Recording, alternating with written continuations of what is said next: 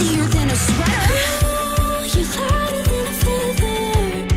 Just think about the things you've done. You mix the sour with the sweet, and that's a perfect remedy. The love of God has got me clean, no old spice. That desert I was in was deep, so dry, but now I'm out here feeling free, so fly. I'm chilling in the shade. Life gave me some lemons, but my Jesus, he be making lemonade. My Jesus making lemonade. I'll watch my worries wash away. It's gonna be okay. Life gave me some lemons, but my Jesus, he be making lemonade.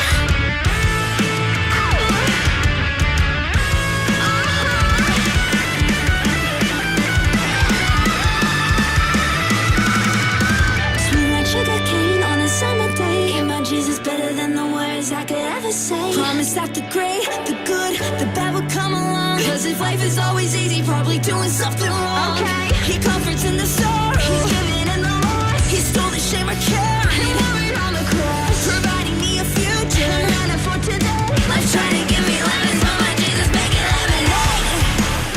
My Jesus making lemonade. I'll watch my worries wash away. It's gonna be okay. Life gave me some lemons, but my Jesus, he be making lemonade.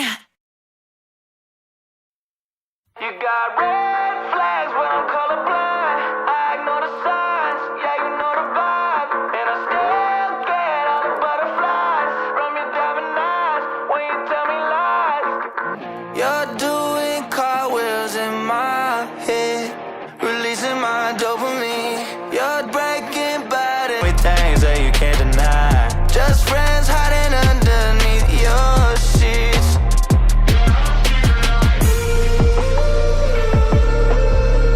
And your lips are reminiscent.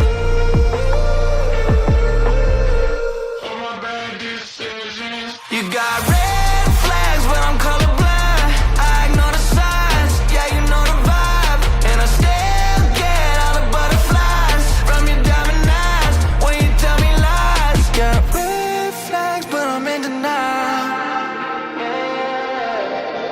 You got red flags, but I stay a while. You got red flags, but I'm in denial. It's a red car foul every time you smile. Cigarette drags followed by the bottle. Yeah, I don't fuck with models, cause all y'all bitches wild. It's 2 a.m. in the morning and you don't respond to text. Where you at? It's just a test. I'm about to hit my ex for the flex. But do I wanna deal with the mess? You know I don't, but I'm a bit obsessed with the sex. And your lips are reminiscent.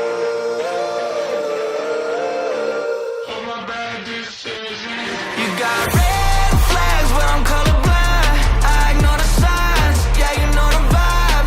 And I still get all the butterflies from your diamond eyes when you tell me lies. You got red flags, but I'm in denial. Who needs a job when you got a boat? Time to get in that water. Boat on a trailer headed down to the dock. You know it's always happy hour when the cooler is stocked. I got a blonde hair beauty sitting right by my side, and we'll be posted on the sandbar till the day that we die. Yeah, I think I'm loving this life more and more every day. Cause when we're drinking, we'll be drinking more than just one or two. We got Toby on the speakers preaching red, white, and blue. Life is better on the water, let me tell you the truth. There ain't no such thing as a floatable blue. Floatable blue. I went to Hollywood to make it big, but then I quickly figured out that I'm a small town kid. My collar's blue and my neck is red. On the intercoastal waters I was born and bred. Yeah, I think I'm loving this life more and more every day. Cause when we're drinking, we'll be drinking more than just one or two. We got Kenny on the speaker saying take off your shoes. Life is better on the water, let me tell you the truth. There ain't no such thing as a floatable blue. Floatable blue.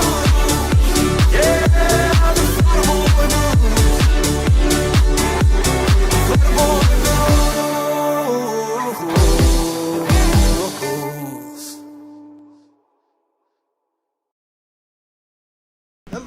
Good morning. How are you? My name is Grant Spendellis. Very good to see you. Just past 8:30 a.m. here on Thursday, June 11, 2026. That would make it 2:33 p.m. in South Africa, 3:33 p.m. in Tel Aviv, Israel, and 4:03 p.m. in Tehran, Iran. Now, you are definitely correct if you are saying to yourself, Grant, it was quite a busy few days. We didn't really see you. I know, my voice was hurting a little bit. It's feeling better now. I also did an interview with my friend Ray yesterday from Dallas. That was really fun. And then I had to go to the doctor. Now I'll catch you up on 48 hours of chaos. And then at 10 a.m., we're going to watch a regulatory hearing. So you get an hour and a half of war coverage. Then we're going to watch the government talk about weed. I don't know what to tell you. You know, that's how it works in America. And then I'm going to go to a press conference. And then I'm going to watch the first game of the World Cup. Okay? I won't be streaming that. You're going to have to watch that on your own. The first game is at 3 p.m. Eastern. It kicks off. It's between Mexico and South Africa at the Azteca. It's going to be fascinating. Mexico's going to rail them. I predict probably 3-0, maybe 4-1. It's going to be brutal for South Africa. They're not very good. Anyway, so the World Cup starts today. So, you know, most of the world is going to be focused on that. I don't think folks understand how many billions of people watch European football or soccer, as Americans call it. The world kind of stops. Like, it really does. Like, imagine, like, the Super Bowl times 20, numbers-wise. It's just the biggest world event by television numbers. There's nothing bigger.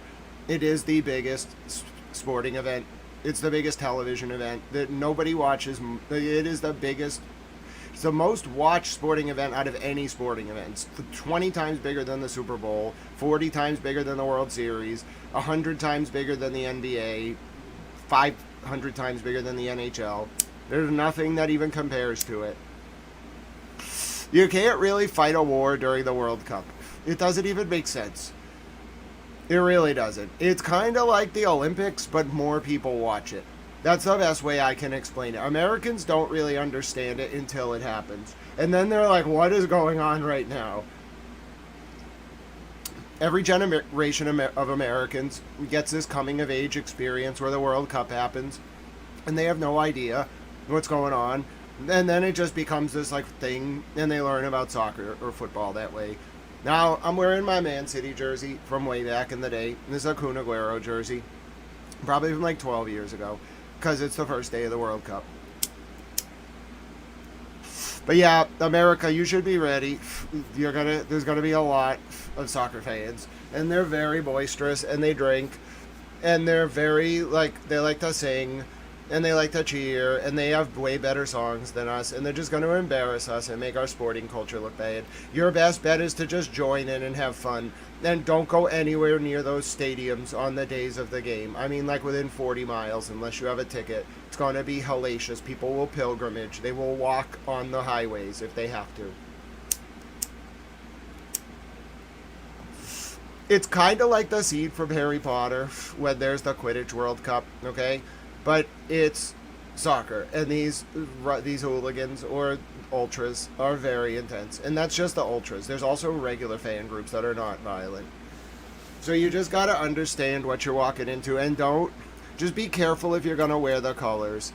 If you're going to a match, especially if it's heated, you got to know, don't go to an England match wearing, the opposing team's colors. Those fans are very brutal. Same thing with a little bit of the French fans. They get a little rowdy, to put it lightly. And they travel in packs. So, just so you understand, starting today, there will be tomorrow in the U.S., today's in Mexico. Starting tomorrow, as these games pop up, you'll see the cities get taken over by the national team fans. They kind of parade around. They sing a lot of songs. They get very drunk. That's just what they like to do. They're generally boisterous and friendly, but they will fight with their other team. You don't want to let the two. So here's the thing. America doesn't know what to do with hooligans, and you don't want to let these teams, fans, near each other. It could become a bit of a problem. We're not really ready for it. You have to be very well trained. Like, you got to know which teams don't like the other teams. Like, you don't want English and German fans, like, walking to the stadium together. You got to separate them. You got to put police between them. Ideally, you want to have them coming in at different times. That's not going to happen. But it's going to get a little rough. But yeah, it's the biggest. The world will kind of stop for the next, 3 weeks. And they will focus on that tournament. I don't know how this war is supposed to play out while the World Cup's happening. Like, people really just stop and watch the World Cup. I don't think there's really been this kind of war during a World Cup. Not recently, at least. It's never really happened. I don't really know what they're going to do. I don't really envision Mexico or America or Canada getting attacked. Water under the fridge is keeping guard up there anyway, near the Great Lakes. But my point is, damn Iranians trying to break the blockade of the Great Lakes. My point is, it's more just like, what do you do if like a really serious hot war breaks out while there's the World Cup? Because you have the national teams in the U.S. Like, what are the Iranians gonna do? Like, they're playing against like some team in California and like we're bombing them. It's a bad look. Hello, Tiffany Bob. A World Cup is where all the national teams for all the soccer teams. So soccer is played domestically throughout the world in leagues, like the Premier League in England, Serie A in Italy. There's French League One, etc., etc. Every single country has a league. We have MLS here. All of those leagues, the clubs pay for the players. You have to pay a salary. National teams, though, it's like a duty. They have to play for the national team. You can pick what national team you're going to be on depending on where you're a citizen. But you gotta play. It's almost like if you turn it down, you're viewed as like a pariah. And the national teams play there's qualifying, but it takes 4 years to qualify for the World Cup, like 2 to 3 years. And then the tournament starts after 4 years of qualification. All of the teams, there's a lot of them, like 48 of them, there's a new format. All of them come to the host countries or country, and they play games for 3 weeks straight. And because every country is represented, like every country around the world inevitably watches, and the viewer numbers are crazy. It's hundreds of millions to billions of people, way more than the Super Bowl. Tiffany Bob, you have to legitimately be a resident. You have to be a citizen, but countries will give citizenship to soccer players just so that they can have better national teams. And frankly, why wouldn't you? Some of these guys are really, really good. That's right. And now with all this stuff with the U.S. domestic markets, I don't love the gambling. I understand the mathematics of it, but I don't love it. It's very pernicious. But the point is, this is going to be wild. I don't think America's really ready. We didn't really prepare. The most I saw for preparation was a few bars with some World Cup stuff, and then party hats and CVS and souvenirs. Well, Silent Dogs, being really good at playing with a football can open a lot of doors. It can get you almost anywhere you want to go. If you can kick a football and do some moves with it and make fun things happen and entertain the crowd. Yeah. Oh, yes, that's right. We hit 10,000 subscribers on Towel YouTube. Thank you very much to Attorney Melanie Little and Lawyer and Turtle Boy and Emily C. also gave me a shout out, and Nurse Kim and all the other wonderful people who made this possible. We'll do a formal 10K celebration when I don't have to cover 2 days of developments and a regulatory hearing in 5 hours and then watch the World Cup. But thank you all for your support. 10,000 subscribers is no small number, and I'm very grateful to all of you. It's probably a wise life choice, Shannon. All right, so it was good to catch up with you. This is Towel News. Let's do our thing. We got at least, ladies and gentlemen, 2 days worth of updates to do. I'm ready. You're ready. Let's do it. Oh, I got a little notification. Oh, yes, I owe some money. I got to repay tomorrow. That's not good. I'll work on it. God bless all of you. Let's go. Cash App has a nice borrow feature, but you do gotta pay it back. All right, let's go. So it started with a helicopter getting shot down. It's probably not really where it really started, but for our purposes, that's where we're picking up. So sometime like maybe June 8th into June 9th. So we're talking 2 days ago, early in the week. Hello, Explorer. Good to see you. I agree. As I got older, I started to appreciate soccer more as well. It's going to be fun to watch the World Cup, and I'm thrilled that you and your daughter are going to be able to enjoy this World Cup together. It's definitely a wonderful experience. 3 p.m. Eastern, by the way, the World Cup kicks off today, 3 p.m. Eastern. YouTube's got a bunch of cool stuff going on that they're doing around the World Cup, so that's great. So, let's continue. Oh, Ian Runkle also gave me a shout out. Thank you very much to Mr. Runkle. God bless Ian Runkle. He's a Canadian lawyer. He's very smart. I like his Twitter commentary. All right. Who's the team to beat in the World Cup? Probably France. Germany. Holland's pretty good. Norway's going to be fun to watch because of Haaland, the young phenom for City. But I don't think they got the defense to win. But I think France, probably. France has got a very good cadre. Spain's always a threat, but their golden generation just kind of sunsetted. Is Ronaldo playing for Portugal? If he is, they're a consistent threat. If he's not, they aren't.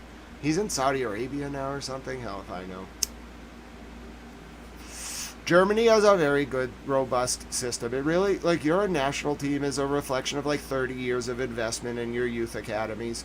You really got a plan. Did Scotland make it? I'll be watching that. I'll be watching the U.S. If Ireland made it, I'll watch them. I'll watch every game. Haven't been watching soccer as much. There's been a lot of sports washing going on over the past 5 years. A lot of, like, economic inflation. They had to impose financial fair play rules because teams were just spending way too much money. Like, if you don't care about losses and just bring in oil money, you can buy ridiculous clubs. And it was ruining the sport. I didn't like it. I stopped watching as much. It got boring. Not boring. It got frustrating. 1 second. Hold on. Oh, wait a minute. Hold on. On it. I am a towel. We might have some... Still, I might have some news for you live on air. Shout out to the vigilant towel reporters who alert me to things. It's not about the war. It's about the true crime arena. But we do have to talk about 2 days of developments in the war, and I might break in and randomly say things. All right, let's begin. So it started with the Apache helicopter. It got shot down. It didn't really get shot down. A drone, like, flew into it in the Strait of Hormuz. An Iranian drone, a Shahid, a 136, I think. But it didn't explode. It just flew into the helicopter and downed it. This is the American version of events. Who knows if it's true?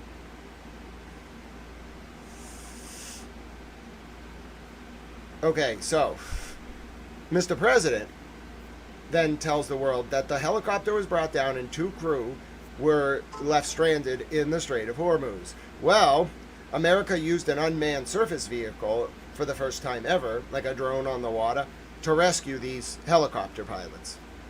Oh,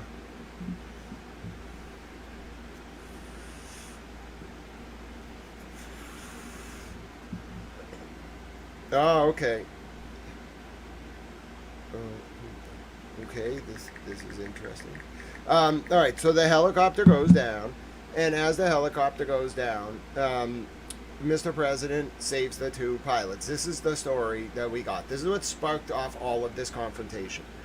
All right, so the next thing that happened was Iran started, because of what... Let me pull it back a little bit.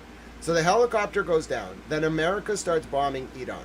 There's not a lot of footage of it. I caught a little bit of it. I'll show you what I can. America, in response to the helicopter going down, bombs Iran. In response to America bombing Iran, things get a little bit out of control. And so what happens is Iran starts attacking, this is 2 days ago, starts attacking Jordan, where American bases are, starts attacking Kuwait and Bahrain. So here's the footage from Jordan. This was, again, 2 days ago. We're going to take you through, I'll take you through both rounds of attacks and the responses. This was Jordan 2 days ago. أسعدتم صباحا 4:55 بتوقيت العاصمة عمان، تقريبا 10:26.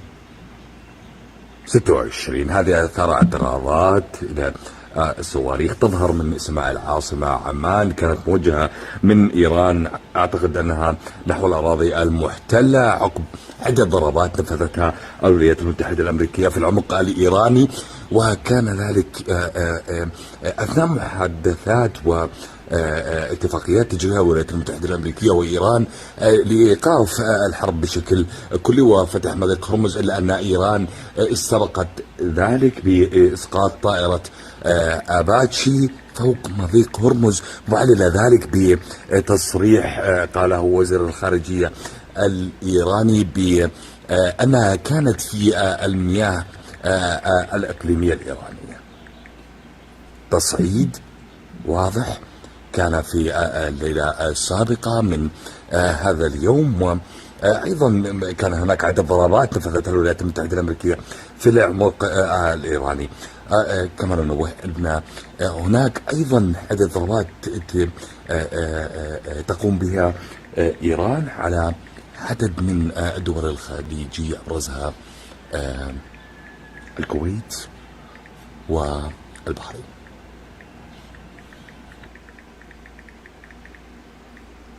Okay, I have some breaking news you'll hear first.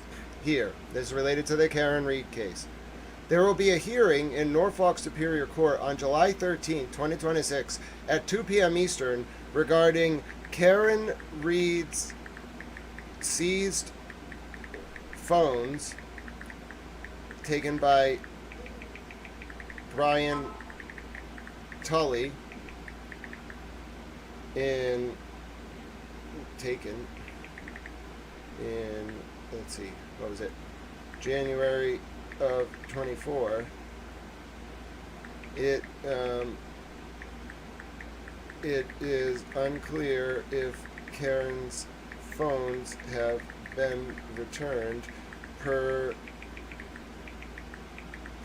Judge Doolin's order.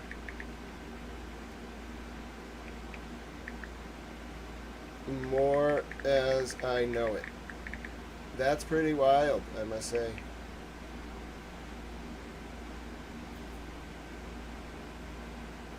Let me just copy edit this 1 second.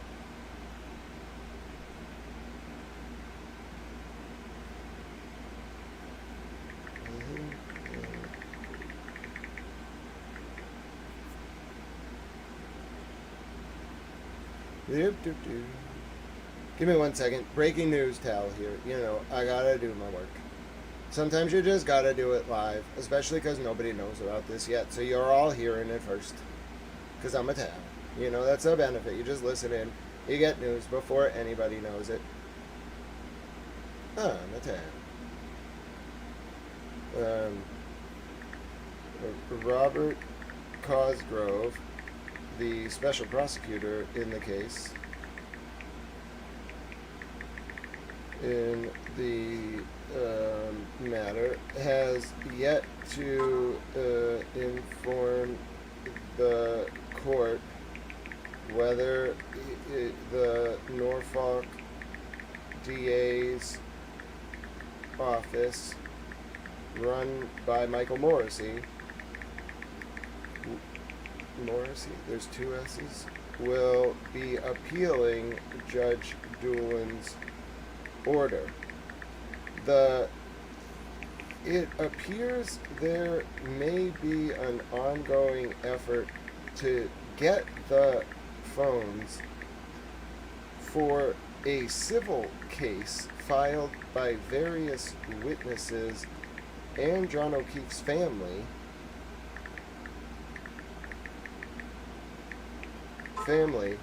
much akin to when evidence was laundered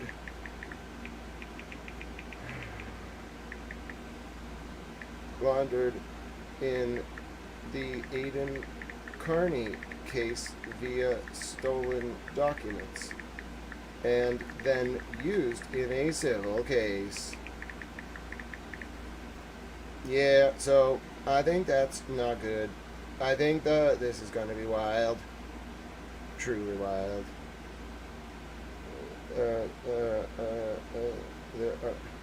All right. The hearing is being set up at the request of Judge Doolin. Oh my word. You're getting breaking news on Towel News, especially if you're into true crime. The hearing has been scheduled.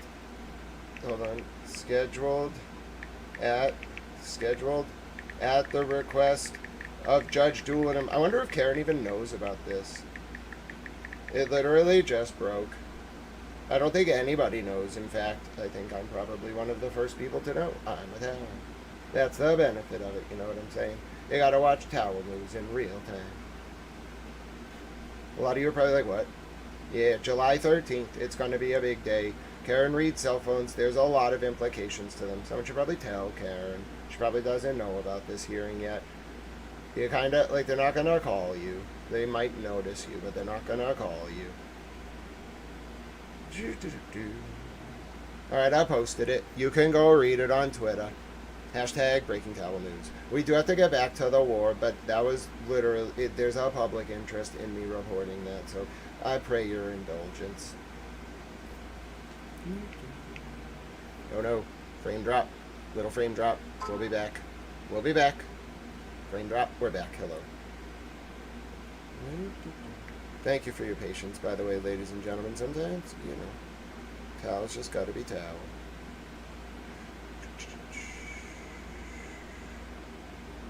And hold on.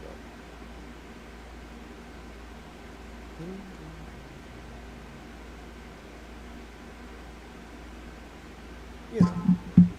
So yeah, Tully's retired. The guy who did the search warrant on these phones. I can't imagine what the hell Judge Doolin wants. This is going to be wild. Judge Doolin likes Karen too. Karen Reed. It's a case out of Massachusetts. I can't imagine what this is going to be like. It's going to be wild. So anyway, you heard it here first on Towel News. It literally just came in. July 13th, sua sponte at the request of Judge Doolin. Very rarely do you see that kind of thing happening. It's going to be a big day in Norfolk Superior Court. Put July 13th on your calendars, 3 p.m. Eastern. Hi, Bear. Yes, we're about to get caught up on the last 48 hours. We just had some breaking Karen Reed news that I had to relate. You actually heard it here first before it even went up on my feed. So, there you go. Bear, it's so good to see you. God bless you. Bear let me know last night things were going on. I was keeping an eye on things. So that was the video out of Jordan. Now I'm going to take you 2 days ago to the actual footage of the launches from Iran. All right, there were 2 waves of attacks. We're going to cover both of them. The first was on July 9th, July 8th into July 9th. The second was last night. We're going to start 2 days ago. I'll tell you how it all escalated. God bless you, Tiffany Bob. Hello, Tiffany Bob's mom. You're both wonderful. So that was the footage of one of the launches. Remember, we're getting more footage from inside Iran these days because the internet was up.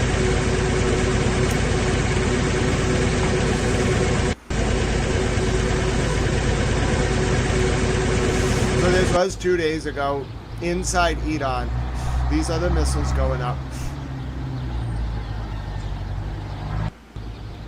Thank you, Towel Mom Lynn. There's definitely going to be some loud noises. I forgot about the sound warning. So those are some pictures from the missiles going up. Now, this was the first round of attacks. It was on Jordan.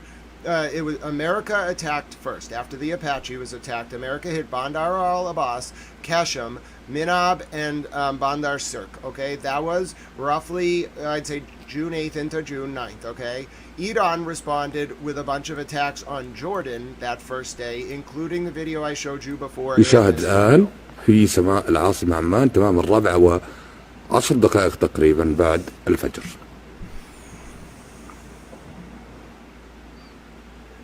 شوهد في سماء العاصمة عمان. تصوير خاص لوكالة الأردن نيوز. Stretching is good for the soul. Standing stones. I hope you have a wonderful time, my friend.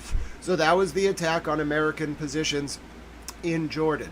The Kuwaiti army then announced that they were being attacked on June 9th, And then the IRGC released the following statement saying that they attacked 21 objectives in the American air and naval bases, in the region on June 9th. And then they also downed an MQ-9 Reaper drone over Quds province in Iran.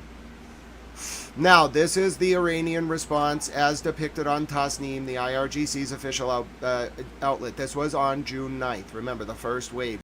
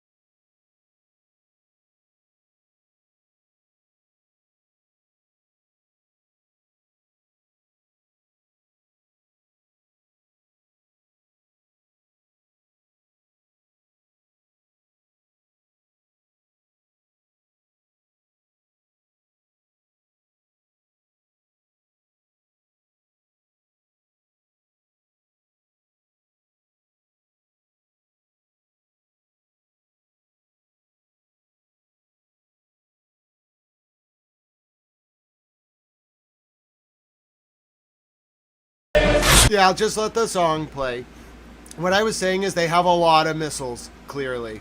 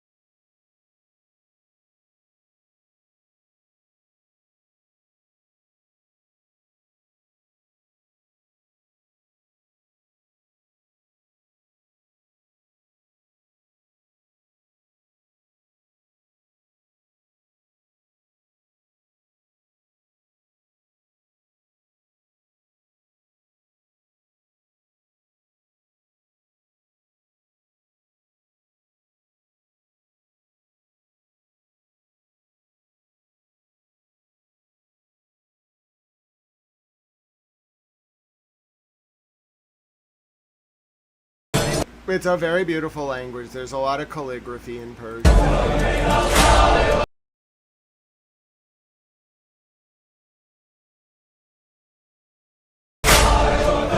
Okay, I think that message. This next message is very obvious.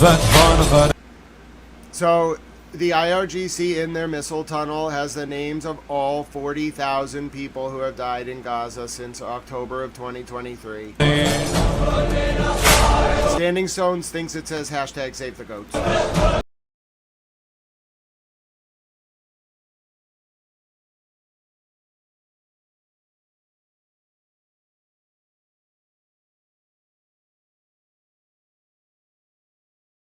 Yeah, sorry, I'm not buying that they're out of missiles. They got a lot of missiles. Here's more footage from the attack on the Ali Al-Sud Air Base in Jordan. I might have pronounced that wrong. You can see the Iranian missiles down there. It's very low quality cell phone footage, but right below the logo are the missiles that are hitting. And I want to remind you that every time Iran launches missiles, every country like Kuwait, Bahrain, they're all like, oh yeah, no, it was intercepted, and then inevitably footage comes out showing hits. Inevitably. That goes for Israel too. They try to deny it. These countries are wild. They think that if they just impose military censorship, that they can just then go out and say in public all the missiles were intercepted. Are you out of your mind? This is 2026. Everyone has a cell phone. There's internet you cannot stop. People have ways to get on the internet everywhere that governments cannot stop. And if you try to stop them, they're going to work harder to get on the internet. So I don't know why they lie. Just tell people what happened. Here's the moment the MQ-9 Reaper drone was shot down.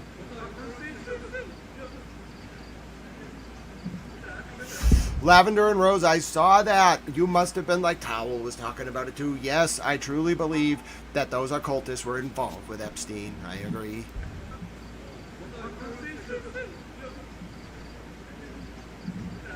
This is the MQ-9 Reaper drone shot down on June 9th over Iran. Now, taking you to Ukraine, where they started launching their Flamingo missiles. You see that thing right there? That's a Flamingo flying in to deliver its bird-based payload. It's not really a bird. They're just called Flamingos. They're very intense. They're German tech. They go very far, like 2,500 kilometers. They have advanced guidance systems, advanced, like, evasion systems to avoid heat-seeking, like, missiles and radar. They fly low. They fly fast. You can't stop them. They're the Flamingos. Here's a Flamingo. That thing sounds like a plane. Dude, I would be afraid of that thing. I've seen a few missiles in my day. That's a scary missile. Dude, that's not a missile. That's a jet engine with a warhead on it. Oh, wow. I didn't realize what a Flamingo is. Wow. That's a loud, loud engine. Missiles most of the time have rocket engines, and they burn loud, but when they come into descent, they've already burned. They have to jettison their fuel source, so they're not burning fuel coming in. They're using, like, propulsion and then jettisoning the empty fuel cylinder. It can be 2 or 3 stages sometimes, but that's a jet engine on a rocket. I heard it. I know what that sound is. Oh, we got another Flamingo clip. These Flamingos are intense. They're very rare. They're new tech. They're what Ukraine uses to deliver what President Zelensky calls long-range sanctions on Russia. Еба! It sounds like Еба! a plane. That's crazy. Еба! I didn't listen to this audio yet. Еба! Hi, Interpretel. Yeah, oh my word. Listen, people talk so much about where all the money went in Ukraine. Hello, it's classified.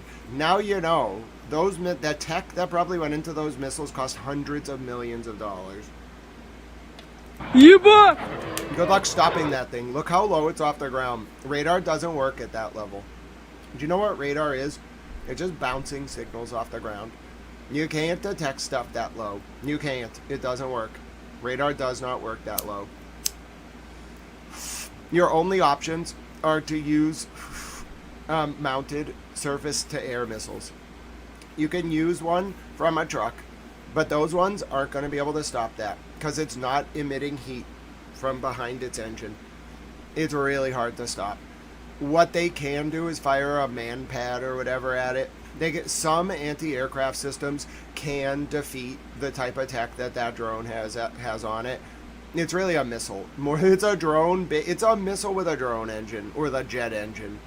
But yeah, some interceptor missiles might get lucky and hit it. But on the whole, you're not hitting that thing. You can't detect it. You can't stop it. You could shoot at it, I suppose, with like conventional small arms and hope you hit it.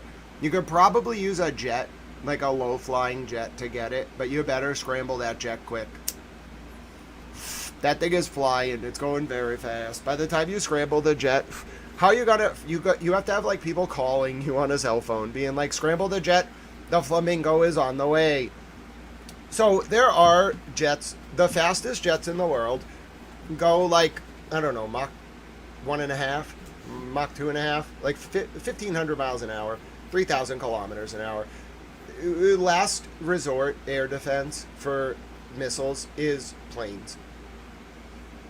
You put a plane in the air. If you don't want to use an interceptor and you can't stop it, you put a plane in the air and you shoot them. You treat the missile like another jet and you dogfight with the missile. It's tough though, and they don't always get them. It's probably the hardest thing to do. It's a last resort. Now I'm going to take you to Bahrain, which was also shelled on June 9th. This is why I started early. We have a lot of footage to go. ਆਪਣਾ ਹੀ ਥੱਲੇ ਡਿੱਗਦੇ ਜਾਂਦੇ ਇਹਨਾਂ ਦੇ।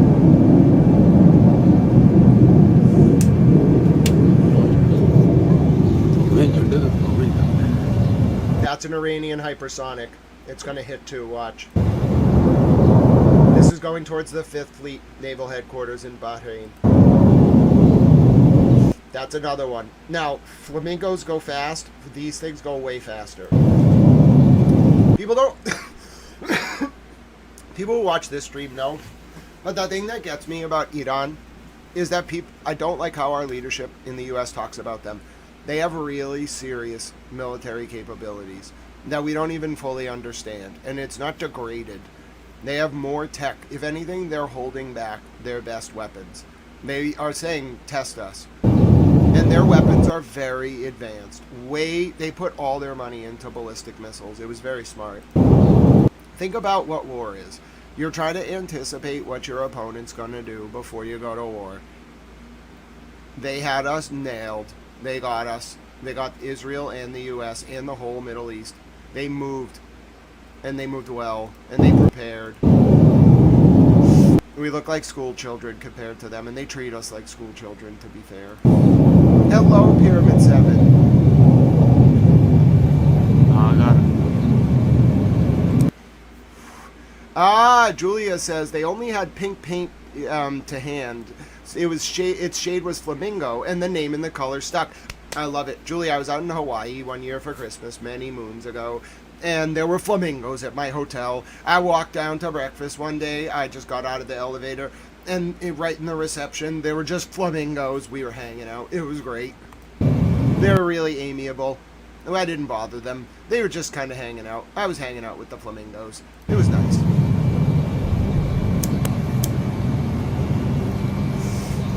They were very friendly. They had a nice little habitat. It was great.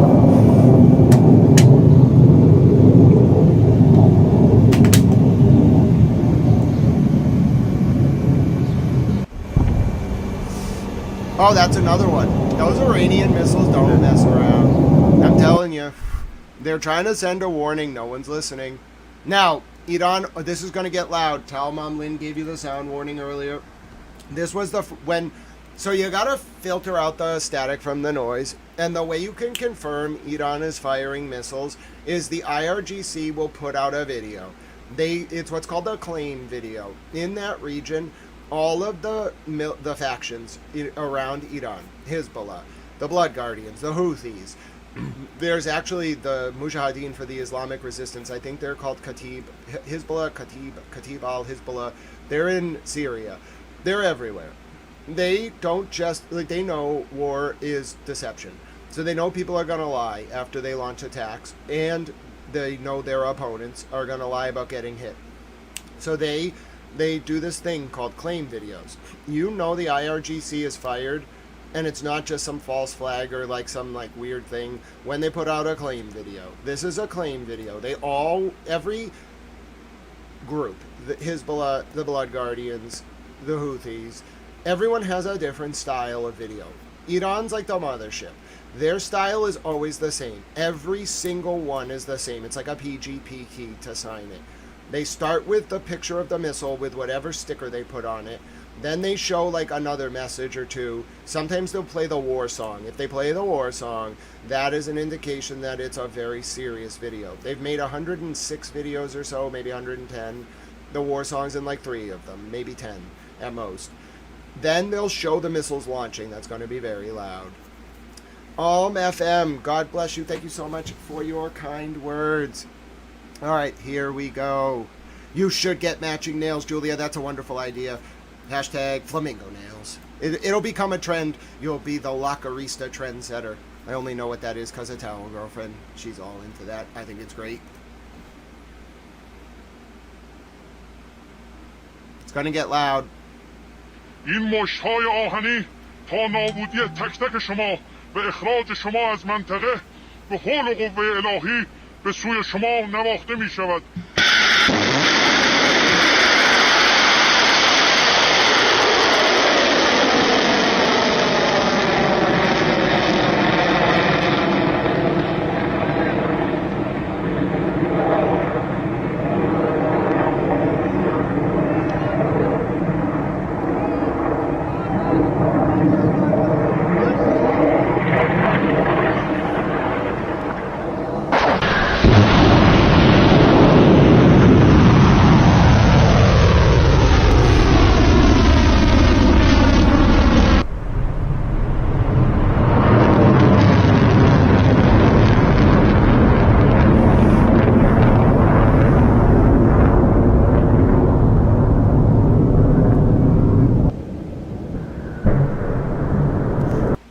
Hi, Got Manners. God bless you. Translator towel, if I can find it, absolutely. Towel, you got it, but I gotta see if I can find it.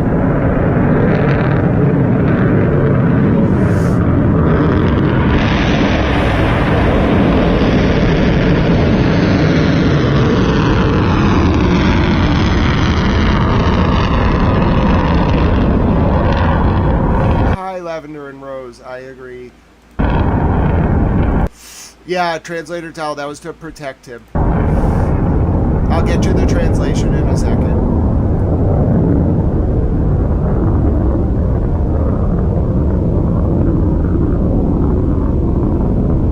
He says, I think, like, he wants all American soldiers to leave the region, something along those lines. I gotta show you something coming up, though, that's wild. So those are the missiles. This is the IRGC's claim video. But take a look at this. It's hidden in here, but it's here. They're trying to send a message. People aren't listening. Watch. I think it comes right after this. It's just going to be quick, though, so you got to pause it. I'll pause it. Wait for it. Wait for it. Wait for it. Where is it? I know it's in here. I saw it. I'll get you the picture. I was pretty sure it was in this one. Might be in the next one. These are their missiles that they launched. Oh no, Got Manners. I will be praying for you to have a quick recovery. I hope the fall off your bike was not too intense, although it sounds like it was. Anything to do with ribs is. I'm so sorry that happened, my friend. I'll send you healing towel vibes today. Oh, Towel Mom Bunny. Hi, Kofi.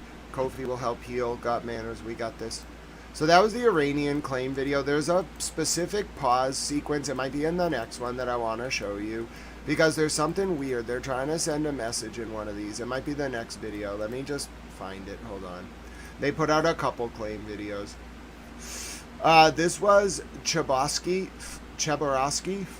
Oh, it's Towel Mom Lynn who says we need to see the goats today. God bless you, Towel Mom Lynn. Starting us off strong. We'll play goat videos either way at one point, but Towel Mom Lynn, God bless you for starting us off. We always like to see our goat videos. So now I'm going to take you to Russia. This was a strike by Ukraine on Chaborowski. This was yesterday, June 10th. That's a long-range sanction. You can always tell when footage is from Russia because they film it with that weird circle, like, cutout. Sometimes Ukraine, too. Hello, Ozark. It's so good to see you. We're all here today. We don't have to watch the whole regulatory hearing live. I can keep doing the war updates. I just have to be ready by the end of the meeting because I got to go to our press conference and talk to the government. You know, sometimes you just got to talk to the government. You got to tell them, government, what do you got to say? And then they say things.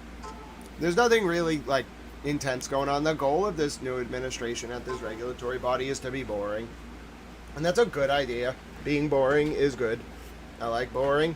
Because that means, but I don't want to hear about boring being used as a cover to make things quietly go away. If you really want to fix things and want it to not be boring, you gotta, like, you know, rock the boat a little bit. You gotta, like, do some house cleaning. You gotta finish what Shannon O'Brien and Kim Roy were doing. And then it will be boring. But you're gonna face this reaction. If you try to use boring as a cover, I don't want to hear about that. I don't want to hear about any retaliation against anyone that blew the whistle under that old administration at the CCC. I don't want to hear it. I'll be very mad. I'll go to the other parts of the government. I'll tell them what you're doing. Just fix it. It's not that hard. You know who was targeted. You know who was victimized. You know who was retaliated against. They were all women. Alright? But anyway, as of today, I don't think it's apocalyptic. But I can, at a moment's notice, choose to make a call. And it could become apocalyptic. It could still become apocalyptic. I'm going to hold my tongue, though, for now. I want to give them a chance to do the right thing. There's a lot of bad stuff that happened in that agency. A lot of women were hurt very badly, emotionally and otherwise. And I don't like to see people trying to do the right thing being retaliated against because of governmental corruption. And I don't like to see it swept under the rug in the name of, like, oh, let's just make it all roses so that we can move on politically. No. That will cause there to be backlash. And, I don't like that. This regulatory agency, I have covered it for 7 years, every hearing. And now they're probably like, well, a lot of people in a bunch of countries probably watch this now. They're probably baffled. It's kind of funny. Anyway, now let me take you, that was a quick mental decompression break. Let me take you to Sevastopol, Ukraine, which I think is occupied by Russia. And let's take a look at an attack by the Ukrainian Special Forces.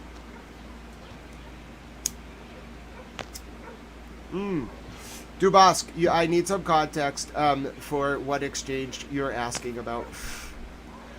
MDK, it's so good to see you. Yes, I was doing an interview with my friend Ray yesterday, and then I needed to sleep. I slept for 12 hours. I just was tired, and I then decided we would do all 2 days at once, and that's what we're doing. Your poll, what exchange? There was another exchange of fire between the U.S. and Iran last night. We're going to get there. We're on June 10th on our catch-up, so we'll get there by the end of June 10th.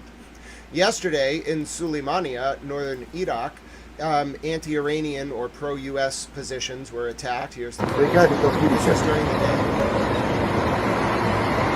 Thank you, Bunny. I was so happy to see you with Kofi and Bo in the chat. That was great. او باشمار ابن اوستی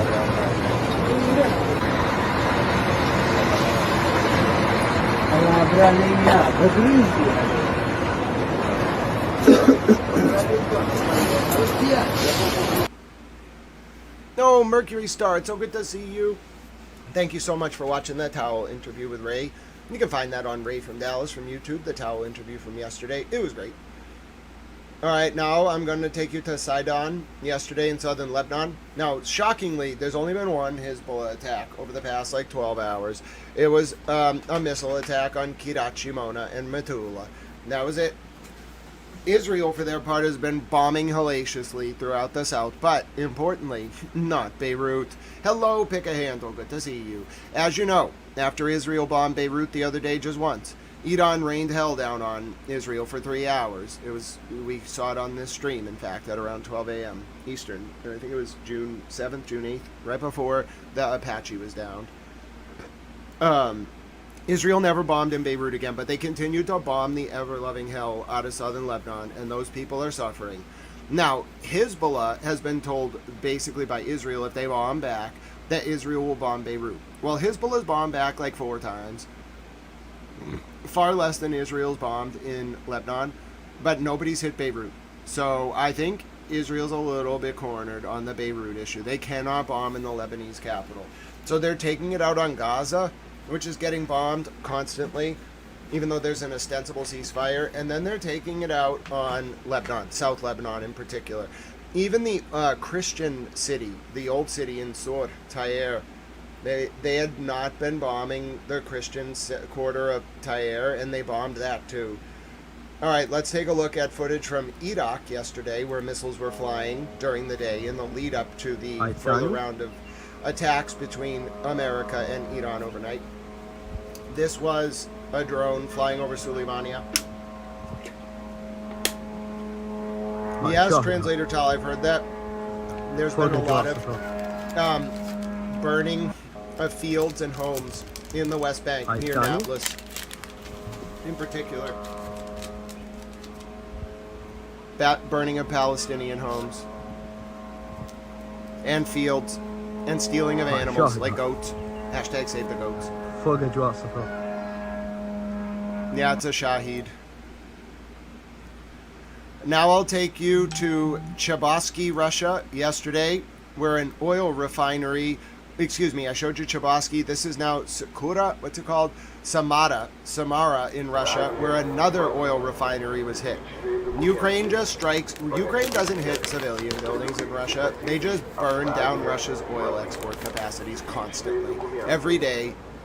Every time Russia strikes a civilian building in Ukraine, and there's always footage, Ukraine for a week straight burns down Russian oil facilities, and there's nothing Russia can do. Russia got itself into a quagmire.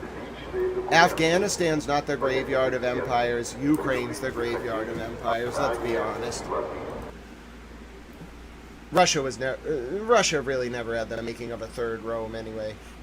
Alright, now, the IRIB, the Iranian news network, then reported that the strikes 2 nights ago, not last night, 2 nights ago, destroyed a desalinization plant. Remember, the Gulf region relies on desalinization, taking salt out of water. They don't have fresh water. They're a desert.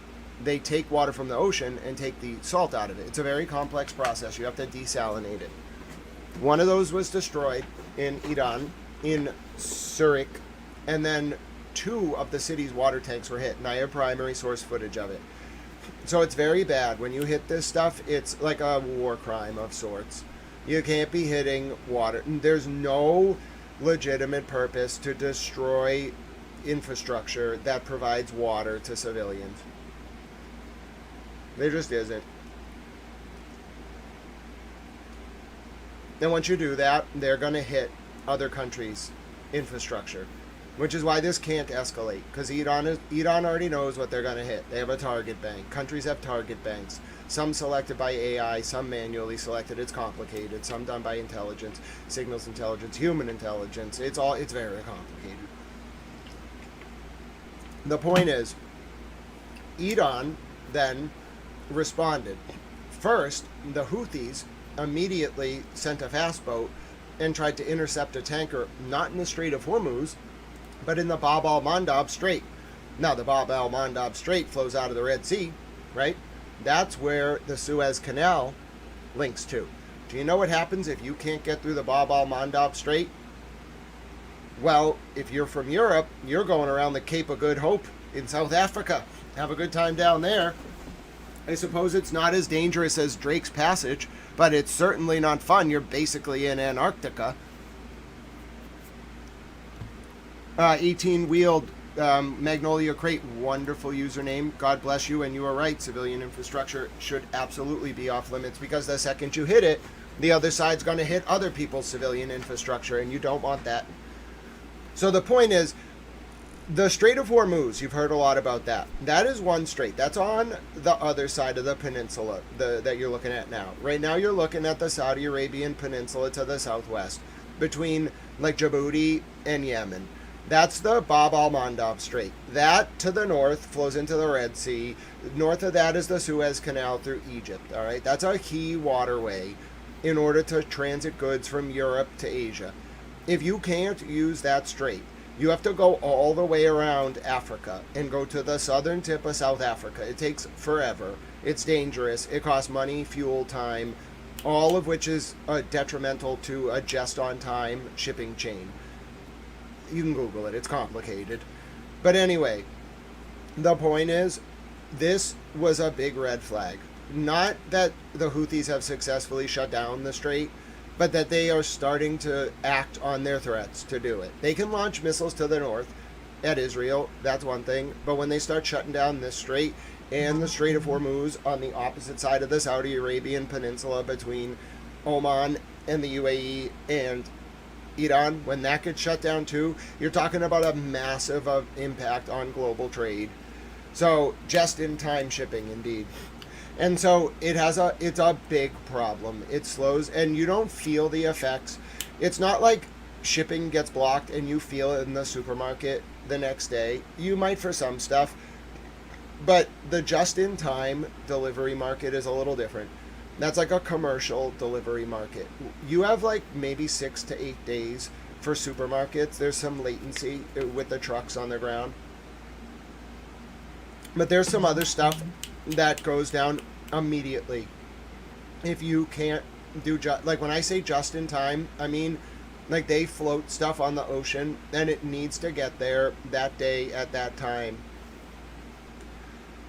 Yep, it's like fundamental to a lot of, like, 80% of goods, just so people understand, float on the ocean. 80% of international trade floats on the ocean at one point or another. That's how it's done. It's the cheapest way to do it. It's the most efficient way to do it. But the problem is we've built a reliance on the shipping routes that exist now. That's Iran's primary, like, focus. They're using that to strangle the world economy, and it's working. All right, Silent Dogs, you have a great time. Hello to the doggos from me. All right, so you can see from Bahrain, they announced they were attacked the night before. This was yesterday. And then you can also see the IRGC claimed that this was yesterday. They claimed on the 9th of June they hit U.S. bases in Bahrain, Kuwait, and Jordan with missiles and drones. Now, at the same time, this is a picture yesterday in the morning from Sur, which, again, Tyre, the oldest continuously occupied city on Earth, which is being leveled, razed, as they would say, to the ground, as all of this is going on.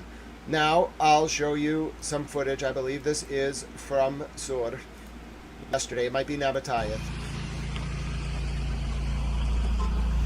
Just the scenes of destruction in southern Lebanon. This is still happening every day. You can only destroy so much of a city before it's in ruins. There are people who live there.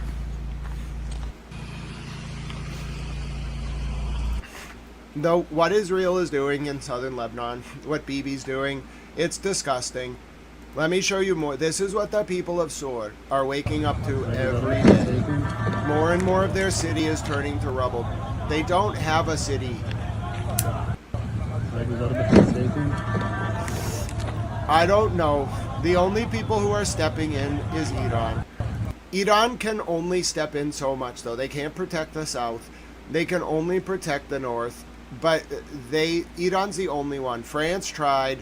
But like, what's Macron gonna do? And then the Pope tried, but he could only do so much. There's 55 communities in southern Lebanon. 53 of them are Shia Muslim. They're aligned with Iran and Hezbollah. 3 of them are Catholic Maronite. And then 1 section of Sur is Christian. Lebanon has 15 ethnic/religious groups, but in the south, it's a Hezbollah stronghold. It's a Shia majority stronghold. That's why Israel keeps attacking. And they just won't stop. This was, I think this one is actually Keshem. So this was from the strike on Keshem on June 9th, Keshem Island to the south in Iran.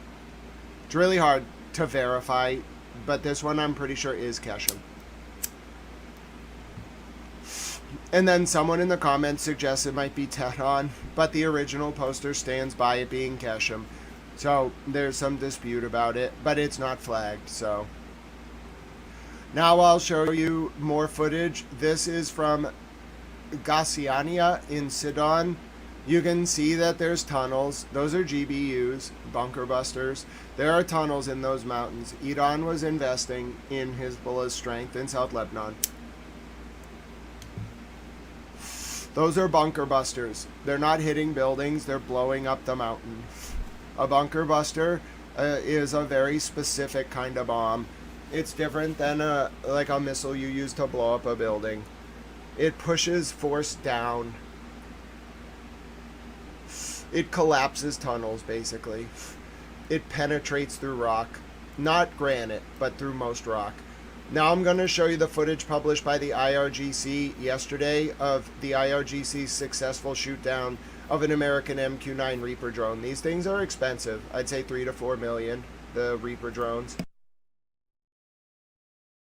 I don't think there's any audio. It's just footage from the Iranian anti-aircraft system. They lock on to the Reaper drone and then shoot it down. This is also in the style of an IRGC claim video. It has all the hallmarks, the green, the yellow lock, and then they're going to show you the anti-aircraft missile shooting the Reaper drone.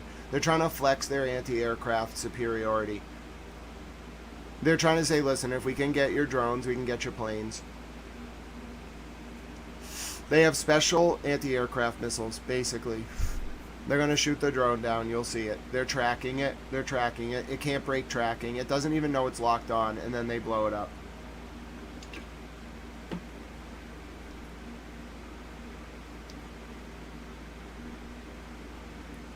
And then Silent Dog says the pictures we saw from South Lebanon are GBU 28s. It's a honed down howitzer barrel.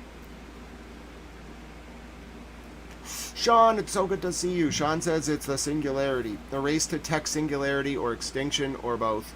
Yeah, hopefully, it's for the betterment of the world.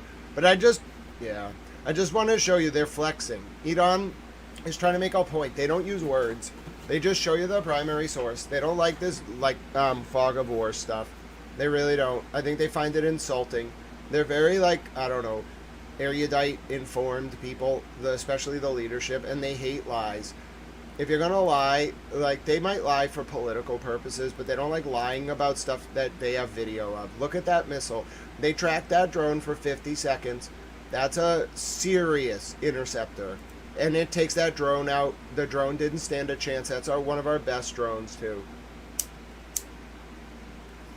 That's probably as far as I know, the MQ-9 Reaper is the crown jewel of the American drone fleet. I could be wrong, but I believe it is. And they took it out like it was nothing.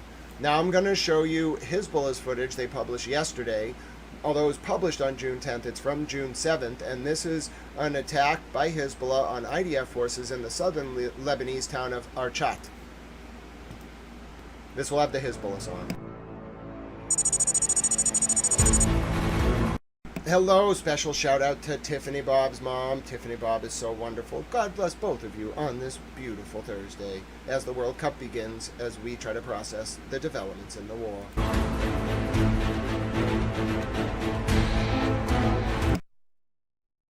Wow, God bless you. 18 Wheeled says, I was a crew chief on the F-11F during Desert Storm when we dropped the first one. Wow. Well, first of all, God bless you. And that must have been quite an experience. The development of munition technology, especially around that time through now, it must be quite something to witness.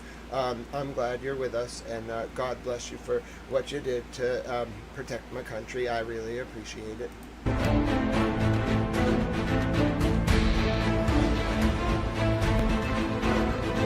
Hi, Dee Dee Tames. It's so good to see you. God bless you, my dear friend. You are a towel.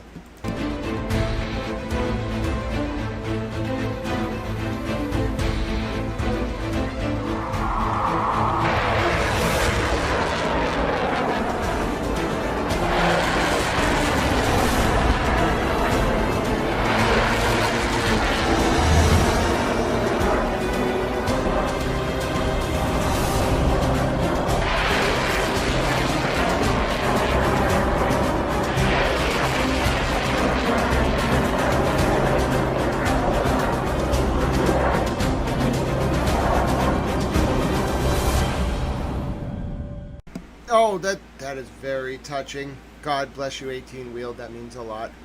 It's very good to have you here. You come by anytime.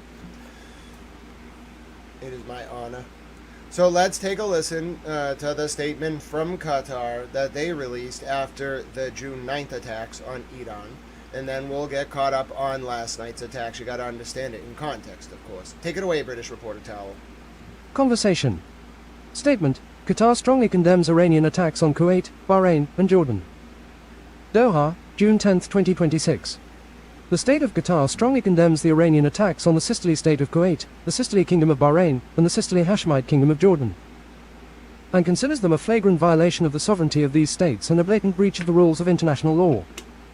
The Ministry of Foreign Affairs emphasizes the necessity of sparing the region the consequences of these unjustified attacks, and working to de-escalate to restore security and stability regionally and internationally. The ministry renews the state of Qatar's full solidarity with the state of Kuwait, the Kingdom of Bahrain, and the Hashemite Kingdom of Jordan, and its support for all measures they take to preserve their sovereignty and security. And remember, Qatar runs Al Jazeera.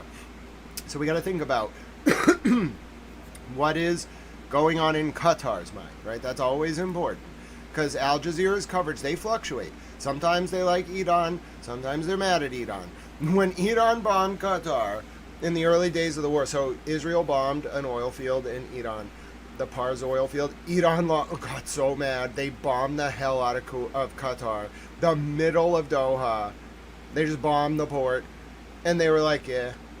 And Al Jazeera was like, they blacked out the bombing of their country, of Qatar, and then they were so mad. So Al Jazeera is banned from Israel because the IDF doesn't like that Al Jazeera highlights when the IDF bombs civilians. So Al Jazeera's banned, excuse me. They did get bombed too. Their headquarters in Gaza got bombed. I was watching when Wali al-Duda, the bureau chief, got bombed live on air. It was wild. He lived, thank God. The Agence France Presse bureau got bombed in Gaza. The point is, Al Jazeera got banned from Palestine. So they don't like Israel. They think they censor Al Jazeera. So Qatar hates Israel on that front. Also, Qatar was mediating like peace negotiations between Hamas and Israel in like 2024. Israel invited Hamas to Qatar for negotiations, and then Israel bombed Hamas in Doha without Qatar's permission. Alright, so that was bad. Alright. But then, when Israel bombed the Iranian oil fields, Iran was like, well, there's a U.S. base in Doha, you used it, we're gonna bomb Doha. They bombed Doha. It happened once. Just once. And then Doha started treating Iran. So Al Jazeera is in this weird position where they like got attacked by both sides. And they were just like, what the hell are you both doing? They were so mad at both sides for like 2 weeks. Eventually, Al Jazeera took a more like pro-Iranian, pro-peace position, anti-US, anti-Israel, which is expected. Al Jazeera's war with Israel has been going on for like 5 years. They're not going to back down on that. And they can get over Iran doing a few love taps, in the words of President Trump, a few love tap bombings, as long as Iran doesn't repeat it. All right, so I told you about the attack on the ship in the Bab al-Mandab Strait. Then there was an attack yesterday on a ship in the Strait of Hormuz that killed 3 Indian sailors, and it is believed this was an American attack on an Indian vessel sailing towards Iran. Killed a civilian, injured 2 others. India is pissed. And it says it in the UK MTO. Oh, 1 second. Frame drop. I'll be back. We're back. Oh, no, more frame drops. Hold on. Give it a second. Let me stabilize. We're back.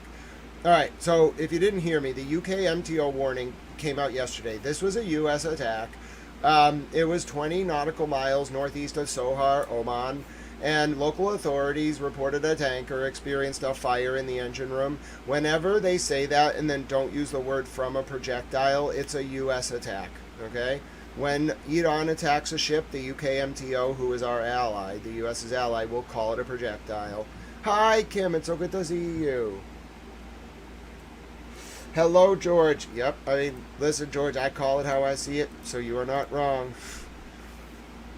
During war, a lot of horrible things happen, and both sides try to pretend they don't, and I won't let them do it. So anyway, the point is just to help you read this UK MTO readout. Whenever it talks about a fire in an engine room, without saying the word projectile, read it as U.S. attack on the boat. When it says fire from a projectile, read it as Iranian attack. This one, no word projectile. And then it says, the vessel is reporting 1 casualty and 2 crew members missing. No environment impact so far. The U.S. killed an Indian civilian on a boat yesterday. I'm shocked India's not more mad about this. You'd be surprised how mad India gets when you kill their civilians. You know, it sounds like that would be obvious, but there's a lot of people in India, and they get really mad when you kill their civilians. All right, now I'm going to take you to Sirkik. I'm going to let you read the report from Babak Tagiv, and then I'm going to take you to the video. We destroyed their water plants and their desalinization plant. Conversation. Breaking. The US Navy has destroyed a major drinking water distribution facility serving Surik County in southern Iran, leaving more than 20,000 civilians without access to potable water during the peak of summer heat. According to the CEO of Hormozgan Water and Wastewater Company, the strike destroyed 2 reinforced concrete water reservoirs with capacities of 502,000 cubic meters, along with associated mechanical infrastructure. The facilities supplied drinking water to the town of Kohestak and 10 villages in the Bamani district. As a result of the attack, water service has been completely cut off to the affected communities, depriving more than 20,000 residents of access to drinking water in one of the hottest regions of the country. Local officials stated that the targeted infrastructure was directly linked to the daily health and livelihood of the civilian population. Damage to the water supply network is estimated at more than 140 billion tomans. Emergency efforts to establish alternative water sources are currently underway. That's horrifying. I'm gonna take you to the primary source video now. This is what we did.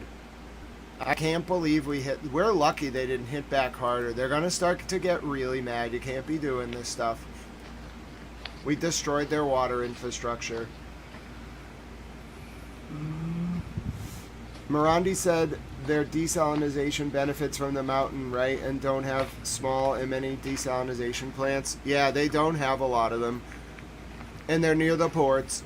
And it's mostly regions that have no access to water. We didn't just hit the plant, we hit the storage tanks of their fresh water. That's outrageous.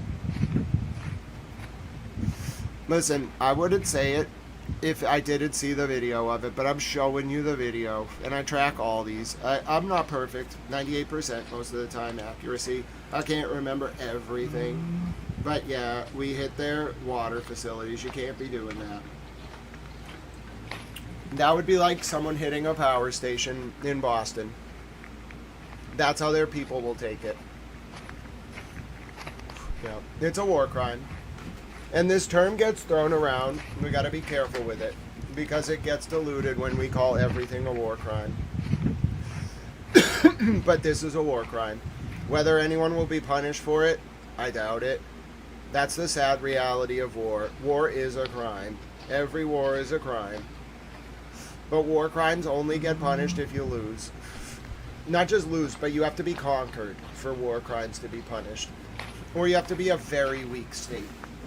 And I'm telling you, no one's punishing. The U.S. isn't even a signatory to the Rome Convention. They don't even adhere to the ICC. You'll never get them. To make the U.S. responsible for a war crime, you'd have to conquer the U.S. Good luck with that. We got 2 oceans on both sides. The Canadians on the north, the Mexicans on the south. How are you going to get us? You're going to have to conquer Canada.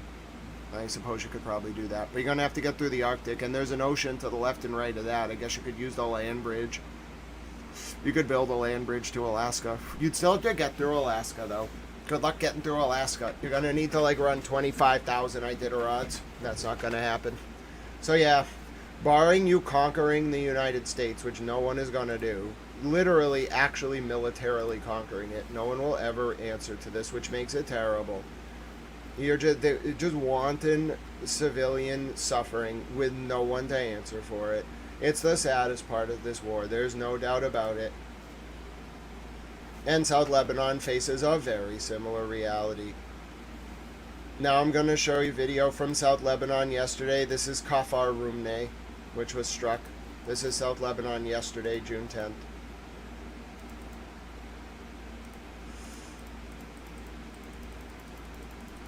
The video is not the best quality, so I gotta play it for you one frame at a time.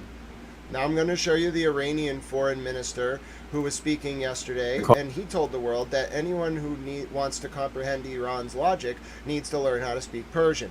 We've been working on that. Let's take a listen. فکر می‌کنم یکی از برکات مقاومت اسطوره ایرانیان در این 3 ماه و به نوعی در این 1-2 سال اخیر همین آشنایی دنیا با زبان فارسی بود. اگر میخوان خوب ایرانو بفهمن برن زبان فارسی رو یاد بگیرن. بنابراین تلاش ما باید این باشه که به دنیا و به خودمون نشون بدیم که زبان فارسی توانمند هست برای انتقال دشوارترین مفاهیم. It's a good language. I like the Persian language. I don't understand it, but it's a nice language. It's very erudite. The best way I can explain it is the Persian language developed as kind of like a poetic manifestation of erudite religious and philosophical concepts. It's not like the concepts were there and then the language was built around them. It's not like the language was there and then the concepts were built around them. They built their language around those concepts. So the language itself is it's why it's so odd, I'm sure, for their leaders to interact with Mr. President Trump. I need to be honest. And Mr. President Trump ran on this, so what are you going to do? I don't think Mr. President Trump could actually hold a conversation with most of the Iranian leadership. I think he could say words to them, but I think they would run circles around him. They're all very smart. Have you ever listened to Professor Morandi? He's a genius. And he's, like, fluent in English, too. But their actual leadership, they read, what was his name? Ali Laranjani wrote a full book on Descartes. I know a lot about philosophy. I cannot tell you a lot about Descartes. Descartes was like a mathematician almost. So my point is, these people are geniuses. They know it, and they think they're just. I don't even know how to. There's no rational way for these two sides to talk to each other. At least the current leadership of America, because they speak two completely, not just different languages. Literally, they speak different traditions. They speak different concepts. Like, Iran doesn't kayfabe. Iran uses just, like, blunt intelligence. They're true diplomats. And our side is kind of like, well, let's see if we can just, like, bluff them. And they're like, we're not, this is not a TV show. That's the best way I can explain it. All right, now I'm going to take you to Nabatayth, where Israeli jets bombed the Humin al-Faqwa settlement yesterday. This was June 10th. Allahu Akbar, Allahu Akbar, Allahu Akbar. شو هيدا يعني؟ شو هيدا؟ راحت حمين راح. Yeah, Persian goes way back. It is a very interesting precursor. Now, this is also something I've been waiting to confirm this for a while. The IRGC came out yesterday. They confirmed they have no accounts on X. Some Iranian politicians are on X and the Supreme Leader, but not the IRGC. So if you ever see an account named like Ibrahim Al-Fakar or anything that looks like it's an IRGC spokesman, it's not. It's somebody cosplaying as them. The IRGC does not have X accounts. None of their spokespeople have X accounts. None of their people have X accounts. You might get their footage. They use Telegram. And if they need to communicate with the world, they'll do it through Fars or Tasnim or SEPA News or something like that. They don't use X. A lot of people take advantage of this to impersonate them, and that's why they put this out. They realize that people were falling for it, so they don't have X accounts. That's something we'll store. In the future, we'll be able to fact check should people share those accounts. Good morning, Justin. I fell asleep early yesterday, but I have on my to-do list to send Miss Attorney Melanie Little an email so I can get my sweatshirt. It's going to be great. Thank you for reminding me. You're so wonderful. God bless you for that. Steele, it's so good to see you. How are you doing? Now I'm going to show you the video that the U.S. struck off Oman yesterday, killing one Indian civilian and two others.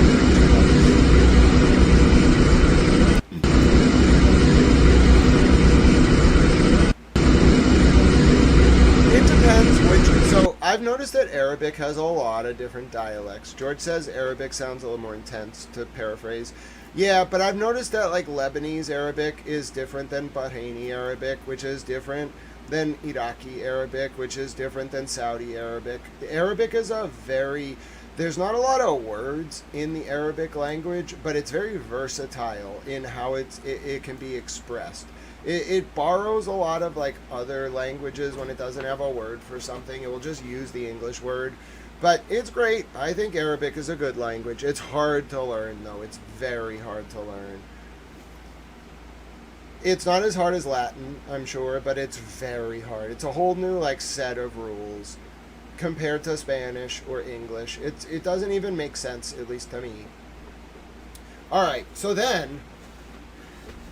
this is how it all kicked off yesterday. I was like, oh God, how is this happening? And yes, he did start praising Allah again. I just want to let you know, we're going down that route.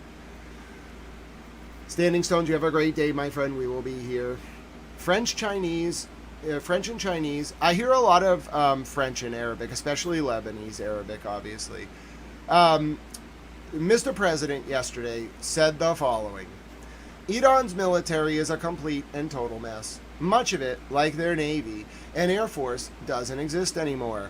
They have been completely defeated. Iran is all talk and no action. The bully of the Middle East is dead. They've taken too long to negotiate a deal that would have been great for them. Now they will have to pay the price. President Donald J. Trump. Okay, well, that was pretty rough. Now I'm going to take you, before you see how this all plays out. Yesterday, new footage was released from Iranian state TV of the result of some of the American attacks on Iran during the war. You can't see this stuff during the war. They censor it, but they finally released some of it. Some of these bombs are wild. I don't know what to tell you. It could be loud. You have a great time. Towel Mom Lynn, God bless you. So good to see you this morning. You're going to have a great day at work today, knowing that Towel and is so appreciative of you and all your towel. I don't know what to call them. Little towels, little washcloths are grateful for you. Thank you, Towel Chat Mom Lynn. You're wonderful. Here's new footage from Iran during the war. یعنی اصلا کلاهکاشون کلاهکای انفجاری مثل بقیه موشک‌ها نبوده. کلاهکای ترکشی بوده. هر کلاهک هم 180,000 ترکش بوده. دقت کنید 180,000 ترکش به 360 درجه زده به مردم. به این بمب اول و سوم خورده اینجا. یعنی این زمین رو بگیر پر ترکشه. فکر کنم 1500 تا ترکش روی زمینه. مثلا یه ترکش بزرگ خورده تو داخل همین تریلیه. خود موشک به این نخورده، ترکشش خورده به اینکه اینو سوزونده. مردم تو خیابون بودن، تو حیاط بودن، هر کی بوده شروع کرده وقتی این 180,000 تا ترکشو زده به مردم.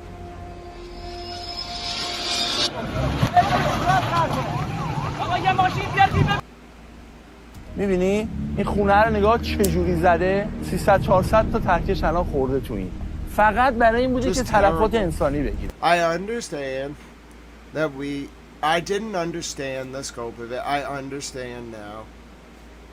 I didn't understand what we did to them because a lot of it was censored. You could only see footage from like a mile away. This is terrifying. I understand the Pope during the war, I almost forgot about it, told journalists they have a duty to show the humanitarian impact of this war. I didn't know it was this bad. I never showed it to you, but I did see a baby being carried at one point out of a building, a dead 1-year-old baby. It was so traumatizing and sad.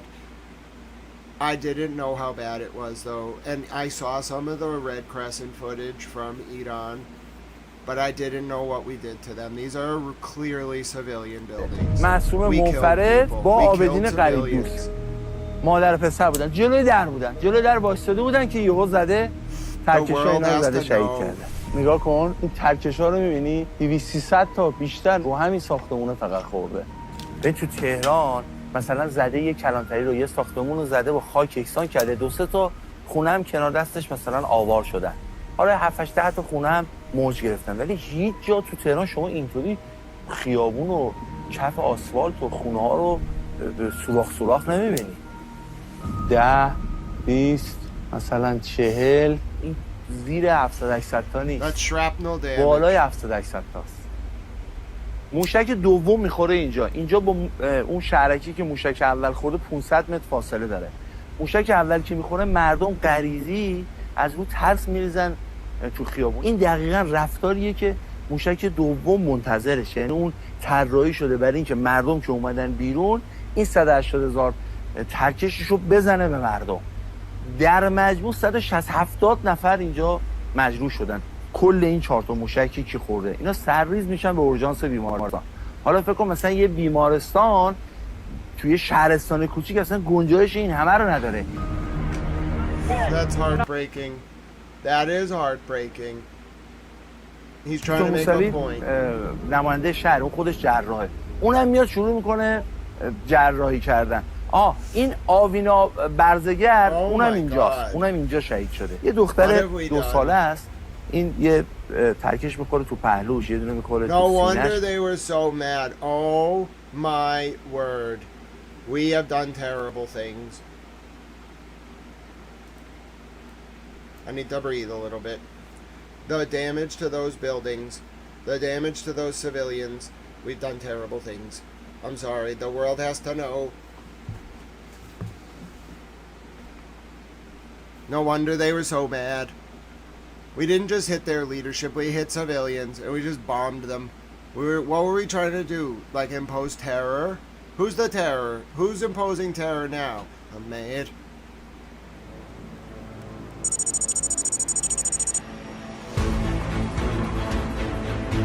Tiffany Bob says that's what war does. Every war, everywhere, and I think the world is sick of wars, sick of the death and destruction, but apparently governments don't care at all what the people want. George Smith says people doing anything for profit on all sides. This is footage from Hezbollah of a launch released yesterday. This is a launch from June 5th, specifically related to the historic Sharif Castle area and an IDF position that was targeted with a guided missile.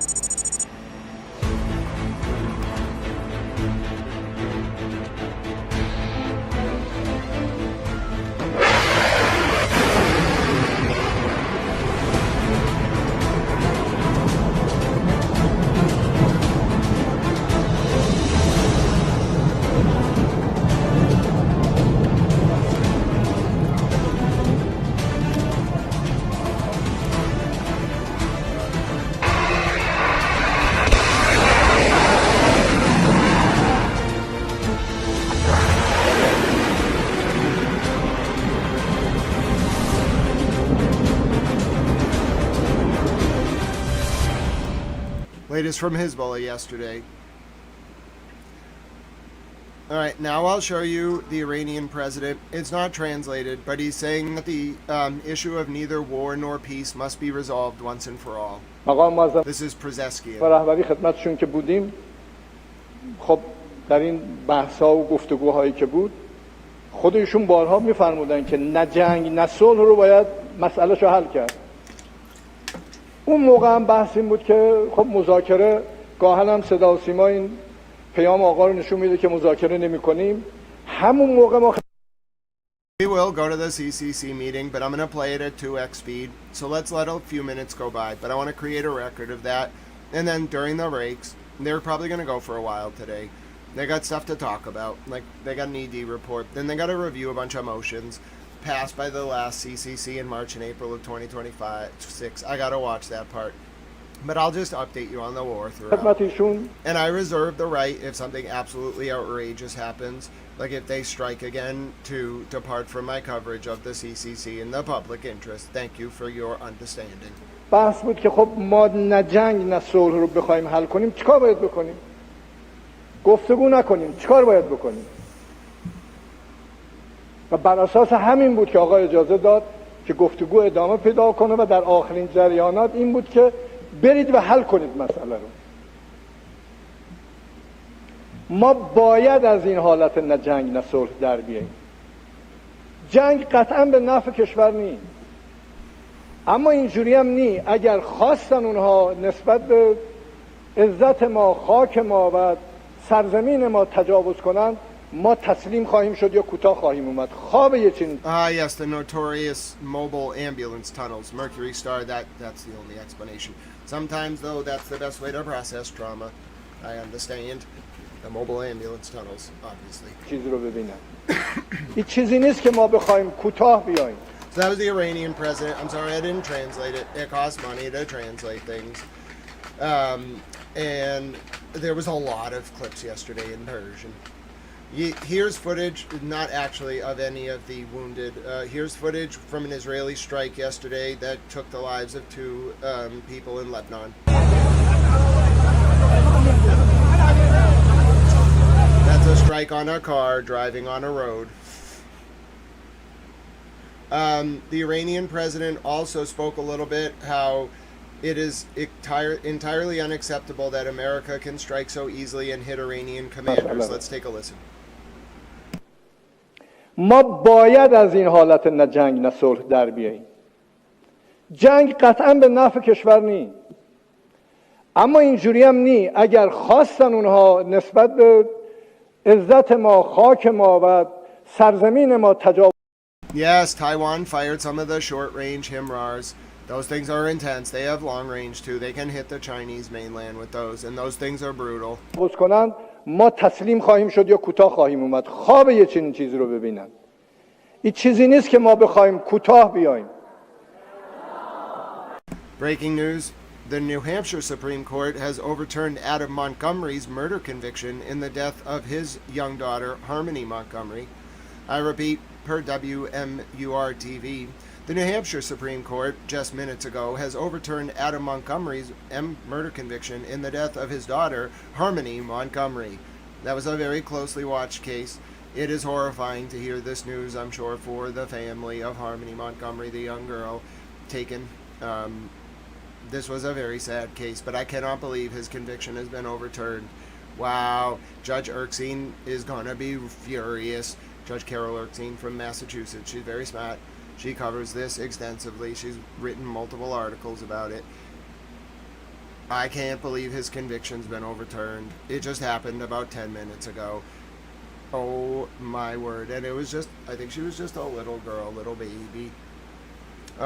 Grace Gacky asks, why was the conviction overturned? I don't have the decision, but let me get you what I can on it. Hold tight. I will answer that question in the public interest.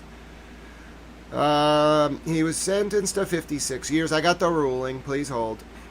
I got the ruling. Let's see. He appealed on the grounds of let's see. They affirm in part and reverse in part. What part did they affirm? Hold on. I've never read a New Hampshire Supreme Judicial Court ruling. I'm reading it. It's 15 pages. Give me a second. I don't know how they rule in this kind of thing. It's so weird. They don't have sections. It's just paragraphs.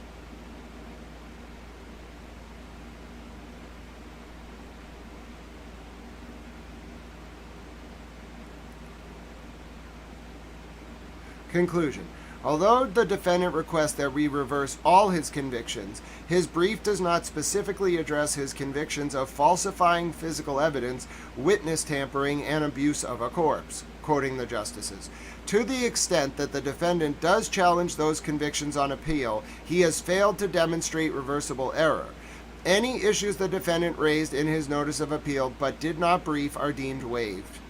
For the foregoing reasons, we reverse the defendant's conviction of second-degree murder, affirm his convictions of second-degree assault, falsifying physical evidence, witness tampering, and abuse of a corpse, and remand. Oh, he's screwed. So all they did was overturn the second-degree murder conviction. Then they affirmed, so this all comes in, his falsifying physical evidence, witness tampering, and abuse of a corpse charges, and said he can't raise them again on appeal because he didn't raise them the first time, thus they're waived. Oh, he got railed. So this isn't as bad as it sounds. The headline, you got to read the decision. So if you're just tuning in, I was breaking the news about the Adam Montgomery second-degree murder conviction being overturned. He's not going anywhere. He's not getting out of jail, and he's going to be convicted again. He didn't appeal right. This is a lesson, by the way, if you read the ruling. This is a lesson in why you got to be careful on appeal. He waived his right to appeal because he didn't raise, it's called issue preclusion. I'm not a lawyer, this is not legal advice, but I did go to law school. It's called issue preclusion. He lost on a technicality. Thank goodness. They're keeping him in jail. They think they affirmed his convictions on the underlying offenses, the less serious compared to second-degree murder. And he's going to get tried again from jail. He's not going anywhere. They affirmed very serious charges against him only because, and this is a lesson here for appellate attorneys, his lawyer forgot to raise those issues on appeal. They weren't properly briefed.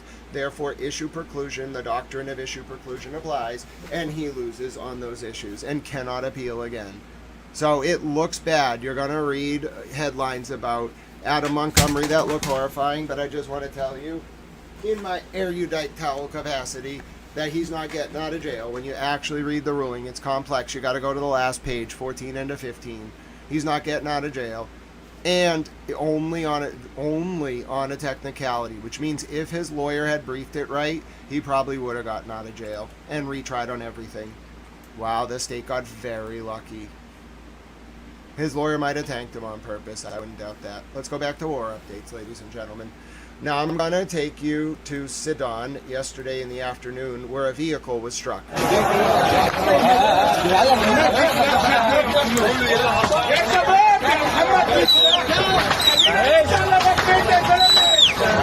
Yeah, the case is horrifying, and you can clearly see the New Hampshire Supreme Court in the ruling. They knew he had the appeal. He won. They knew he was going to get a new trial, but they found a reason procedurally to not reach the merits on the underlying charges, and therefore kept him in jail. It's a very suave, very smooth judicial maneuver. Very smart. But yeah, it's a lesson. You want to be an appellate attorney like this? I'm just setting this case aside. You want to be an appellate attorney? Don't screw up on issue preclusion. They'll bang you every time. Even if you're right, you lose.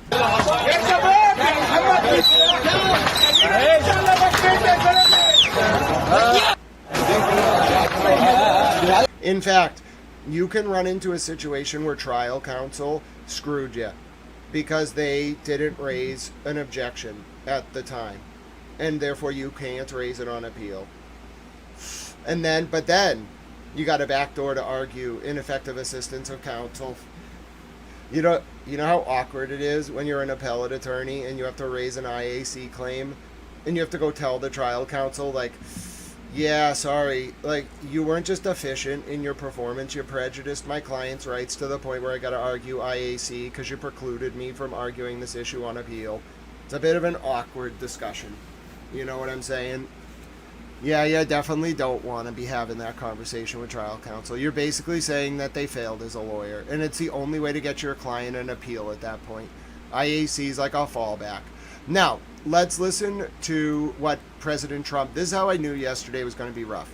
So after the first round of exchanges, going into yesterday night, this is what Mr. President Trump was saying to Trey Yingst.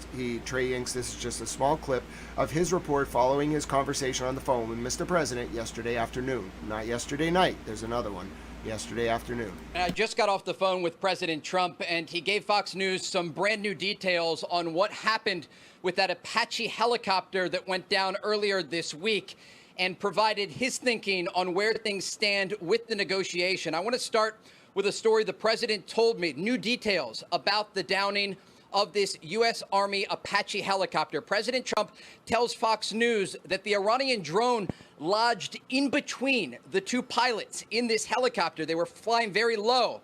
And at that point, the drone didn't explode as it had intended to. And so these pilots were trying to take down the helicopter with the drone lodged into this gunship without it exploding. And at any moment, it could have exploded, the president told me.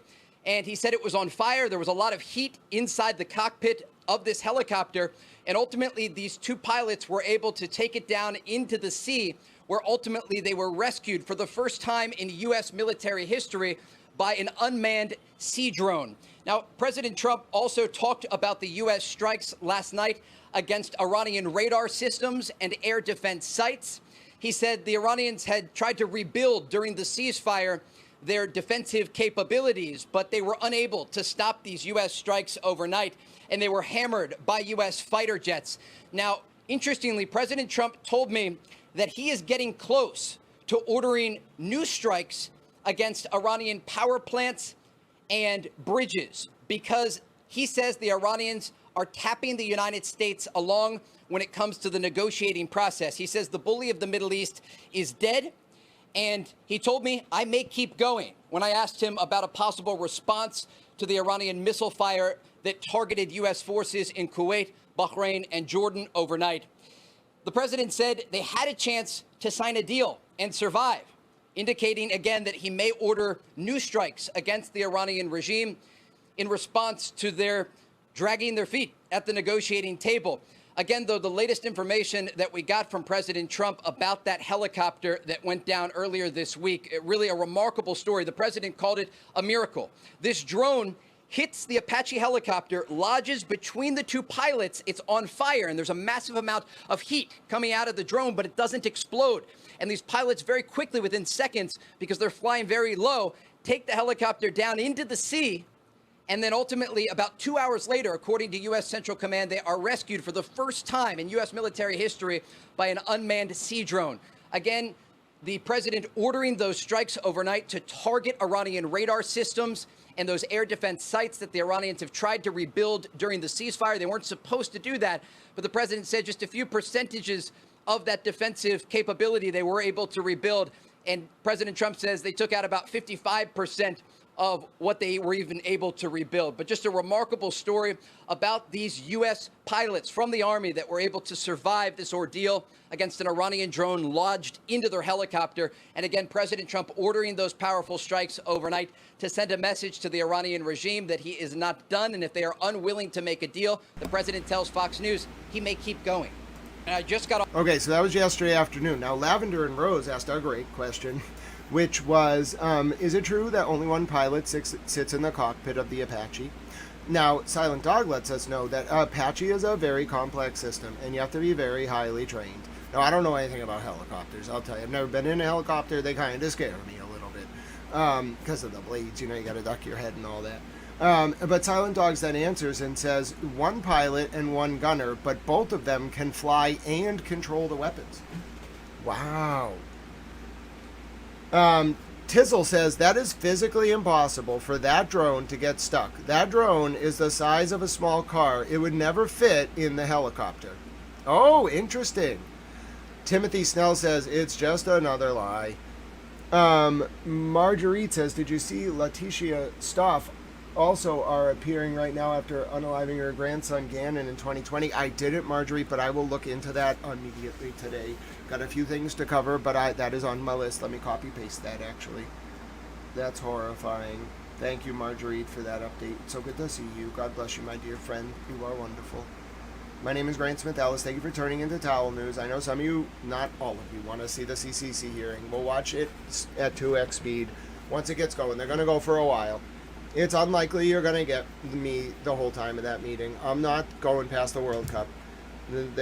No chance. I'm watching the first game of the World Cup. They can work through it. I'm not. I have the luxury and the blessing from all of you and from God to be able to not work during the World Cup game today. But they can work through it if they want. I'm not doing it, though. I'm watching the World Cup game. It only comes once every 4 years. It's better than Christmas. I do love Christmas, though, you know. Alright, now I'm going to show you, after your mental decompression break, I'm going to show you the extent of the destruction across the Zebdin Nabatayeth Road in southern Lebanon, following yesterday's and basically the past 45 days, 90 days series of strikes.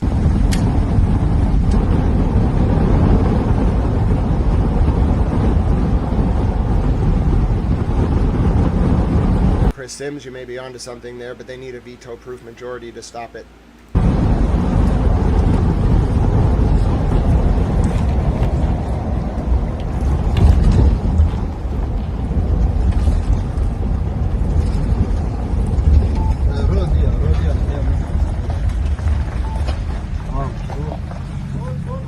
Silent Dog says there is a lot of titanium and other weird alloys, metals in the Apache. It was super advanced for its time. Yes.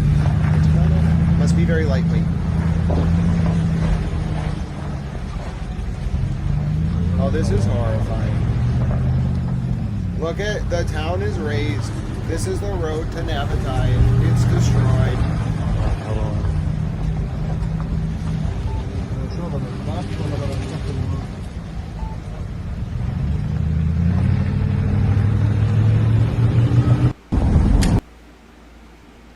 That's heartbreaking.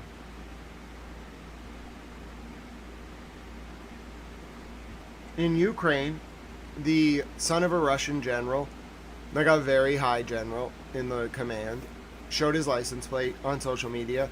That general lasted, I don't know, a week, 2 weeks. They got him. Shout out to Tripoli Bob, saw you earlier. Hello, Talmon buddy. It is. That's heartbreaking footage, Interpret Towel. It is. It's just raised. We can't be letting that happen. It reminds me of 79 to 82. It's ethnic cleansing. Someone has to put a stop to it. The people of South Lebanon are being decimated, and only Iran is trying to help them. But no one's protecting southern Lebanon other than Hezbollah. And they're kind of handcuffed right now, because if they attack too hard in northern Israel, then Israel will bomb Beirut, and then Iran's got to bomb Tel Aviv, and then if Iran bombs Tel Aviv, inevitably Israel will join the attacks on Iran, and everything will spiral out of control. Hezbollah is stuck right now. I don't know what Iran's going to have them do. They must be waiting. Iran's probably telling them to hold their fire. Here's a statement from President Zelensky released yesterday regarding the footage I showed you a little bit earlier today. British reporter Tal, take it away.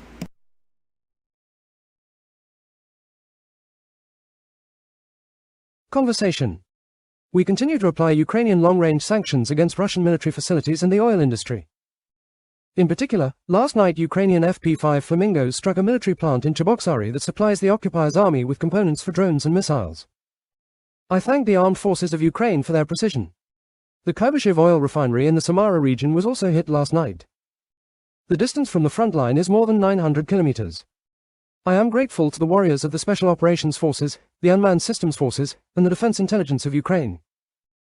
The entirely just responses of the Security Service of Ukraine also reached 2 oil infrastructure facilities in the Vladimir region, at a distance of 700 kilometers. I thank everyone who fights and works for Ukraine. So let's take a look now at the footage President Zelensky shared.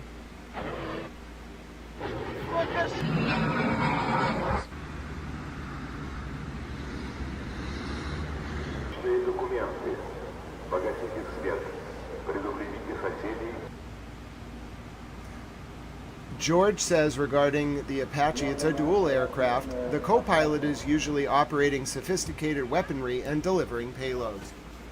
Thank you so much. That's very useful, George. We have some very intelligent and erudite Towel friends here. God bless all of you. Alright, you saw the report about the Iranian drone. That really didn't make a lot of sense. It really didn't. That drone did not fly into that helicopter. I'm sorry. Something's off about that story.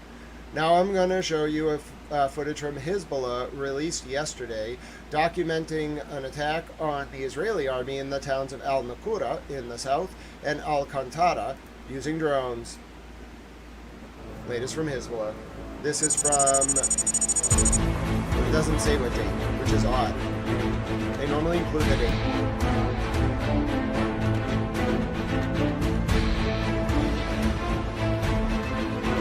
يلقون يا رب صليت لا أن الله حرمها يا زهراء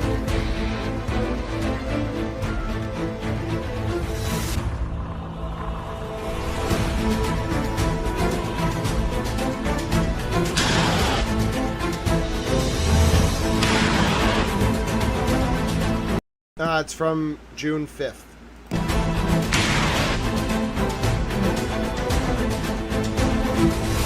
It's wave attacks. This is new for them, so they're putting dates on each attack now. These are waves of attacks over different days. That's new. I watch all the videos each side puts out. I watch all the videos each side puts out, so I know when they change their style.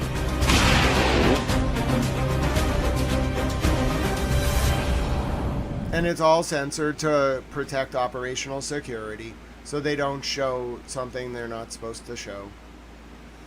So then Mr. President put out this statement. I'll let British reporter Tal read it.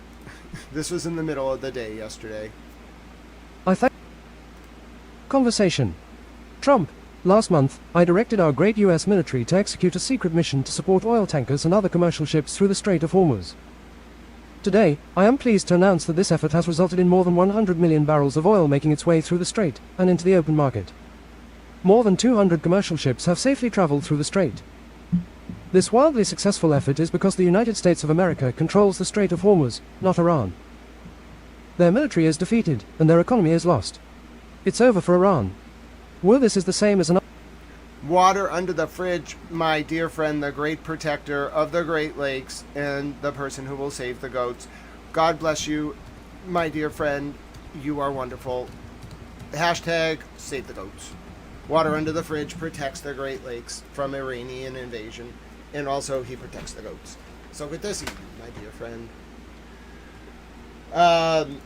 Now, that was what Mr. President Trump said yesterday. I'm not really sure I believe that. Silent Dog says he thinks Mr. President got the oil from Japan. Now, yesterday there was a fire in Tehran. It turned out just to be a fire at an industrial warehouse. It was not an attack. But I'll show you the footage of this fire that broke out in Tehran before the fighting started yesterday.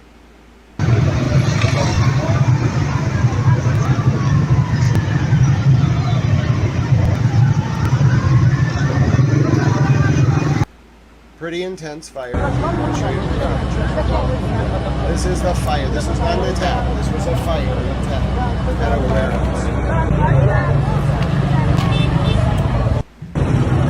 So good to see you, Water Under the Fridge. We're getting updated over the past 2 days of chaos. And then I'm stopping when the World Cup starts, no matter what's happening. Speaking of the World Cup, here's some video from Steve Cooper on Channel 7. The French team is staying in my town, right downtown, about 5 miles from me. They're hanging out. They're staying at the Four Seasons, right? That's Boston Common.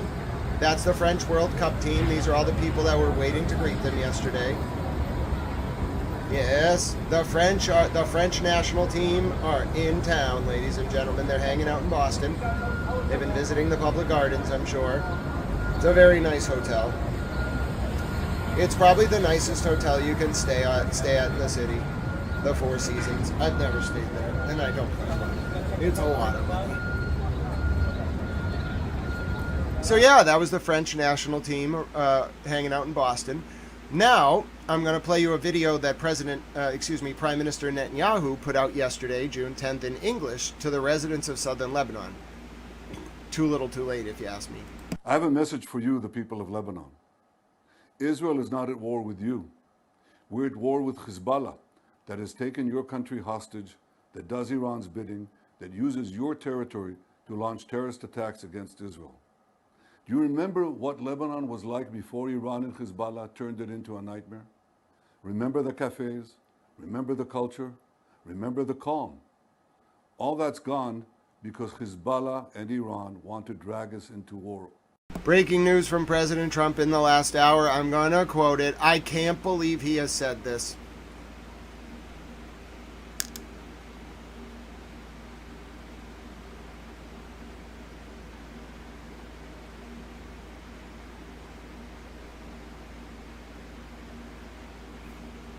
I wanted to watch the World Cup. What has he done? My name is Grant Smith Ellis. It is 10:26 a.m. in Boston. U.S. wartime. I can say that now for sure. It is Thursday, June 11th, 2026.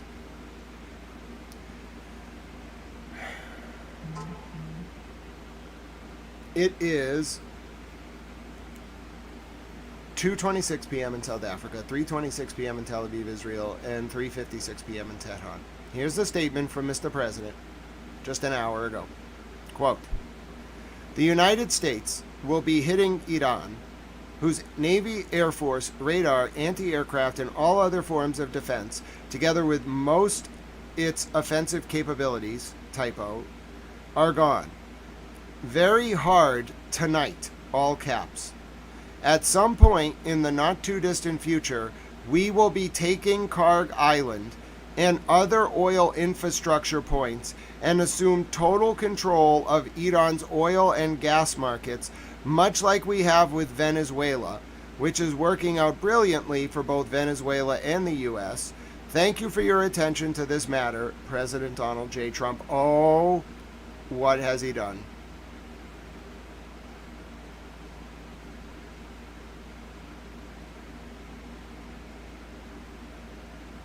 Are they out of their mind? I just wanted to watch the World Cup. What are we doing? They're going to strike Israel immediately. They're going to strike the whole Middle East. what is going on here. All right, let's restart this. Here's Prime Minister Netanyahu addressing the citizens of Lebanon in English yesterday. I have a message for you, the people of Lebanon. Israel is not at war with you. We're at war with Hezbollah, that has taken your country hostage, that does Iran's bidding, that uses your territory to launch terrorist attacks against Israel. Do you remember what Lebanon was like before Iran and Hezbollah turned it into a nightmare? Remember the cafes? Remember the culture? Remember the calm? All that's gone because Hezbollah and Iran want to drag us into war over and over and over again. You deserve better. Your children deserve better. You know by now that Israel will do whatever it takes to protect our families, our communities. Hezbollah is weaker than ever. Israel is stronger than ever. We've taken out nearly 10,000 Hezbollah terrorists so far. We're systematically clearing out South Lebanon of these fanatics. No matter where they are, we'll find them. You also know we yearn for peace with you, with Lebanon, a peace where our two peoples can invest together, build together, thrive together.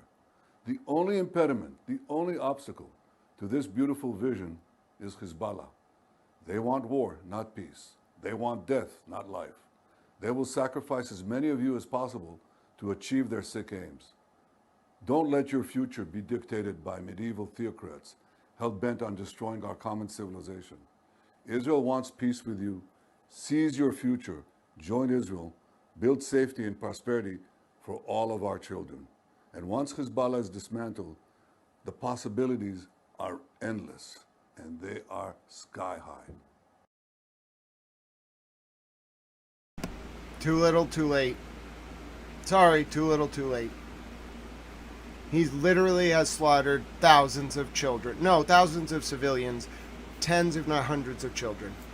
No going back now. If you had only hit Hezbollah, maybe. But you hit civilians. The Lebanese people are not dumb. They have phones. They know who's died. Alright.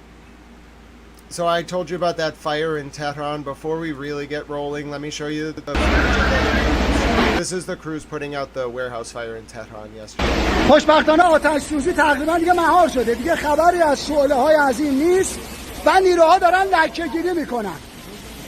نیروها به همین صورت مشغول لکه‌گیری هستن.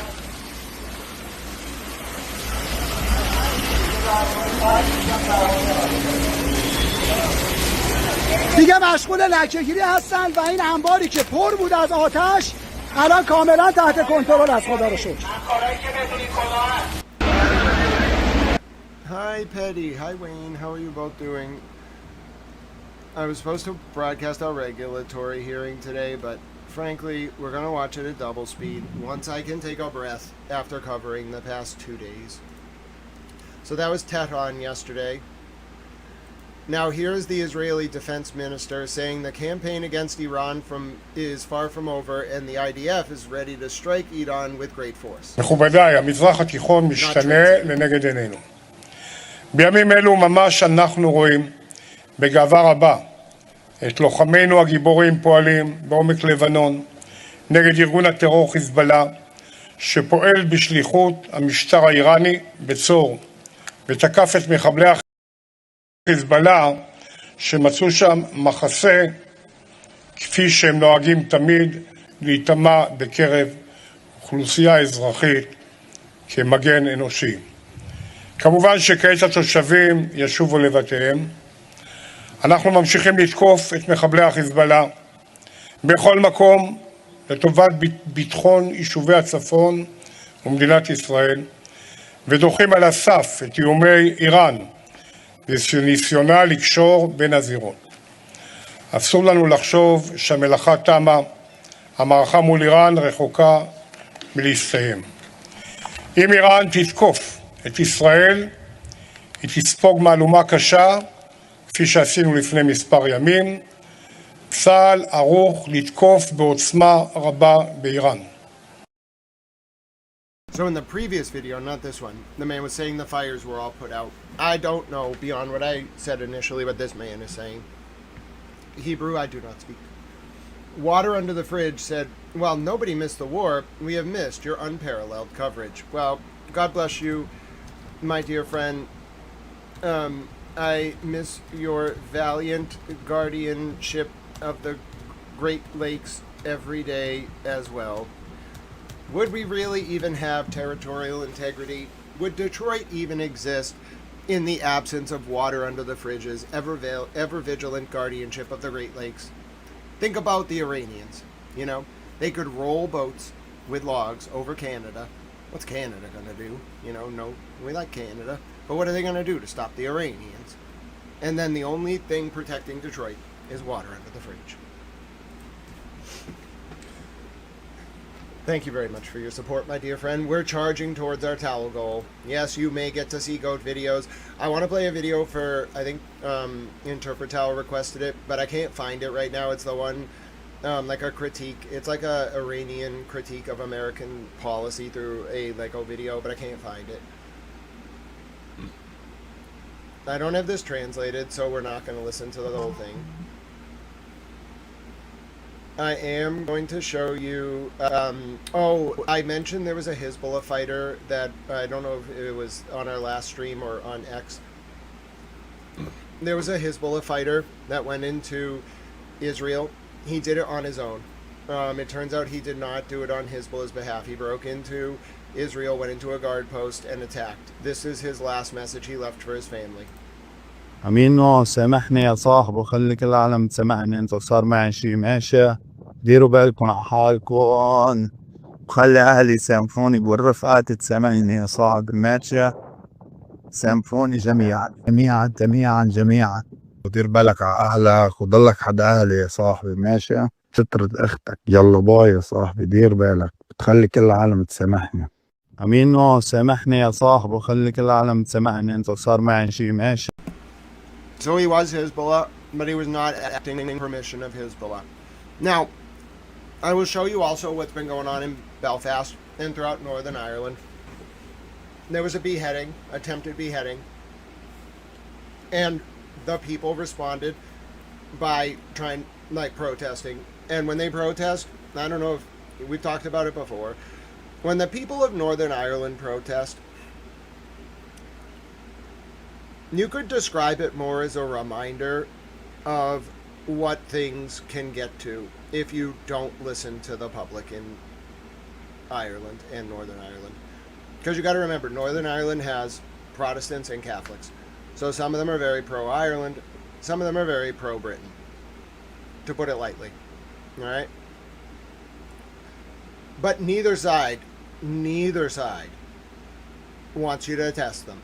I don't care if you're the UDA or the new real provisional, whatever their name may be, IRA. If you test them, like if you sell drugs in their community, they won't openly talk together, but they will coordinate. It's bad.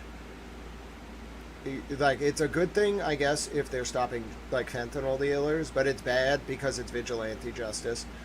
But there are some things that will unite them.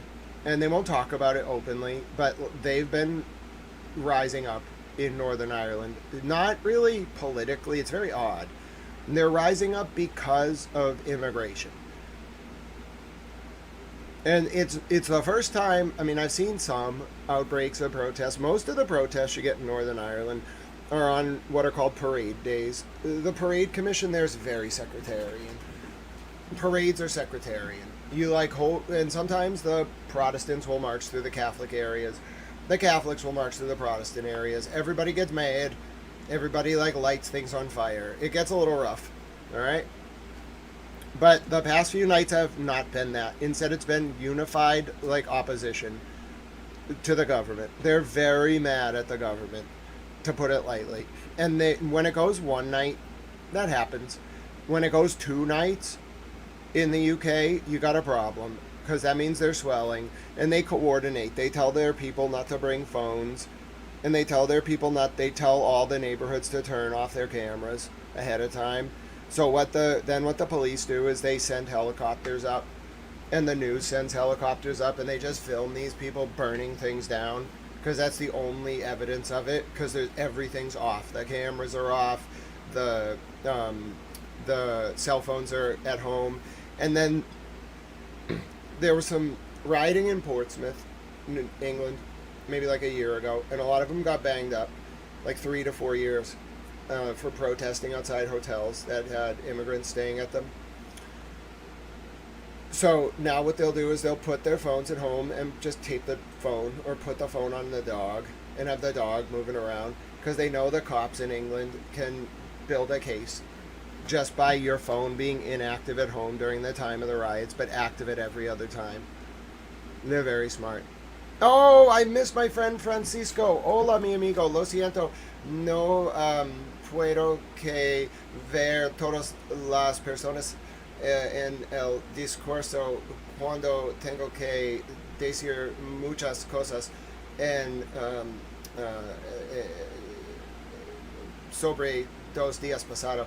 Pero creo que mi amigo Francisco es una persona muy importante, y también creo que español es un idioma muy importante por toda la gente en el mundo. Claro que sí.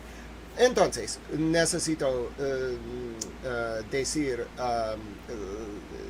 la periodistas de este día en español para mi amigo Francisco. Bien. Thank you, Shannon, for letting me know. I'm so sorry I missed my friend Francisco earlier.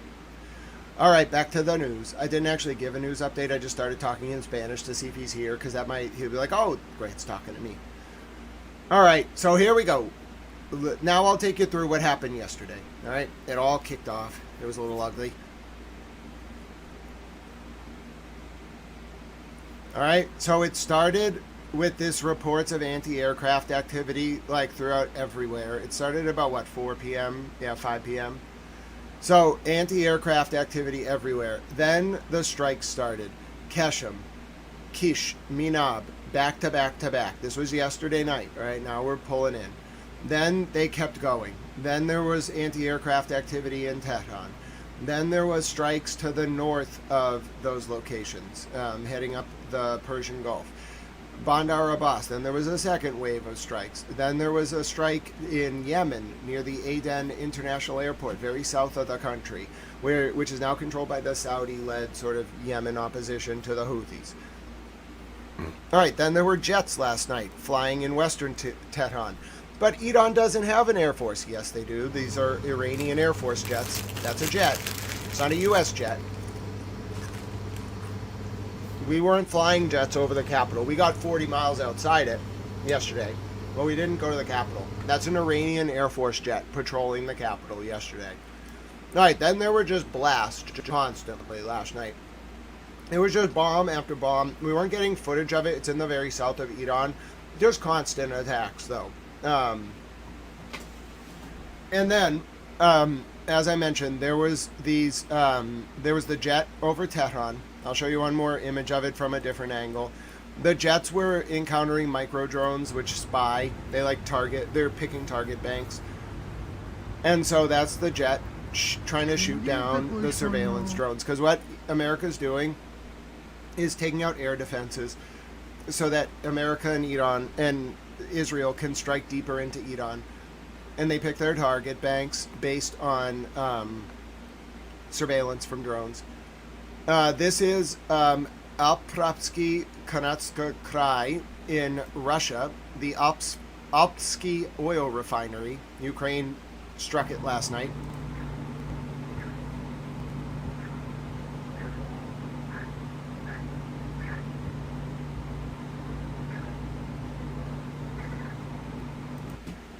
Yes, all the world can agree with that, First 48, my dear friend. All right, so those were the attacks in Russia last night.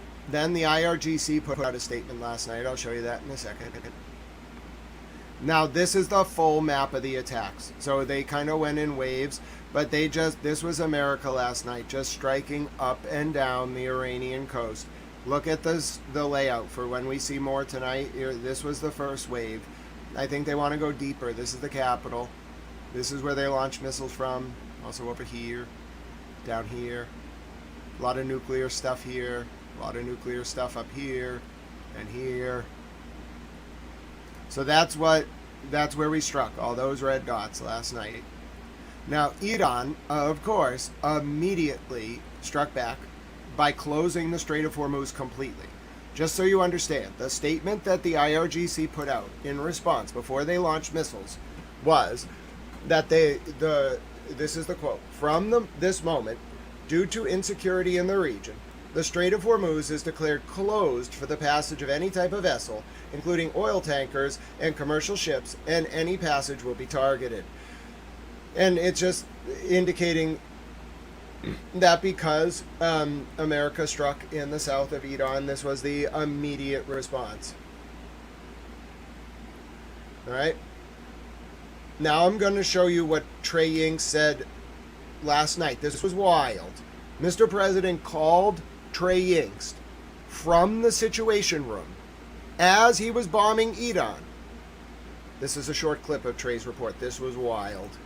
Yeah, Laura, good evening. I just spoke with President Trump, who is currently in the Situation Room with Vice President J.D. Vance, along with Special Envoys Kushner and Witkoff. The president giving new insight into what is taking place as we speak. There is an ongoing bombing campaign against the Iranian regime. The president tells Fox News that 49 Tomahawk missiles were used to hit targets inside of Iran, some of them as close as 40 miles from the Iranian capital of Tehran. The president said that U.S. fighter jets are also operating over the skies of Iran, taking out radar systems and air defense systems in the southwestern part of the country, close to the Persian Gulf. This is all taking place as the Iranians are trying to get the United States to stop the bombing campaign. President Trump told me that Iran called him tonight. Top Iranian officials and President Trump spoke directly, according to the commander-in-chief tonight, as the president was sitting in the Situation Room. And he told me that the Iranians asked them to stop bombing.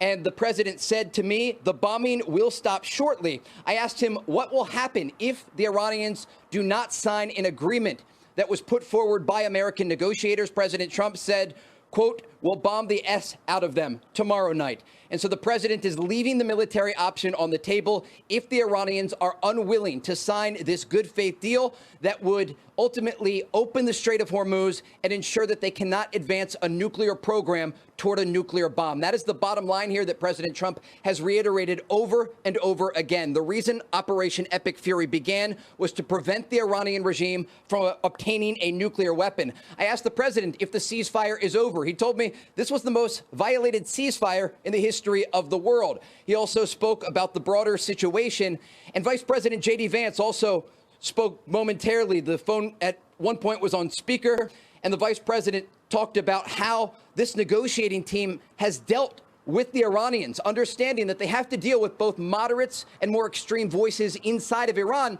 ultimately to get a deal done. And as the president has told me previously and tonight reiterated, the Iranians understand force. And that is the president's thinking, launching these new strikes tonight, much heavier than what we saw last night, again, sending a message to the Iranian regime that they're either going to sign on the dotted line or this bombing campaign is going to continue. The president told Fox News, we've hit them hard tonight. And again, he went on to say that he spoke directly with top Iranian officials in Tehran who asked him to stop the bombing. The president is optimistic. Tasnim immediately denied that. They immediately denied that. The Iranian source, the IRGC's channel, immediately denied it. That a deal can be reached here, but again, he is reserving the military option. And again, tonight, the latest numbers that we have, according to President Trump, who spoke exclusively with Fox News from the Situation Room, 49 Tomahawk missiles, fighter jets over the skies of Iran, and the U.S. military hammering the Iranian regime, sending a message to those in Tehran that they have two options here. Either the war returns and they get hammered on the battlefield, or ultimately they sign this deal that was presented by American negotiators. Laura? Trey, do I have this wrong, or was that the first time at least we learned about the president himself having direct contact? That's why they denied it. He didn't. He didn't have direct contact. With an Hi, Penny. So good to see you. Iranian official. At this level, yes. And the president even clarified he is talking with top Iranian officials. And this gives you a sense of how involved President Trump is in getting a deal done. And remember, we saw something very similar when his special envoys, Kushner and Witkoff, went to Egypt and they were able to get a deal to end the war between Israel and Gaza. and Israel and Hamas. I don't know why Trey is so obsequious. I get why Axios does it, because Barak Ravid was in Unit 80, whatever the hell, in the IDF. So he's like a hitter in the PR sense. Trey's like a serious journalist, very like respected. He's just reporting this as if he just is like, yeah, president said it. It must be true. Come on. The president just says things all the time. And Trey looked really bad, actually. Maybe Mr. President spoke to some like Iranian opposition guy, but the actual leadership did not speak to Mr. President Trump. And when you say stuff like that, and then Trey repeats it, you make Trey look bad. Us. And it was a deal that the region said couldn't be done, and the president got directly involved to get it across the finish line, and he is doing that here tonight. One other note I asked... Bro, he did no such thing. He did no such thing. The president, are the Israelis involved in this bombing campaign? He said no, they are not. Certainly the Israeli military remains on the Iranian regime. 49 Tomahawk missiles, fighter jets over the skies of Iran, and a message with bombs signed on the dotted line, or the war continues. Laura? Trey, it's clear he's impatient. He thinks these negotiations have stalled. He doesn't like to be jerked around on this stuff, and he's like, I'm going to get it done. They never keep Trey for 6 minutes. This is rare. That's just the way he is with everything, to your point. He's like, I'm done here. I'll do Trey is like a 3-minute package reporter. He's a little shocked she's keeping going. Do it. I know how to do it. Let me take over. It seems like that's what the president is doing here. Yeah, absolutely. And I've talked with the president a number of times since Operation Epic Fury began, and he has extended an olive branch to the Iranian regime time and... Trey, oh my goodness. Come on. I think I told you President Trump was nice to my grandpa, but access isn't worth integrity. Just report it. You know the truth. Time again. And they've not taken it. Remember, when we rewind here to before Operation Epic Fury began, this is very important, a very important point here. The opening position of the Iranian regime to U.S. Special Envoy Steve Witkoff is that they had enough highly enriched uranium at 60% purity, just a step away from weapons grade, to create 11 nuclear bombs. And so the president took them at their word and ultimately launched this operation that followed up on the... Hi, Mohammed. What's the truth? The truth is the Iranians didn't call President Trump. Maybe an Iranian called President Trump, but the Iranian leadership did not. That was a lie. I believe that was a lie. Bombing campaign last summer during Operation Midnight Hammer that Hi, Mishigama. So good to see you. Destroyed Iranian nuclear facilities. Because remember the process here in terms of getting that uranium ore turned into this highly enriched material that can be used for weapons. It's a process that was taking place inside of Iran, turning that yellow cake into hexafluoride gas, spinning that gas in centrifuges, these advanced centrifuges that the Iranians had many of, and then creating a higher and higher form of highly enriched uranium, this pure uranium that can be used in a nuclear weapon. And the Iranians were burying these programs. Yeah. Trey, you should ask the IDF. I don't mean to be like too critical. I've known Trey for a while. He was I want to say Trey was the only Western reporter who gave a damn about the journalist dying in Gaza. So no matter how hard you want to be on him now, he just gets a special place. He's not Zena Kador, he's not Ali Hashim, but he gets a very special place in this. He has some leeway to like do what he's got to do. But Trey, like, ask the IDF to take you under the Negev, bro. Let's learn about enriched uranium. Let's do it. Deep underground and then telling the world. Listen, I heard that there is a species of bird that only lives in the Negev desert. You would be shocked, I tell you, shocked at the number of people that like to go to the Negev. They have this collection of bird watching. You know, when you're a bird watcher, you got to go around, you got to draw the bird, you got to, document its species. It's very important environmental research. And listen, how can you fill your bird watch book? You got to catch them all, apparently, if you don't go to the Negev desert and bring your bird watching material. You got to bring binoculars, of course. Now, is it a coincidence that almost everyone who does this is actually an intelligence operative? For some country, somewhere? Probably not. I'm just telling you, they have great bird watching in the Negev. I've never been to the Negev. I don't know what you're talking about. What is the Negev? They were not pursuing a nuclear bomb. And the question that the American negotiators had for the regime, why do you have to bury these programs deep underground if you're using them for civilian purposes? And remember, the Americans gave them every opportunity in terms of the fuel and the opportunities at the negotiating table to make a good faith deal time and time again. And ultimately, it's led to this moment right now where the president is using the U.S. military as leverage. And another important point here, he has economic leverage on the Iranian regime. Right now, as we speak, the Iranians are not only taking Tomahawk missile fire and fighter jets over the skies of their country, the U.S. naval blockade of Iranian ports continues. U.S. Central Command says more than 137 vessels have been turned around since this blockade went into effect. And let's break down the numbers here. We're talking about a decrease of 90% of Iranian exports. They're currently extracting crude oil at about 50%. This blockade is crippling the Iranian economy. And so they're in a place where even if they decide not to make a deal each and every day, they are getting weaker as the U.S. military is preparing for the possibility of additional strikes. And so the equation is not on the side of Iran, and they know that. And that is why they picked up the phone and called President. Hey, Trey, I don't mean to speak directly to him. Let me just comment on this. Is that how you feel when the Khorram Sharhars fall? Did you know I saw a new Khorram Sharhar yesterday in one of the Iranian videos? They didn't launch it. It was an MRV Khorram Sharhar. I saw it. It was brand new. It wasn't black and yellow. It was white. It was terrifying. It was like 30 feet tall. The warhead on the top of it looked horrifying. It was a multiple re-entry vehicle, multiple warhead Khorram Sharhar. Not the bomblets. I'm talking it had an MRV missile. I don't know even what that will do. That must have like 40 submunitions under each, like, multiple re-entry vehicle. This is bad. Very bad. They don't understand. You can't just kayfabe your way into the Iranian missiles not existing. They're gonna fire them at Israel to make a point, okay? Because what's Israel gonna do? You can't stop them.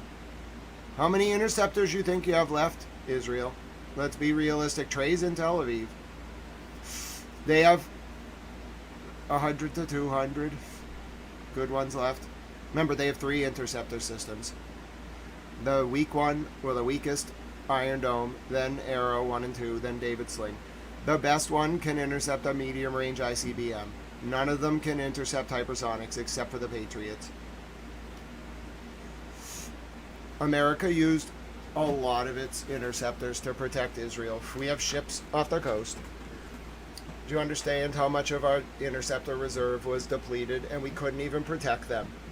They bombed Israel constantly. Why are we taunting these people? They have so many missiles and they're really rough. Now I'm going to show you artillery shelling in Nabatayeth overnight. South Lebanon.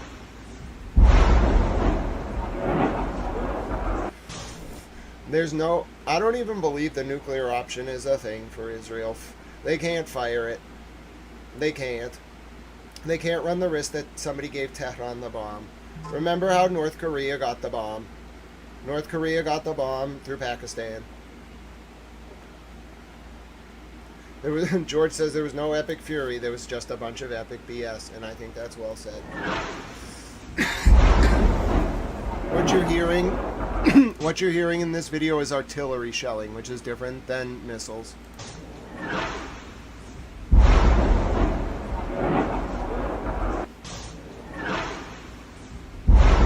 It has more of a whistle. Well, I don't know who's being what, but God bless all of you, and I'll just throw that in there, and throw that in there, and that in there. This is a good time to remind you can donate to Towel News. We have a Discord. Hello, Ord, so good to see you. Nightbot will let you know all about the links. Now I'm going to show you footage from Keshem. This is last night. Here's some fighter jets.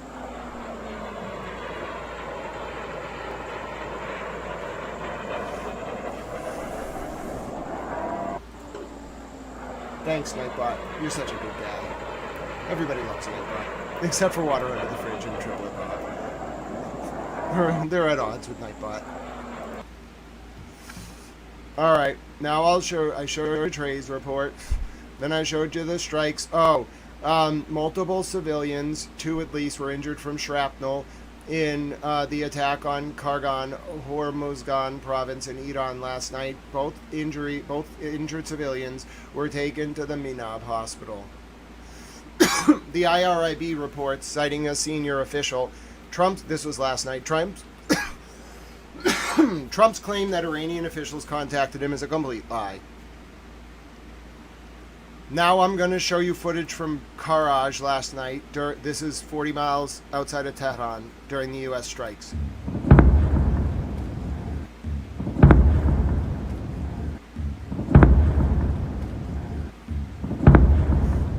Save the kamikaze dolphins. I remember the dolphins. Yes, don't forget, it's not Iran that just has the dolphins. We have the dolphins too.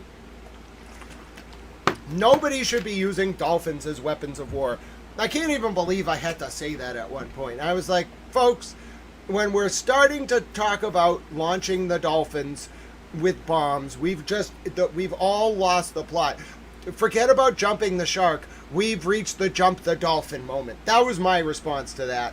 Hashtag save the dolphins. Now, Hezbollah, for their part, did fire rockets at 10:33 p.m. towards Metula and Mishavgam. There was no retaliation in Beirut by Israel, despite the fact they threatened to do so. Now, here's pictures from yesterday of a missile passing through Iran on its way to attack U.S. positions. It's actually like 5 missiles. It's 1 missile passing through the trails of 4 other missiles. Their missiles like to dance. That might be Sedgels. They call them the dancing missiles. Hello, Falcon. Thank you so much, Falcon. Falcon says, Grant, you have a unique channel. I'm enjoying it so much. I'm glad I found you. Well, I'm so glad you found us. God bless you. You have a wonderful username. I'm so thrilled that you're with us. This is footage from Iran yesterday of 1 missile passing through the trail of another missile. I'll show you more footage from Zanjan yesterday, showing from the Iranian launch on June 10th. So this was yesterday's. You're going to see the Iranian response now. See the missile? It's a missile. It's going up in the sky. It's like a rainbow of missiles.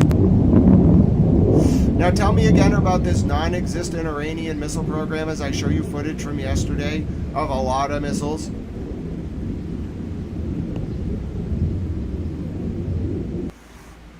Because, frankly, I don't believe that Iran's out of missiles. Also, President Trump has now threatened to attack Iran again tonight, so I'm invoking my exception to the rule. We're going to cover the CCC, but quickly. Now I'm going to show you footage from Karaj. It might be Tehran. Well, Karaj and Tehran are very close, but I think this was Karaj last night. You can see a strike, very clear American strike, 40 miles outside of Tehran. Okay, that's Karaj. Now I'm going to show you missile fire over Urmia. So this is another Iranian missile launch yesterday. This was about 11 p.m. last night. Yeah, if he tries to take Karaj, if Mr. President seriously wants to take that island, he's going to have to implement a draft and everything that comes with it. And I don't think he's ready to do that.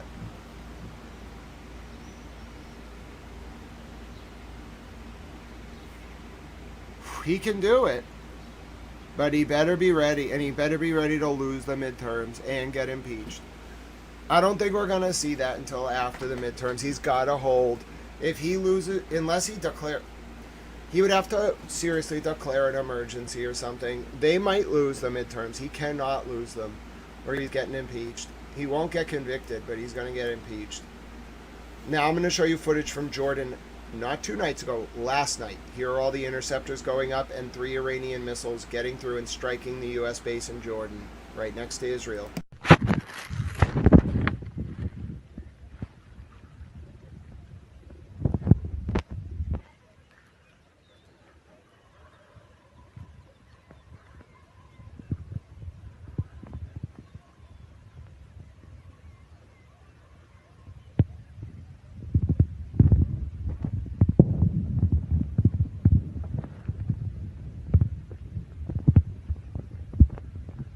It's almost nighttime in Iran, too. He's going to strike them.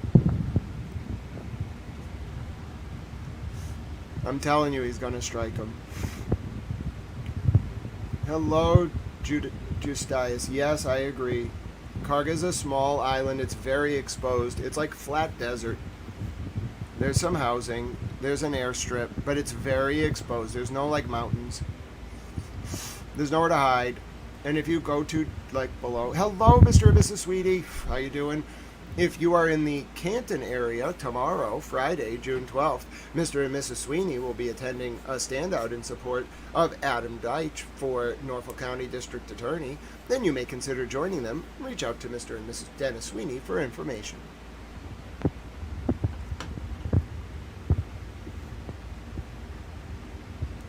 That was the footage from Jordan. It is 11 a.m. in Boston. It is 5 p.m. in South Africa.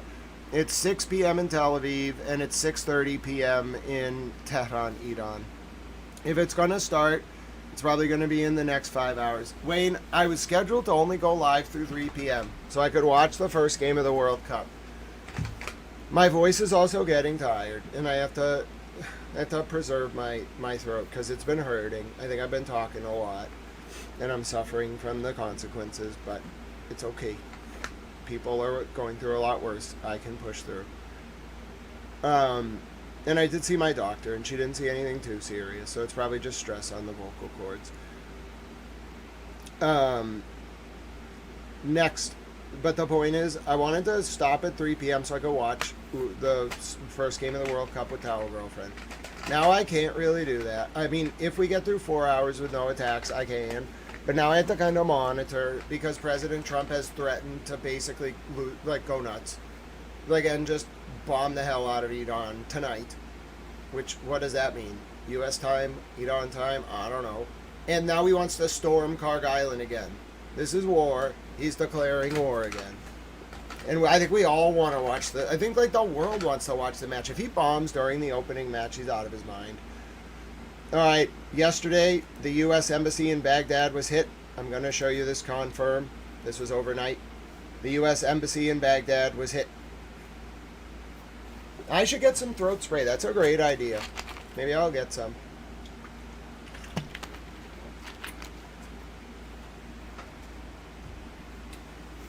I do try to be brave. Apparently I'm stunning. You're so kind. Okay, so this is... the U.S. Embassy in Baghdad, which was hit. I repeat, they hit the embassy. They hit us. It's probably a radar, probably a rad dome. Yes, I've been having honey in my warm tea. That's been great. Towel Girlfriend gave me that advice. She's so smart. All right, so I want to repeat, overnight, ladies and gentlemen, overnight, the U.S. Embassy in Baghdad was hit. Throat coat tea. Yes, that's exactly what I have. Throat coat is great. Good evening, Michael Brown, so good to see you. God bless you, my dear friend. Always wonderful to see dear Michael Brown. God bless you. This is really concerning. So if you're waking up this morning, this was Baghdad this morning, so about 8 to 10 hours ago, Baghdad time. They hit her. That's definitely a rad dome position. They hit the U.S. Embassy in Baghdad. They hit us. They hit us hard. In Bahrain, an American long-range radar station at the Jabal al-Durkan site was hit. They're starting to take out our radars. I repeat, they took out our position in Baghdad. The U.S. Embassy in Baghdad is the biggest embassy in the world. So it's huge. It's like 100 acres. But they took out a rad dome. It's like a military base in the green zone. And then they took out one of our radar, or early warning radars in Bahrain at the Jabal al-Durkan base. God bless you, Kara. Now I'm going to show you more footage from Jordan, which also was struck multiple times overnight. I'm going to give you the full screen by Iranian ballistic missiles.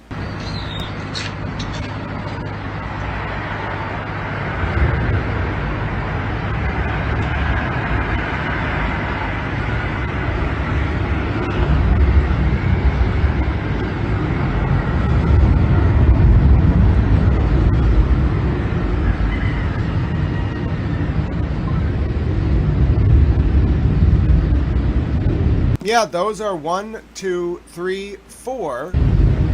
Or look at them. 1, 2, 3, 4 Iranian ballistic missiles. Those are interceptors. Oh, the Iranian missiles easily won, bro. Oh, dude. Jordan got smoked. One of them got intercepted. Let's see if the other one. One of them got through. Yeah, that one got through. You see those missiles just darting and diving? Let's look at it again. So, this is Modern War in a video. You see the interceptors? That's an interceptor. Right? Now wait for it. It's trying to go after a missile up here. These are the Iranian missiles right there, right here, right here. Watch them. You see them going in towards their targets? Now this interceptor, it's going after a missile up here. These ones are under that interceptor. Now, therefore, they have to use the last-ditch interceptors, so watch what they do. They fire the last-ditch interceptors over here. You're going to see them come up from the right of the screen. You see them here? Those are all interceptors. So this is their last chance. They have to get the missiles with these interceptors. That missile right there is going to get through. Okay, look, it just darts, it splits the uprights of this missile, of this interceptor and this one. See this one over here? It just split those two. It goes to hit its target. Nothing's getting that. Now another one, this one right here, ducks under. You see this interceptor and the missile duck under it? It ducks under it and goes to its target. Now this one I think gets hit. No, that one doesn't get hit either. This interceptor explodes for no reason. This missile goes behind the black smoke. That third missile they may have got with that interceptor. This is a fourth missile up here. And see how it darts and dodges? Now it knows those interceptors are coming. And look what it does. Look how close this interceptor gets to this missile right here. And the missile just ducks under it. And then this interceptor keeps going this way, the missile just ducks under it. And there's no more interceptors after that. So they got at least 3 through, probably more. And you saw it in real time. That's our crazy piece of footage. That's from Jordan overnight. Yeah, they hit Jordan, so they're ready to go. I mean, they've proven 2 nights in a row. They have missile capabilities. They're ready to launch at a moment's notice, and they can hit. And they're all getting through, and those are the Jordanian interceptors. Those are our interceptors. We have bases in Jordan. We got smoked. And then this morning, 7 hours ago, there was another attack. It appears this was also an American strike. 21 nautical miles northeast of Sohar, Amman, a tanker experienced a fire in the engine room. No mention of projectile, therefore it was a U.S. strike. This was just 7 hours ago, so another strike. And here is the picture this morning. That was the tanker that America hit this morning.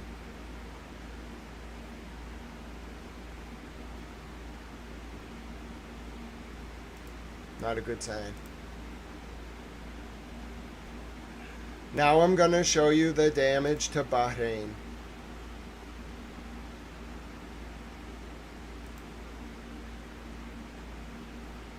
An 11-year-old girl was injured.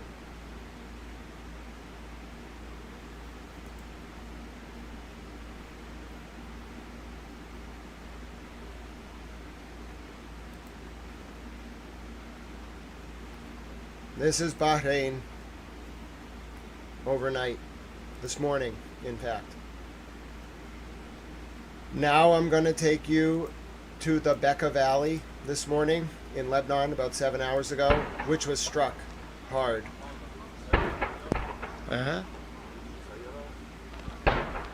This is South Lebanon in the Bekaa Valley.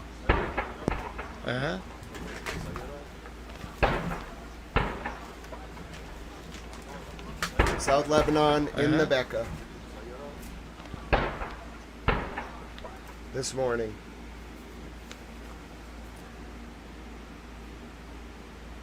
I showed you the footage from Jordan. Now I'll show you the further footage from Bahrain, which was hit the Mufwaq al-Sati Air Base, which holds F-35s, F-16s, and F-15s, was hit. So I'll show you this. We watched this video. This is from, actually, I don't think we watched this one. This is from Bahrain.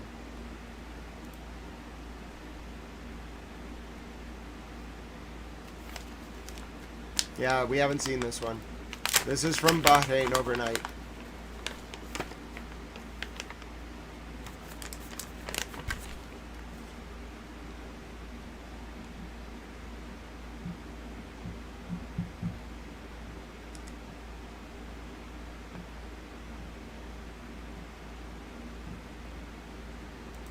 Okay, now I'm going to show you more from Bahrain. This is overnight. This is this morning.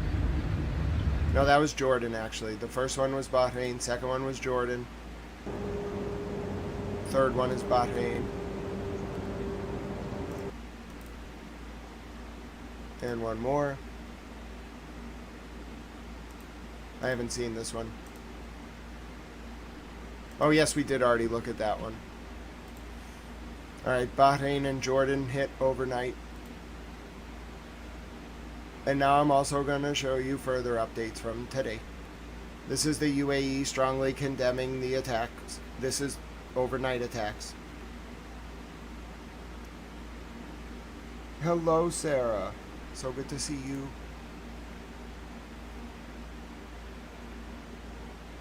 Alright, so this morning, an Iranian official, Mohsen Rezi, not with the IRGC, a political official, said, "The unhinged U.S. president imagined that bombs can get him out of the quagmire he himself created, but Iranian missiles will sink him even deeper into it. Washington must choose between accepting Iran's terms and losing the last shred of its credibility in the world." Now, I'll take you to an advisor to Iran's supreme leader. His name is Mohad Makabar, who says, "Trump knows nothing but empty talk, and it has no effect on us. Iran will not back down from its positions in the negotiations." نقض آتشبس و یاوه‌گویی‌های ترامپ هم بهمون میگید این که غیر یاوه‌گویی چیزی بلد نیست خلاصه. این یاوه‌گویی‌هاش هم هیچ اثری نداره، مرتب داره این مسائل رو امتحان میکنه، با آسیب هم مواجه میشه، ولم نمیکنه. موضع ایران در مذاکرات با توجه به نقض آتشبس چیه؟ موضع ایران در مذاکرات حفظ منافع نظام و سر سوزنی از منافع نظام کوتاه نمیاد. Alright, now I will show you footage from the Americans. The Arleigh-class guided missile destroyer USS Michael Murphy launched several BGM-109 Tomahawk land attack missiles on June 10th. Here's the footage towards Iran.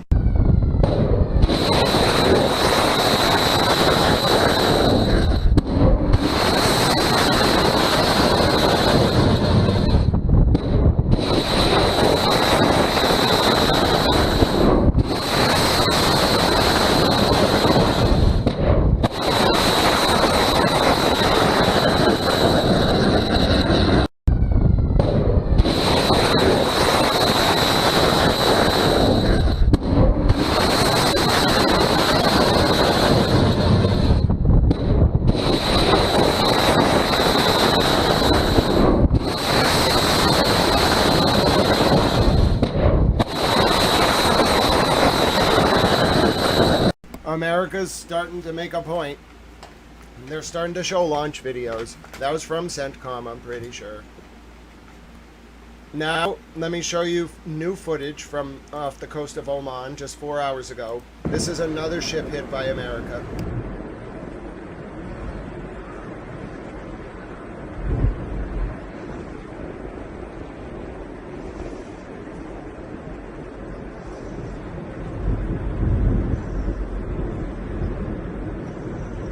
Kind of cool. One guy from one ship filming another ship. He's hanging out on his ship. He's got a nice boat. He's a little concerned though, because I mean, he could be next. I'm a little scared for that guy.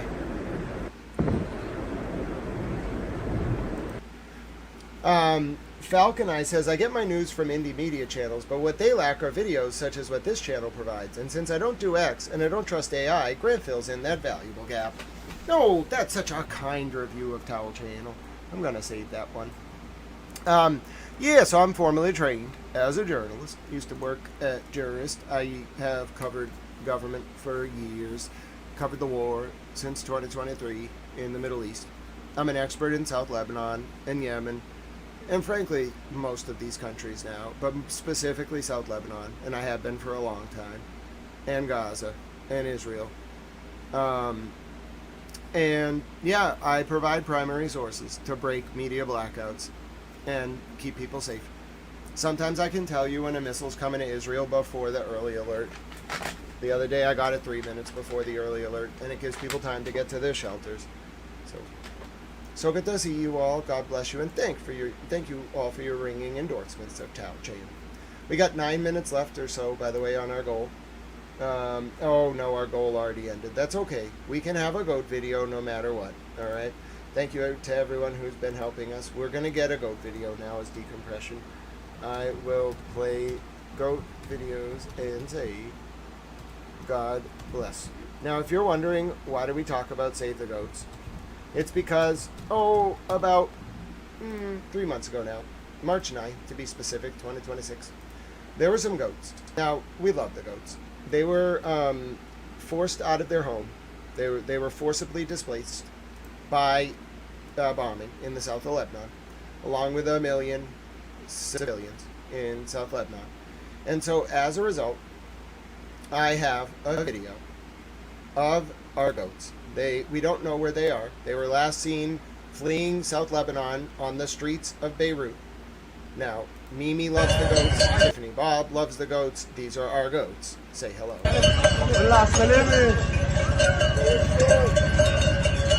We would like them saved.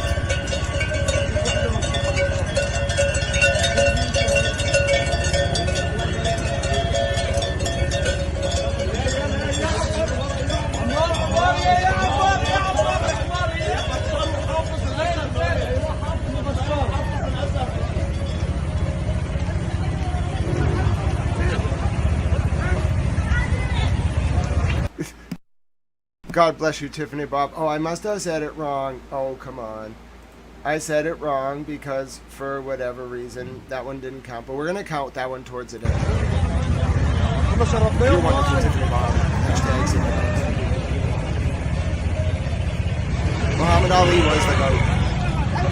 Falafel for the goats. Yes, we want our goats to get falafel. See the little baby goat? Look at the little baby goat. He can't walk. He's lame. So his shepherd's carrying him on a horse.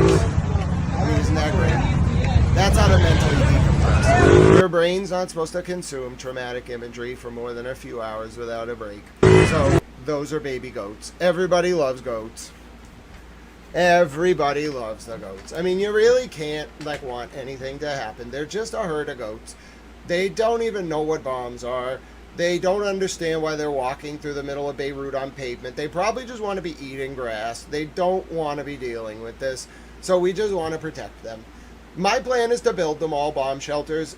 I'm not really sure. I brought this idea up on X to the former spokesman to the Israeli Prime Minister. I proposed that we just build bomb shelters for all the animals. I'm trying to make it a thing, just trying to save the goats. That's really my main plan. Now I'm going to show you a report from Bahrain with English captions. One second. This has English captions. This is from Bahrain. It was a tough night. Let's take a listen. It's about 4 minutes with English captions. تتعرض له مملكة البحرين. تعرضت طفلة تبلغ من العمر 11 عاما لإصابة بسيطة حيث تمت معالجتها في الموقع، فيما تعرضت عدد من المركبات للاحتراق وتضرر عدد من المنازل في مدينة حمد والعاصمة المنامة إثر سقوط شظايا ناتجة عن اعتراض وتدمير مسيرات إيرانية. وقد قام الدفاع المدني والإسعاف الوطني باتخاذ الإجراءات اللازمة. إذن أكرر هذا الخبر العاجل، حيث أعلنت وزارة الداخلية أنه جراء العدوان الإيراني الآثم الذي تتعرض له مملكة البحرين، تعرضت طفلة تبلغ من العمر 11 عاما لإصابة بسيطة حيث تمت معالجتها في الموقع، فيما تعرضت عدد من المركبات للاحتراق وتضرر عدد من المنازل في مدينة حمد والعاصمة المنامة إثر سقوط شظايا ناتجة عن اعتراض وتدمير مسيرات إيرانية. وقد قام الدفاع المدني والإسعاف الوطني باتخاذ الإجراءات اللازمة.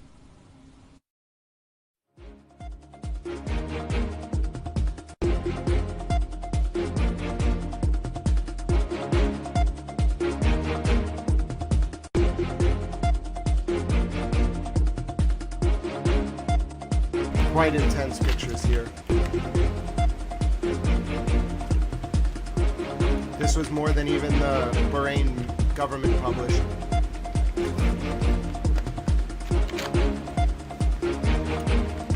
This was Bahraini media this morning.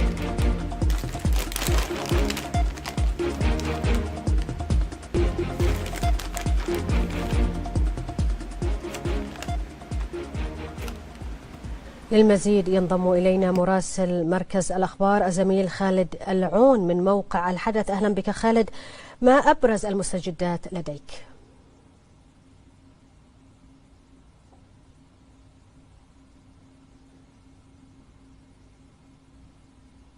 نعم، شكرا زملاء في مركز الأخبار. إذن جراء العدوان الإيراني الآثم الذي تتعرض له مملكة البحرين، شهد هذا الموقع في المحافظة الشمالية في مدينة حمد سقوط شظايا ناتجة عن اعتراض وتدمير مسيرات إيرانية، ما أسفر عن احتراق عدد من المركبات وتضرر بعض المنازل.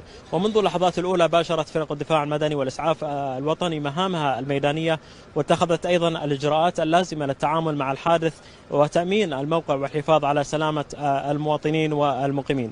وللوقوف على تفاصيل الاستجابة الميدانية والإجراءات التي تم اتخاذها، ينضم إلينا على الهواء مباشرة النقيب محمد إبراهيم من الإدارة العامة للدفاع المدني، ونحييك في هذا اللقاء. إذن الإدارة العامة للدفاع المدني تلقت هذا البلاغ صباح اليوم، فما هي أهم الإجراءات التي تم اتخاذها منذ ورود هذا البلاغ؟ طبعا تلقت الإدارة العامة للدفاع المدني صباح هذا اليوم بلاغ على أثر استهداف وتدمير طائرة مسيرة في إحدى المناطق السكنية في مدينة حمد في المحافظة الشمالية. على الفور تم الاستجابة لجميع الفرق الميدانية للموقع من مراكز الدفاع المدني، وعند الوصول تبين أن الحريق مشتعل في منزل مكون من دورين في الطابق الأرضي، بالإضافة إلى نشوب الحريق في عدد من المركبات في المنطقة السكنية. على الفور تمت توجيه الفرق In the U.S., the Pentagon has just been shut down due to a security incident involving suspected hazardous materials, reports Al Hadath. تجيب لموقع الحادث لفرق المكافحة والتأكد من سلامة الموقع وخلوه من السكان.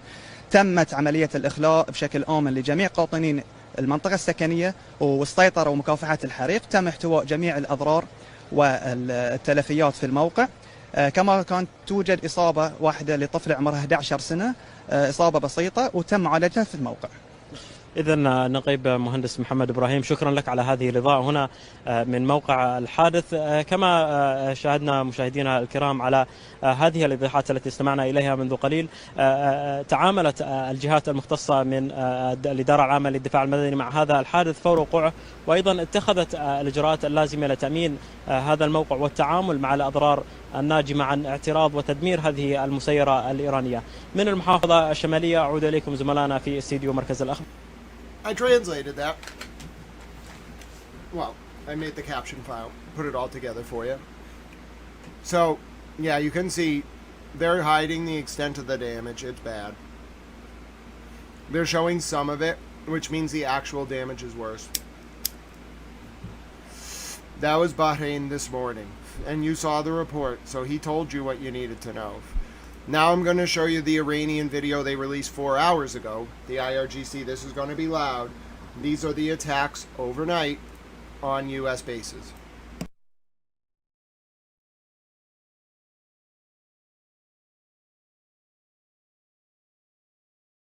I don't know what that says in Persian, but that's what they wrote on the missile. Sorry, I don't speak Persian.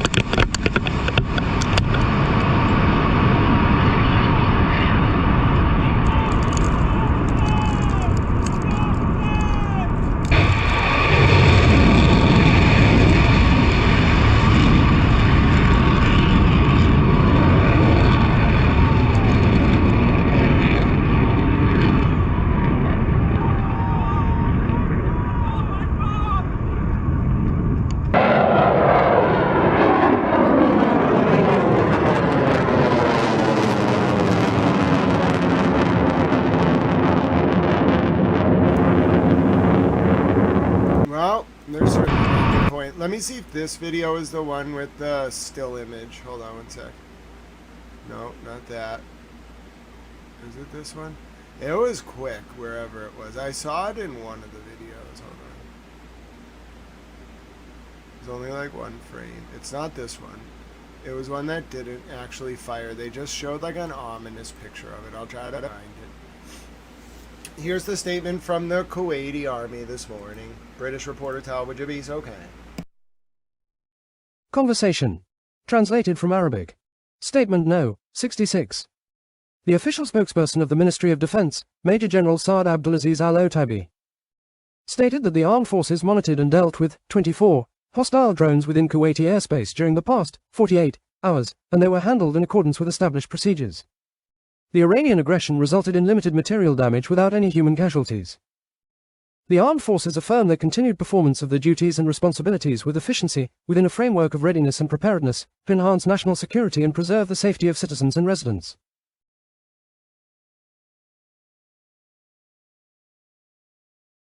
So this is the total amount fired at Kuwait since the start of the war. 24 drones overnight. Since the start of the war, 15 cruise missiles, 379 ballistic missiles, 893 drones. Iran's got, that's just at Kuwait. Iran's got weapons on deck, and you know how much they fired at Israel and Bahrain. They got weapons on deck. Now let me load up some of the things that have happened while we've been live. I have more updates for you. Here is the latest footage from Preva, which is outside of Tehran overnight. This is the strike that Mr. President was talking about.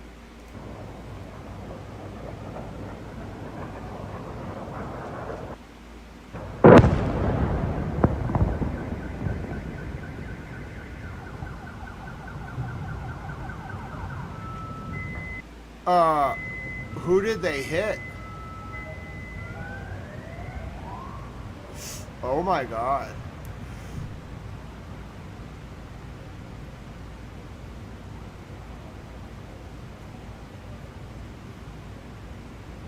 Hi, Dr. Watson.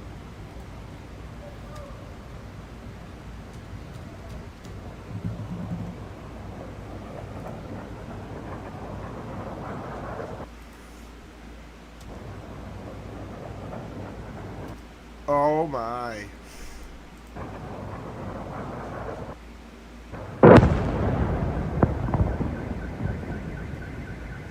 Those are car alarms. They hit in a residential area. Oh my. Oh my. Can't say it was Israel either, because that was the U.S. We took credit, quote unquote, for all this. We claimed all these. Oh my. Who did we double tap there, and why? That's brutal. If you're just tuning in, President Trump is attacking tonight. We don't know when. He has announced he will attack again tonight. And he says that all of their offensive capabilities are gone. He's in the Lulu land. And then he plans to take Karg Island by force. This is crazy. That's not gonna happen. I'm worried that we have a very destabilized administration running the U.S. right now. I don't know if he's making the best decisions. Here's footage of Hezbollah downing an Israeli drone over Jarad Babik and Nahala in southern Lebanon just an hour ago.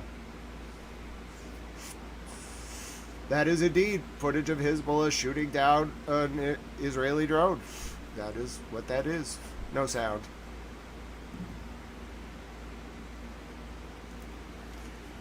Now I'm going to show you footage Hezbollah just released.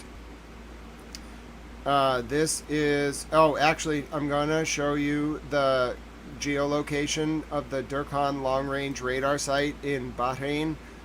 The exact locations are lat 26.0380222 and launch 50.5420750. That is the site. They destroyed it. I had a feeling it was a radar. They destroyed the whole damn thing. I attribute this to Mensch, OSINT, this morning.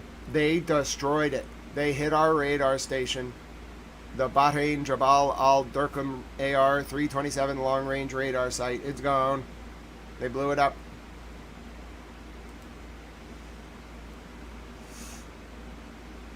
Alright, now I'm going to show you footage of another rad dome that was attacked. I don't think this was Bahrain. This looks, it might be Kuwait or Bahrain. This is not the one I just showed you. This is another radar that the Iranians hit. They took out our radar. They took out our damn radar. That's a rad dome. Do you know how expensive that thing is? Oh, thank you so much. Stay hydrated. That's a great... oh, it's a turtle. We got to tell Turtle Boy. There is a emoji you can make pop up over people's heads. It doesn't always pop up in the chat. It depends on what's going on. But look at that wonderful emoji from Sarah, 2026. It's a turtle drinking a water, reminding Tal to stay hydrated. Oh, that's so great. I love everything about it.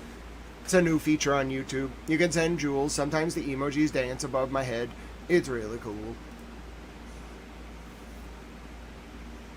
Yeah, so a rad dome, getting back to my point. Ah, Sarah, that's so cool. Yeah, it's a new feature. They just unrolled it on YouTube. The CEO was talking about it on X the other day. I told him I was really grateful. And then I posted a picture of a goat above my head, a golden goat. And I was like, this is a really cool feature. My point is, though, so a rad dome is very expensive. You must understand. Oh, it is great, Sarah. I agree. It is a sweet feature, Sarah. I think it's awesome. Thank you so much for your support of Tao Channel. This is bad. A rad dome is a very expensive piece of technology. So a rad dome has a bunch of stuff in it. Like, it has like 4 layers. It has like that outer shell, and then inside of it, it has a bunch of tech stacked up in a cylinder in the middle. They destroyed all the tech. There's nothing really on the outer perimeter. It's all in the middle, and it's gone. I can tell you it's destroyed because I can see to the bottom of it. It's gone. That's a lot of money. Tens of millions of dollars of equipment. Dude, that rad dome didn't stand a chance. Oh my dear goodness.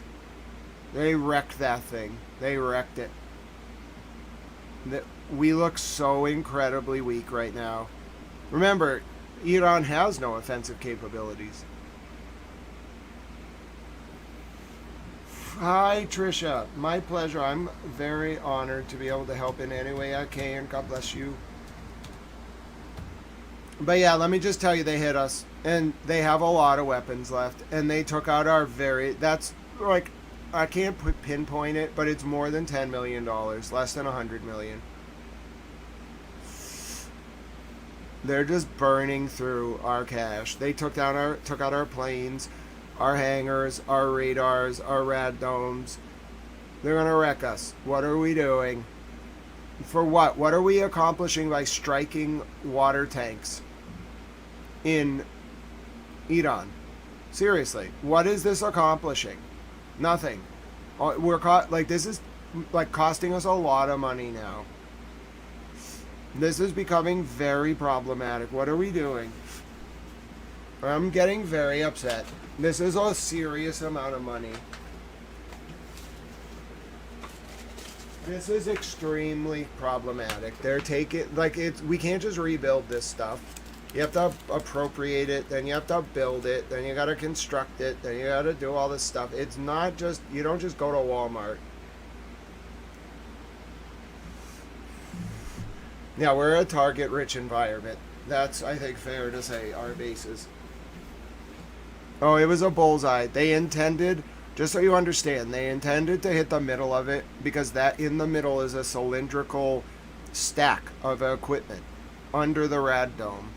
And they took it all out. I can see the bottom of the structure. I can see the floor.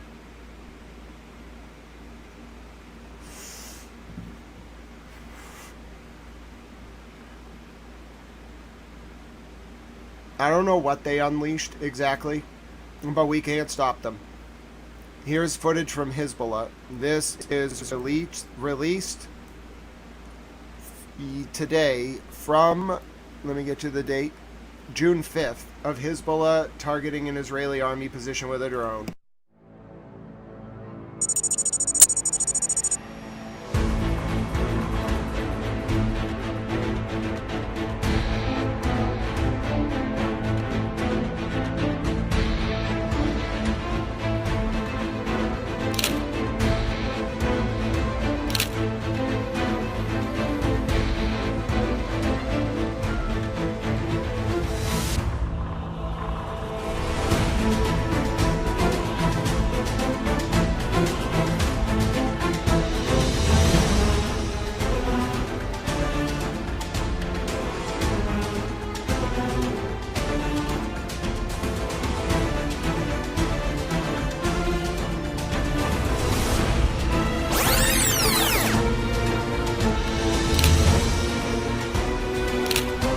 Oh my.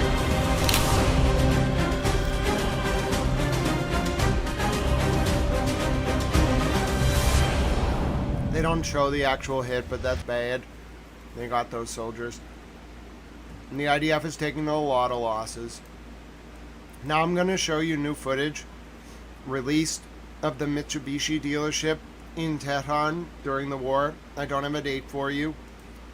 This is exclusive to IRIB, the Iranian state-affiliated news organization. You are going to watch a bombing of Tehran.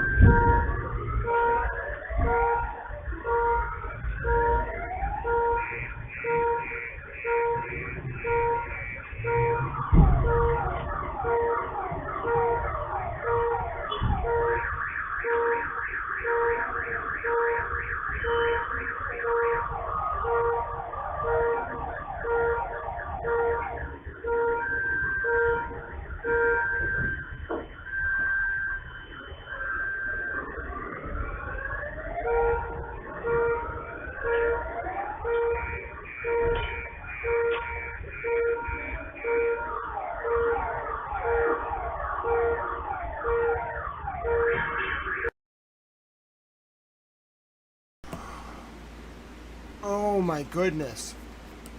That was from March 9th, 2026 at 2 p.m. local time in Tehran. Oh, we bombed civilians in the middle of the day.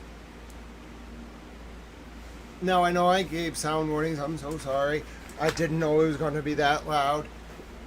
Oh my.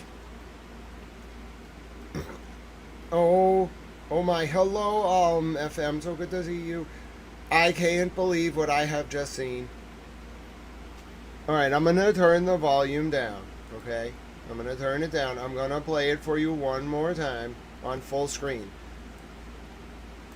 You need to see this. They hid this from us during the war. Both sides had their reasons to. You need to see the face of this war. I want to remind you, that is what that building looked like before. That is what it looked like after. It is the same building. Before, after. What have we done? Imagine if Iran did this to the Volvo dealership down the turn on Com Ave. Oh my goodness. Just this alone would have led to us invading their country. Millions of people would have joined the war. Oh my God, what have we done? I'm going to play it for you again. Please adjust your volume accordingly. I've also turned the sound down a little bit.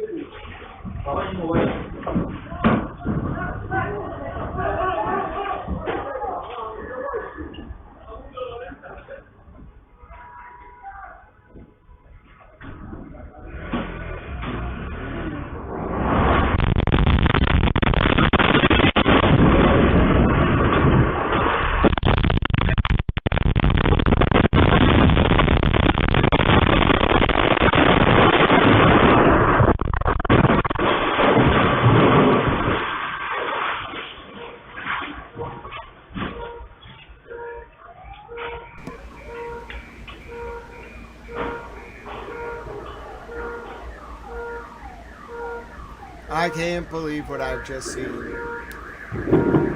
God bless you, Tiffany Bob. God bless you, Tiffany Bob's mom. You both have a wonderful time at your appointment.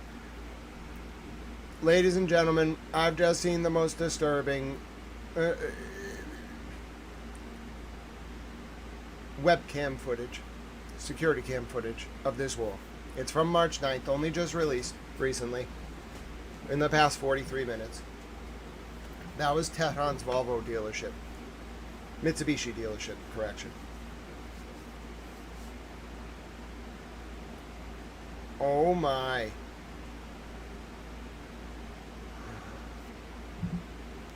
I can't believe what I'm seeing. I guess Iran's trying to make the point, like, listen, this is what you already did to us. It's going to get worse. Like, stop.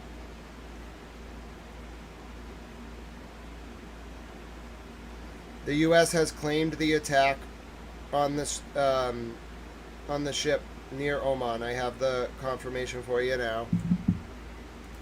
The U.S. has claimed the attack on the ship. Hi, Marsha. God bless you, my dear friend. So good to see you. You're wonderful. The U.S. has claimed the attack. I'm going to read it out for you now.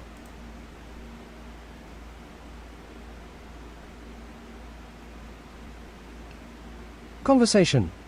U.S. Central Command.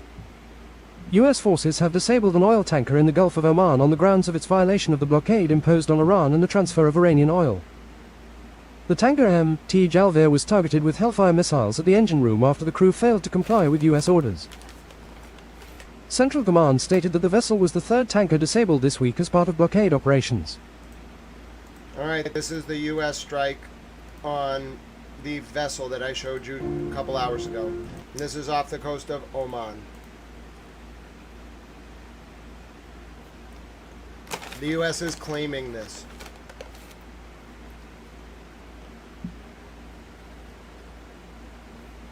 I just can't believe they're claiming it.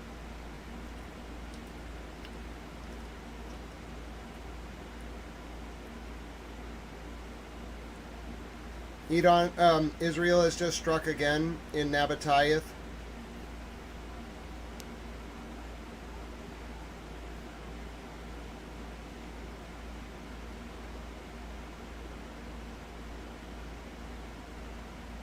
I just can't believe this.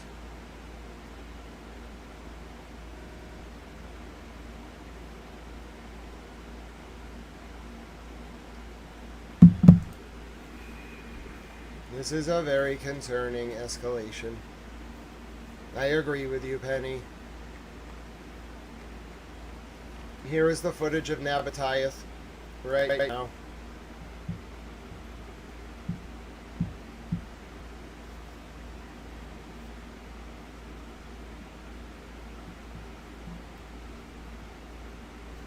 That's Nabatayeth.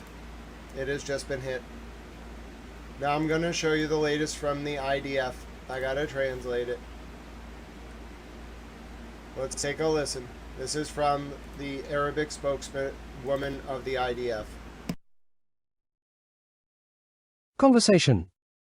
Activities of the combat group affiliated with the 7th Brigade in southern Lebanon. The combat group forces affiliated with the 7th Brigade and the EGO Z unit operating under the command of the 36th Division carried out an operation aimed at achieving operational control over the area north of the Saluki Valley near the front defense line and clearing it, as part of the division's effort to consolidate operational control over southern Lebanon and remove the direct threat to the communities of the Finger of the Galilee and the Lookout. The Saluki Valley area is used by the terrorist Hezbollah to launch explosive drones and shells at Israel defense forces operating in the region. As part of the activity, the forces, in cooperation with the Air Force, destroyed hundreds of terrorist infrastructures and managed to eliminate more than 50 terrorists, while also locating combat means including explosive devices, anti-armor missiles, and anti-armor missile launchers. The Israel Defense Forces will continue working to remove any threat to the state of Israel. This is from the IDF officially.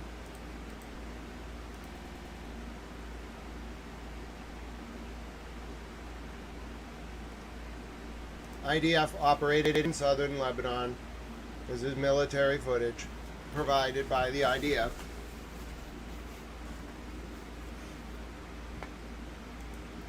So that's southern Lebanon.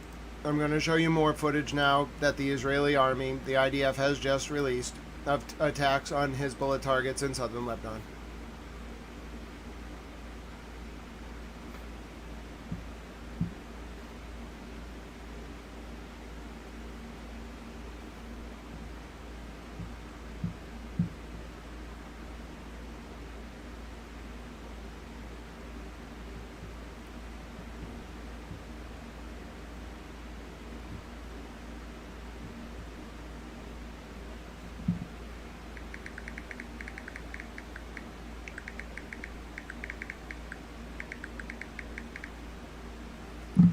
This is the latest from the IDF. One more from the IDF now. This is from the IDF's attacks in southern Lebanon.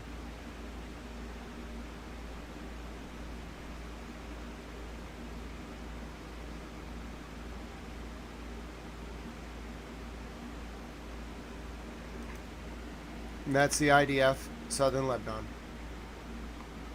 Now I'm going to show you footage from just minutes ago in Nabatayeth, where another round of strikes has just occurred.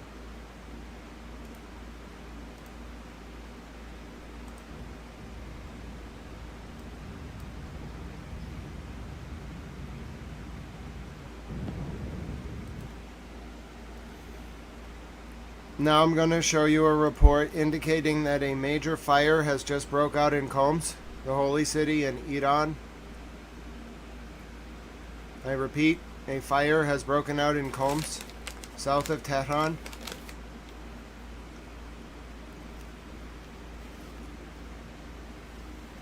Nabatayeth is in southern Lebanon. This image is a report that there is a fire that's broken out in Homs. Nabatayeth is in southern Lebanon.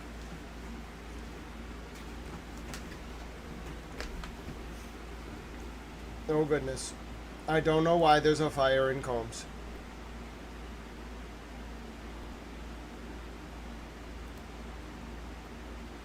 The Iranians, for their part, just put out this statement.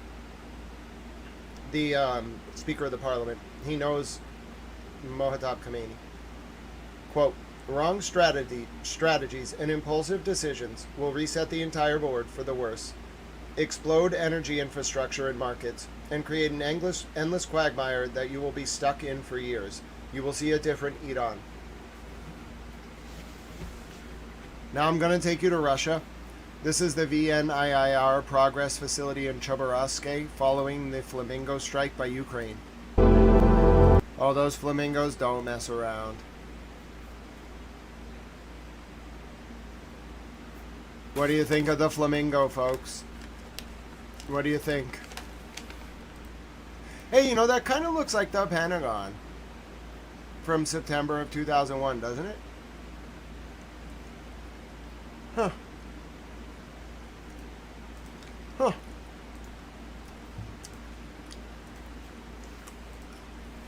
And that's a hell of a missile. That's one missile that did that.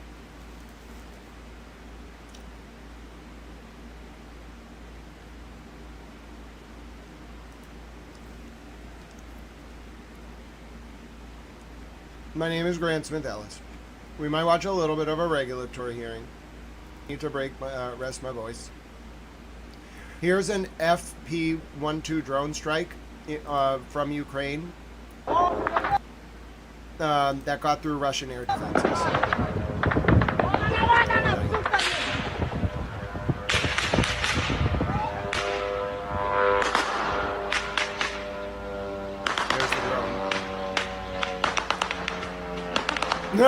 The Russian soldiers a little mad.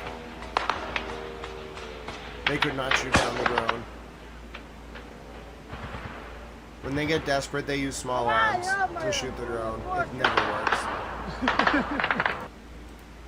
This is from Russia. Yeah, I would say that the Russian soldier was a little mad. He's getting a little mad at the Ukrainians, you know, because the Ukrainians got good drones. Let's listen to a report about the lockdown at the Pentagon. Then we'll go to the regulatory hearing, and then we'll see if all hell breaks loose. I hope it does not. I would like to watch the World Cup game. The fire department and EMS. This is the scene at the Pentagon.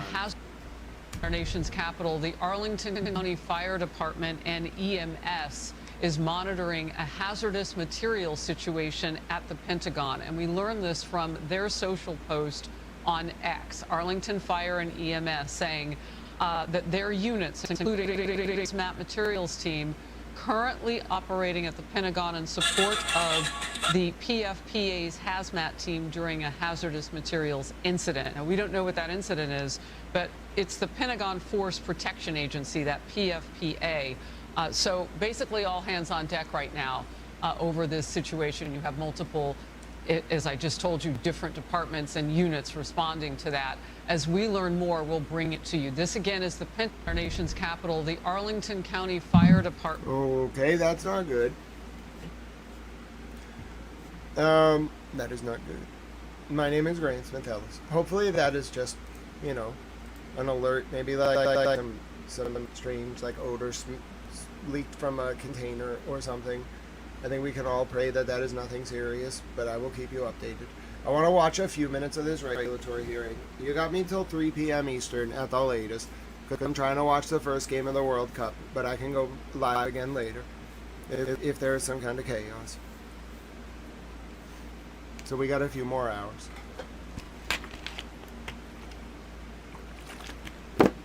But the benefit of watching this regulatory hearing after it starts is I can just watch it very fast.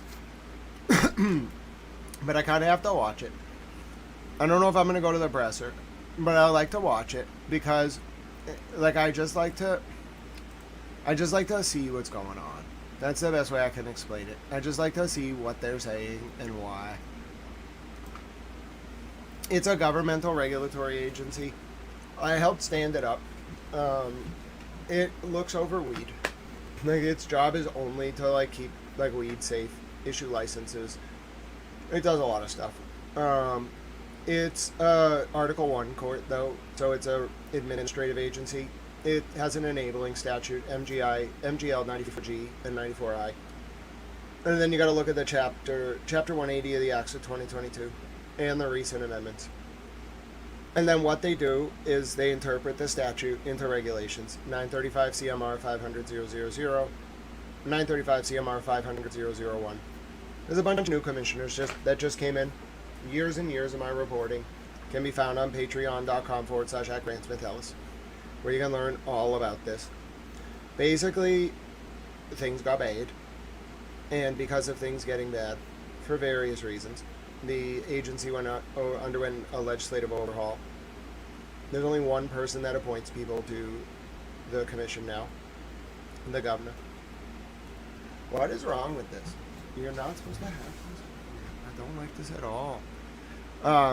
Only one person appoints people to the commission now, and that's the governor. And that's what we're going to look at today. You don't have to sign in. It's not required. This is outrageous. I don't understand. This has not. Why would they turn on? Why would they make you sign in? I object. I object fundamentally. Well, you've never had to sign in. People are going to hate this. Why would you have to sign in? I'm trying this one more time. I've done this for years. I've never had to actually pay it. Better just open this time. That better have just been a glitch.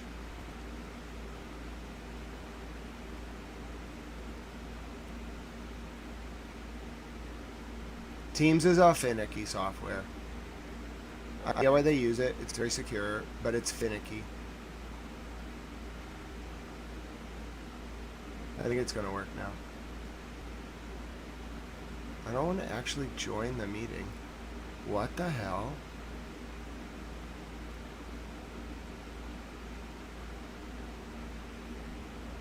Did somebody do this link wrong? We're not supposed to actually join the meeting. That was odd. Give me 1 second.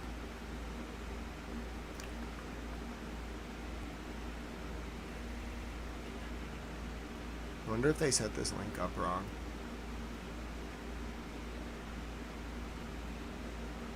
No, it's working. About that. No, they did set it up wrong. I don't want to join the meeting. It's incredibly awkward. Okay. That's fine. I see. So it turns your microphone off automatically and your camera, and you join as an attendee. Alright, I'm going to be quiet for a second. 1 second.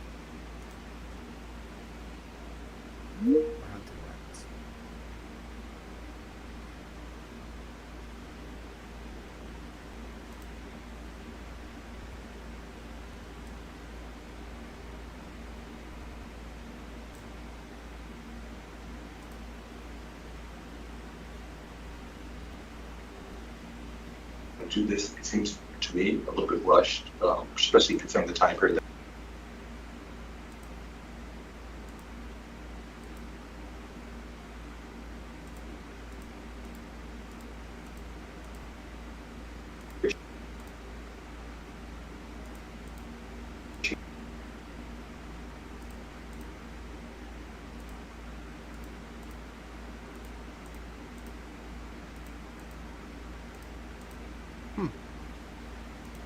Okay, this is fine. This is not very efficient, though. I think I like the other way better. This is the opposite of these additional barriers. Oh, they started late, that's why. Introduce themselves and also talk about some of their priorities, the things that are most important to them as we embark on this journey together. Followed by the executive director and commission staff report before we proceed to staff license recommendation. There's one change of ownership recommendation. There are 22 license renewal recommendations. And there are 3 items under commission. Oh, the other one was so much better. Okay, I need to give some feedback.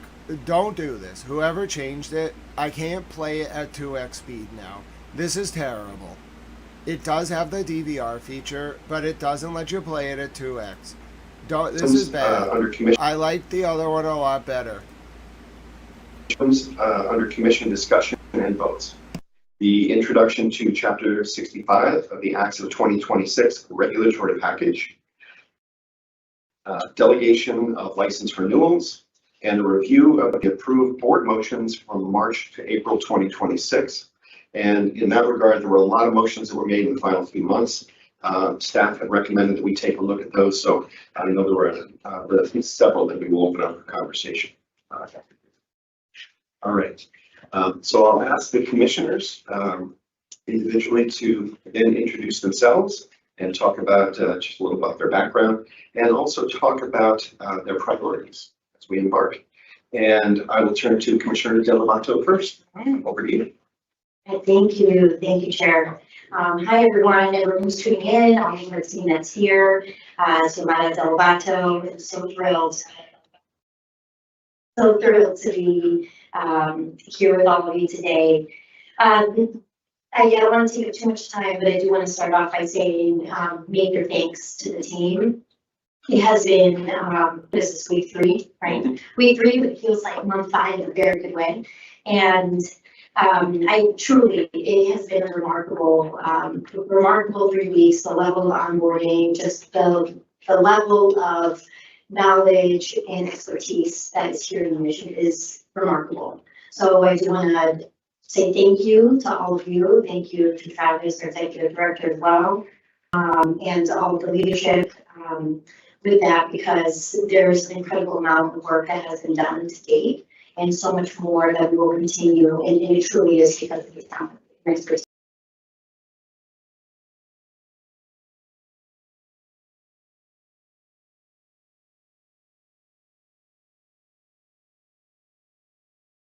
Because of the talent and expertise that's here. So thank you all for every single function and every single team. So with that, there are a few things that have risen to the top for me as some priorities. And I'll go through them briefly. So the first one, I had to continue to set myself in the role of really looking at all the aspects of the commission. One of the things that really stands out is includes supporting thoughtful and equitable implementation of social consumption in Massachusetts. So as this is segmented in the industry and as develops, we have this opportunity to build this framework. That's like Amsterdam style cafes. Framework that expands access and economic opportunity without creating these additional barriers for communities and entrepreneurs who have been historically disproportionately harmed by the cannabis prohibition and enforcement. So I'm also really interested in strengthening our social equity programming beyond the pre-licensure stage.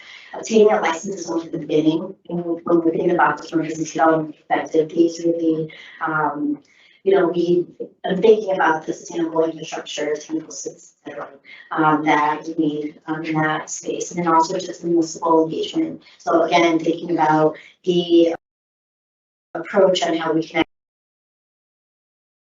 our municipalities with various communities, really strengthening that and serving as a strong thought partner in this industry as we continue to evolve and be on the journey together. And I really, part of a lot of my focus is really ensuring that we as an agency believe in walk the walk, that social equity, social justice, responsible regulation. Yes, hello, Sam Long. I gotta say, for the first time ever, I'm exceptionally frustrated. Well, maybe not the first time ever, but my government has downgraded its abilities to convey to me information. The Pentagon is indeed on lockdown. I will continue to switch between this regulatory hearing and our updates related to the war. The U.S. CENTCOM has said you're not going to believe this. We will switch over to this for a second. I have the ability to do so. CENTCOM is saying that the Strait of Hormuz is now open, as Iran is saying the Strait of Hormuz is closed. And you only get me till the World Cup game, maybe an hour before. So this 3 minutes ago, this is what the U.S. has just put out. The Strait of Hormuz is open. There are safe pathways for commercial vessels. The pathways are available to all vessels. Hundreds of ships have transited. U.S. forces are postured to defend against Iranian aggression. Iran does not control the Strait of Hormuz.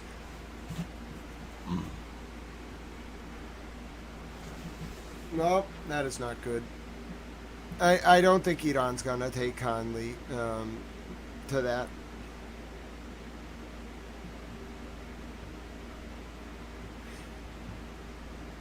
I do have to listen to a little bit more of this regulatory hearing, then I'm taking a break, and then I'm watching the World Cup game, unless something chaotic happens before. I really hope they don't attack during the World Cup game. Also, the government software is terrible. Regulation and economic growth can and must move forward together in the work that we do. So, excited to continue this work together. All right, that was a good short. I'll pass back to you, Chair. Thank you, Commissioner. Wonderful. I'm glad you've been able to rank, and the staff has been terrific. So thank you for calling that out. Short and sweet. Commissioner Wilson, your first official, having been sworn in. Over to you. Thank you, Mr.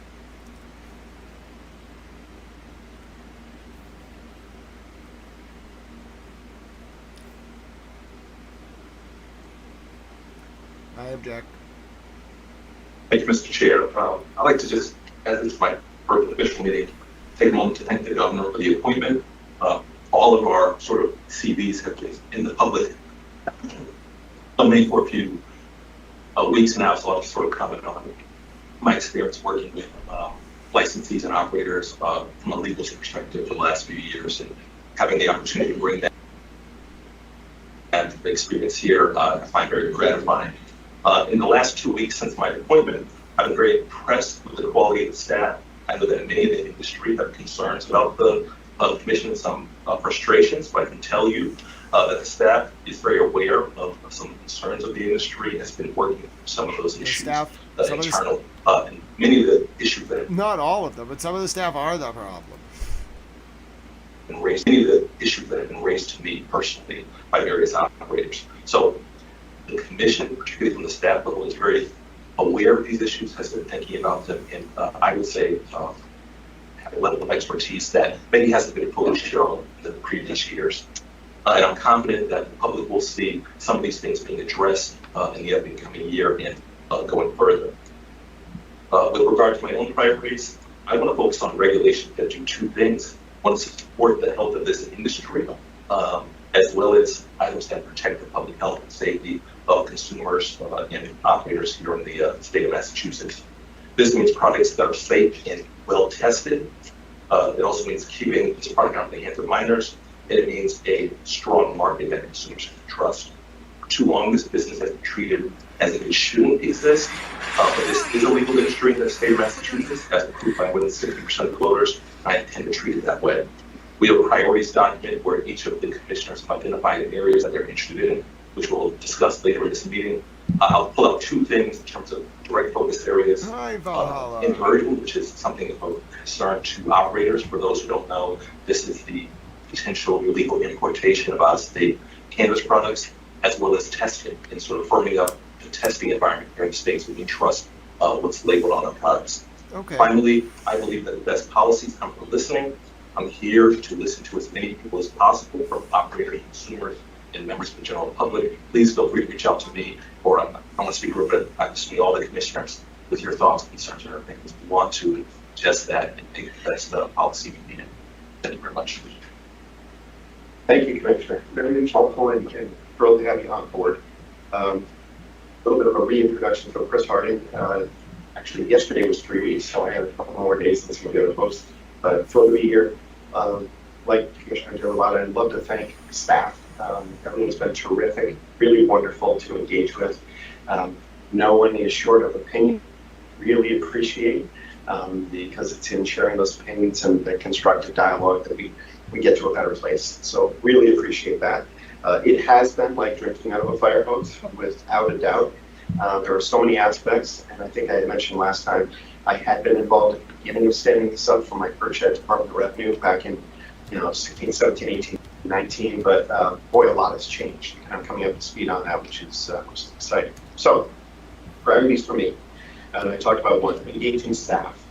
Really trying to learn, first of all, who the staff are internally, understanding staff priorities. Again, people have been very good about that. Organizational challenges and strengths, so that we can think about what is the best path going forward, which then leads to org design, which working very closely with Executive Director Travis Ahern, and we will be doing that together, the two of us, and really taking a step back. It's times of change like this that present an opportunity to say, are there things we can do differently or better? This is internally in the agency, but this is critically important because the work that we do here internally helps support all the things we do externally. So I think we have a real opportunity there. So the key roles and responsibilities, who's in the chairs today, and identifying any gaps that exist and making sure we can fill those gaps. So number one for me is engaging staff, working with the executive director and understanding how best the position is going forward. Two, and we've heard this from the other commissioners, engaging the stakeholders, critically important. The communities, the businesses, the consumers, the patients, the legislators, and the administration all have a key role to play here. I'm probably leaving some folks out, but those are the ones that come front and center for me. Lest we not forget, Chapter 65 execution, the laws of 2026. A lot to be done there. We'll be hearing more from the executive director. We'll be hearing more from legal on this topic. There's some things that we are on the clock from the minute that the law was signed on April 19th of 2026. Some of these things we only have 60 days to begin to make some serious progress on. So we'll hear more about that. That is a priority for me. Last but not least, you'll probably hear this a lot going forward. The lens that I use in making my recommendations is around what I call SEETS, S-E-E-T-S. So it's safe, equitable, efficient, transparent, and sustainable. And I think you've heard aspects of that from the other commissioners as well. That sustainable one is something I thought a lot about, and I'm trying to learn about myself. I think Commissioner Wilson is very close to many of the businesses that are out there, and we know some have struggled. You know, we last meeting went through a whole bunch of change of ownerships. So we need to understand that. We'll be talking about this a little bit more in the meeting today, but that sustainability is one. You know, when you on the topic of sustainability, one of the things I worked on was a dedicated levy. All right, that's why no one's ever going to touch the excise tax on adult use in Massachusetts. 15% of that tax, which is like $30 million a year, forever, goes to a 0% interest grant fund. You can get between $50,000 and $500,000 from the Executive Office of Economic Development to open a business in this sector. Why? Because Vulture Capital was getting money at 12% and lending it out at 20%. And I realized that that was leading to market centralization, straw person ownership, abusive term sheets. And I said, absolutely not. And I went in there and I fixed it. All right. So those vulture capitalists can put that in their pipe and smoke it. No pun intended. You know, when you start a new industry, you kind of go through some of that. I want to send a special shout out to Barefoot, Alaska. Hello to all the wonderful friends in Alaska. Have a wonderful time in the shower. Don't forget to bring a towel. You kind of go through some of that irrational exuberance, and it grows in a curve, and then it matures and it settles. Okay, what can we as an agency and we as regulators do to help support the sustainability of this for the medium and long term? So that's kind of my opening. And hopefully I stay consistent on this going forward, but time will tell us. So, all right, that's all fine. Now we're going to jump forward. And so this software is terrible. They made it worse. I used to be able to watch it. For the first time with the town hall function, and so we are. Hold on. They're going to tell us why. Also, like to note through the chair as well that while this meeting is being held remote today, for in terms of the public, the chair's intent is to go back to a hybrid meeting schedule in the future to allow public in the room while also streaming live for those to watch remotely. And so that this is a bit of an adjustment just for this first meeting. And okay. So he's saying we have to use the town hall format only for this meeting because the chair is holding it remotely, which he's entitled to do. I was actually also involved. See, I'm involved with a lot of things. You wouldn't realize it. My words are in a lot of your statutes in Massachusetts. I just, slide my words in there. But anyway, when this remote meeting thing came up a few years ago, I'm disabled, so I like remote access to governmental meetings. I talked to some other groups, and we went to the legislature, and we made it permanent. So you can have a remote meeting in Massachusetts. It's an accessibility thing. Like, you can it's easier if somebody at the last minute, because they're not well, or they, can't get out of their house, or they're sick, to just do it remotely. And you don't want to punish them because they can't get to the meeting. So at any time, although they don't have to, a governmental body in Massachusetts, subject to the open meeting law, can meet remotely. What the executive director is explaining here, which makes me feel better, is he's like, listen, because we're doing it this way, we just changed how we're doing them, teams, and so that's why it's bad. And we're going to go back to the regular format next time when the meeting will be hybrid, in person and broadcast. It's accessibility for the staff members to be able to join the meeting remotely, which is cool. I'm always thinking about efficiency, but I really don't like this format. It's very, not useful for me. but I'll allow it. We appreciate, obviously, and working through the technical issues as well. Yeah, there's a lot of time for this today, issues. and honestly, I got in. Change of ownership license, so we're two. Well, they're charging through their work here. Members of our legal team have really shown in this process. And, like I said, this is a team effort. And let's me not forget, not only 60 days, but 30 days or less for all of us. Yeah, hold on a second. 40 day Hold on a second. Who in the legislature required the CCC to promulgate regulations in 60 days? Who did this? That's the stupidest. Do you know how long it takes to write regulations? Do you know how long it takes to redline a draft? You can't rush it. It's lawmaking. It's more complex than statutory construction. It's regulatory construction. It's really hard. You have to interpolate statute, which means like what does the statute say, and also what is ambiguous and what does it not say. It's like it's an exercise in unenumerated executive power vis-a-vis legislative enabling structures in the statute. You can't do it in 60 days. Who told them they have to do it in 60 days? That's ridiculous. Who did that? Do you know nothing about Article 1 courts?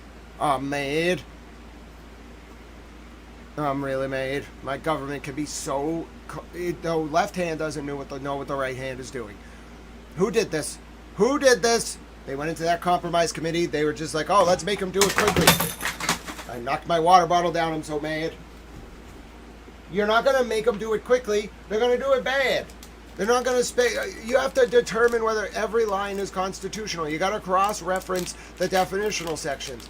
Do you know how many cross-references there are in the different sections of these two adult and medical use documents? One's 162 pages. The other one's 128. It's a lot. Who wrote this? Who did it? A maid. This is impossible. They can't do that. Nobody can do that in 60 days. And it's not because of red tape. It's because you have to go through all 162 pages of the adult use regs. And if you make a change to one section, you got to make sure any cross-reference sections have the same change. You got to update the definitions. It's recursive. It refers to itself. Oh my goodness, who did this? A maid?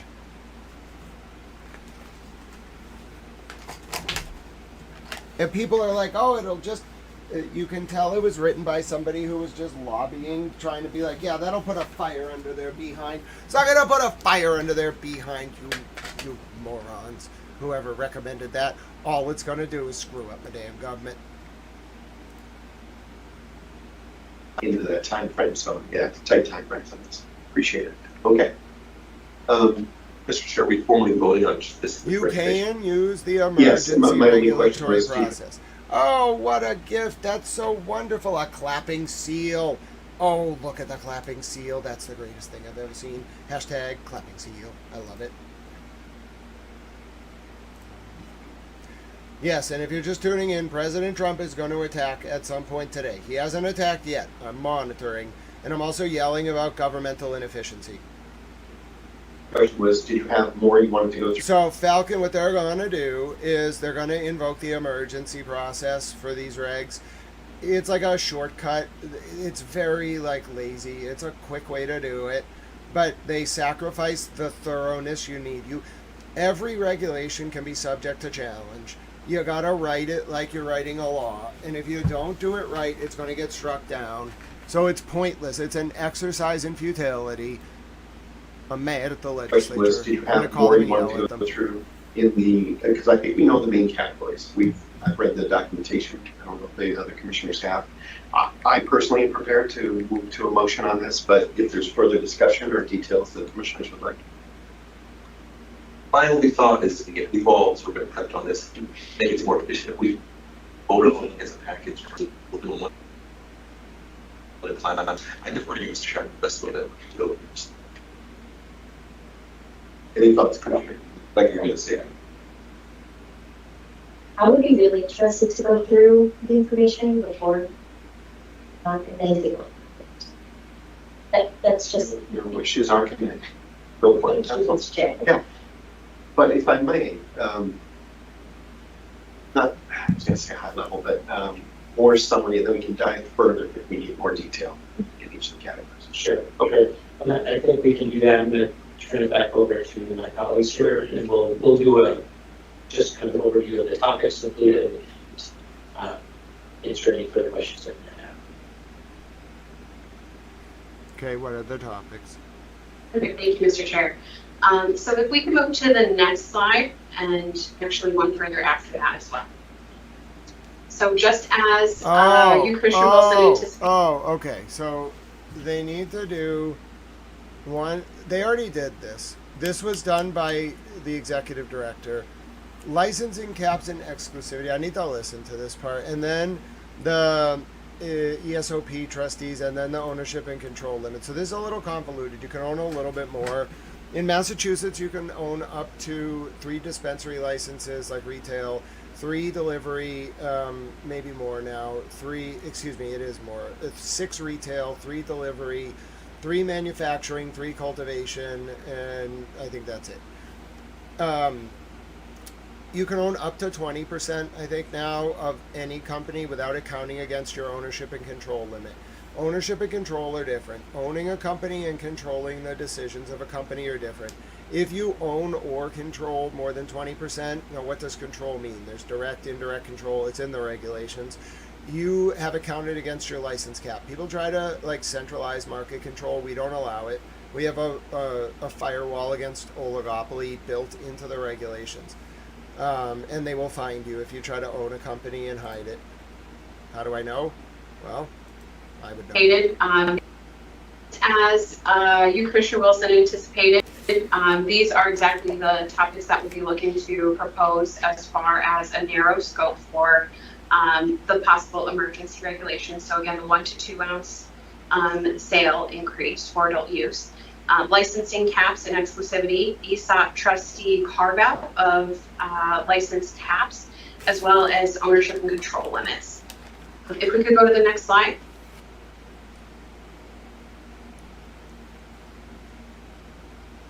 So Section 29 of Chapter 65 changes the possession limits from 1 ounce up to 1 ounce to up to 2 ounces. So this is fairly straightforward, so I won't read through all of Section 29, but our general recommendation from the legal team is to make those reflected changes in our regulations, and that's fairly straightforward. They already did this. This is already in effect. They're just talking about promulgating it formally. You can buy more at once now. And then that acted right when the bill was signed, so I don't care as much about business. So this, if we could go to the next slide. Yeah, so I told you the number of licenses goes up to include that new term up to 6. Only social equity businesses can be given 6 retail licenses in the first year. That's nice. And then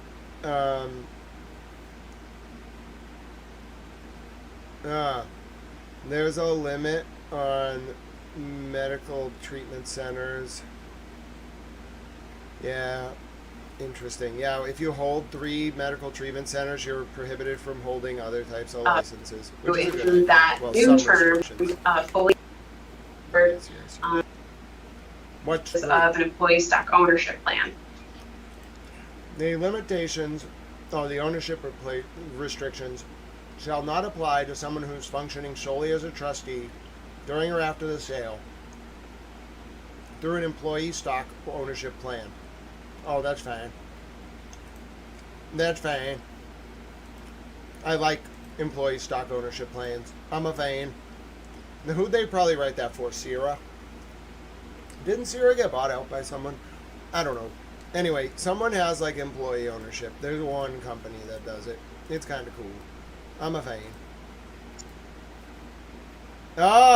Yes, I can't wait to talk about this. It is 20%. Okay, remember how I told you they have to define what control means? There you go. It's a flow chart. This is what the government does. People talk about how they don't like seeing the sausage made. This is what it means. They have to review a lot of stuff. Owning a business is hard, especially if you're a regulated industry. And they review everything. They do forensic analysis of your corporate financials. And you have to waive all your rights to get the license.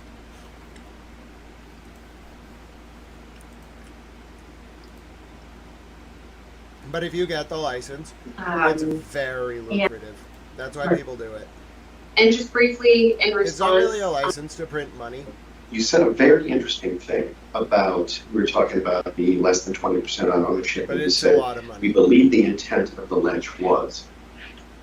Do we ever ask the ledge? Give them a call and say, hey. No. So the chair's asking, how do you figure out legislative intent? The answer is you look at the record.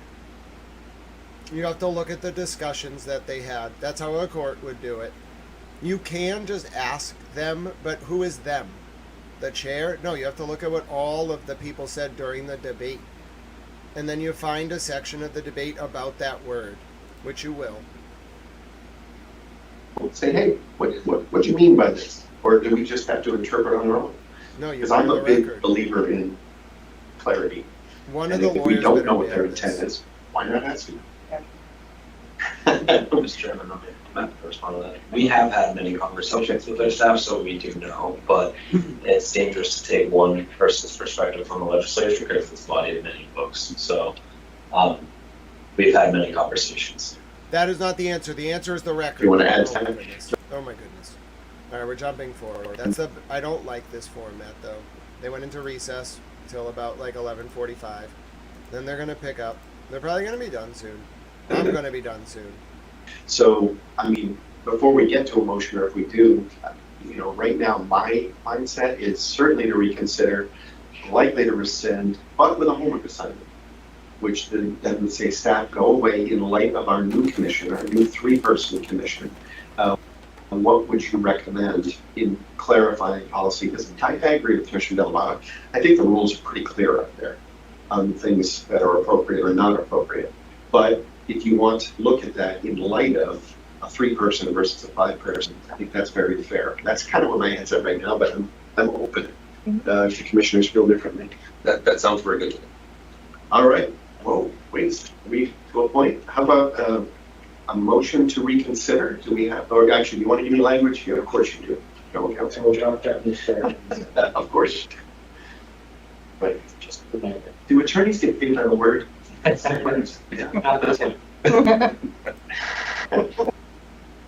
Well, I'd like to see a motion to rescind.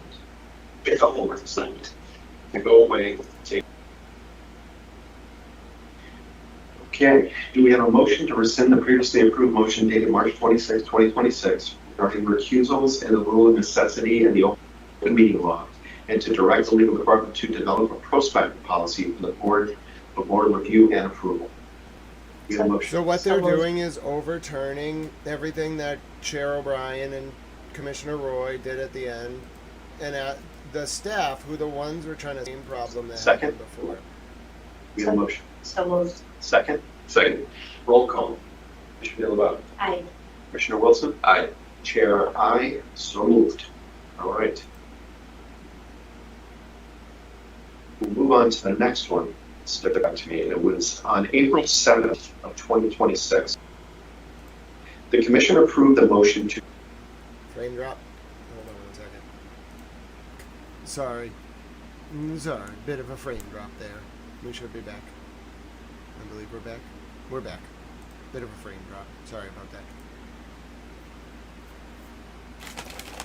approve the motion to direct the executive director to distribute any order to show cause and letter of enforcement intent, once issued, to the commissioners in a timely manner, subject only to minimal redactions necessary to protect information that is legally confidential or otherwise exempt from disclosure. The executive director shall ensure that any such redactions are narrowly tailored and limited to the specific material required by law to be withheld, and that the substantive basis for the order remains available to the commissioners for their review. Further, the commission directs that this revised process be memorialized in a policy or SOP. Because these were like interim orders until the law changed. for the draft to be prepared. Viability when we have access to information that prevents us from being impartial in various scenarios, and that is what's concerning, especially when we're interfacing with many of our constituents, operators, licensees. Thank you. We're Shall live. temporarily suspend the acceptance of indoor and/or outdoor marijuana cultivator license applications effective June 16, 2026. This suspension shall not apply to applications already being complete as of June 16, which shall continue to be processed in accordance with law. This suspension shall not apply to microbusiness license applications submitted by eligible social equity program or SEP participants or economic empowerment applicants, EEA, as defined by law, nor to the cultivator operators conducted pursuant to such microbusiness licenses. This temporary suspension of acceptance of marijuana cultivator license applications shall remain in effect for 120 days, after which time the suspension shall terminate if not further extended. Public communication and administrative order shall apply solely to adult use regulations under law, and shall not be applicable to medical use regulations under 935 CMR 501. Okay, so this one stood out to me, and again, 3 weeks and a day coming in, like a lot of this. Remember the fifth thing I talked about in seats, which is sustainability. This one spoke to me in sustainability. Now, is it the right thing, the wrong thing, etc., to do a pause at this point? I am going to give credit that the former commission. Well, there's a big deal. He might be about to lift the moratorium on new growing cultivation licenses. Do it. Did the research, understood what was happening. So how should we rescind something that's supposed to go into effect next week? Which of course we can do, it's our right. But what I was thinking on this was, there are issues out there. There are businesses that are struggling across the whole supply chain. What this, I believe, did would give us an opportunity for staff, because I do have a homework assignment on this one, to go away and find information around other jurisdictions. Have they done pauses? Have they done caps? Has it worked well? Has it had the desired effect? Because honestly, in this motion, I don't know what was the desired effect. It was kind of like just throwing it in there. To stop new people from getting licenses? So understanding what the desired effect would be, has it been successful in other jurisdictions? What data do we have to support a move like this, which is a big move? And by the way, we're talking about cultivators. Well, does that at some point extend to other licenses as well? All good, robust conversation to understand the sustainability of our market here in the Commonwealth. So that was my thinking. Without other input at this point, I'd probably be in favor of. I can't hear. Sure, let it go into place. Oh. But we need a report back, say 90 days, giving us more data that shows the moratorium's only 100 days. A pause or a cap may have, and do we have data to support that from other jurisdictions? Really love to understand that. So with that, I'll throw it open for your thoughts, commissioners. Start with Commissioner Bill. Commissioner Bill. They'll probably just go. I have a lot. There's a lot that I can talk about. There's a lot in this. There's a lot in this. Agreed. And quite frankly, I think for me, the first thing is, God bless you, Marsha. I don't have enough information to confidently move forward with a freeze. Nice. And I say this because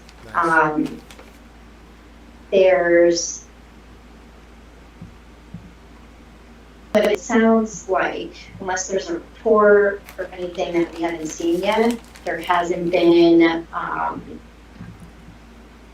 a thorough audit, not in a financial audit, but an assessment, evaluation that was used to make this, to come to this conclusion, with the exception of anecdotal feedback, which also brings a lot of value. So I have concern about that, just the type of input of information that led to this.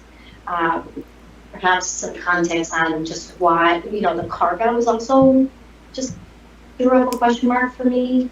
Microbusiness license, specifically, our social equity program applicant, it's just a very small population. It's just interesting the way this was presented. Again, and I just don't really have enough information for that. The other thing is, so I currently stand on of wanting to reconsider and rescind this motion. I don't think a freeze is currently necessary right now without the proper due diligence of doing some research. Where are we now? So many years into the industry.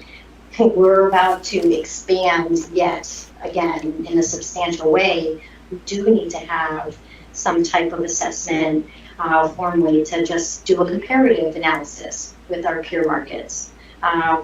We should be looking into that. So again, we can remain innovative, we can remain competitive. We have to sustain that level of competitive advantage in this market, while also keeping in mind equitable representation, right? So, I talked about data earlier, and I think this number might be a little bit off, but I was going into some of our public data sets, and right now, around approximately authorized to commence only like 7%, maybe up to 8%.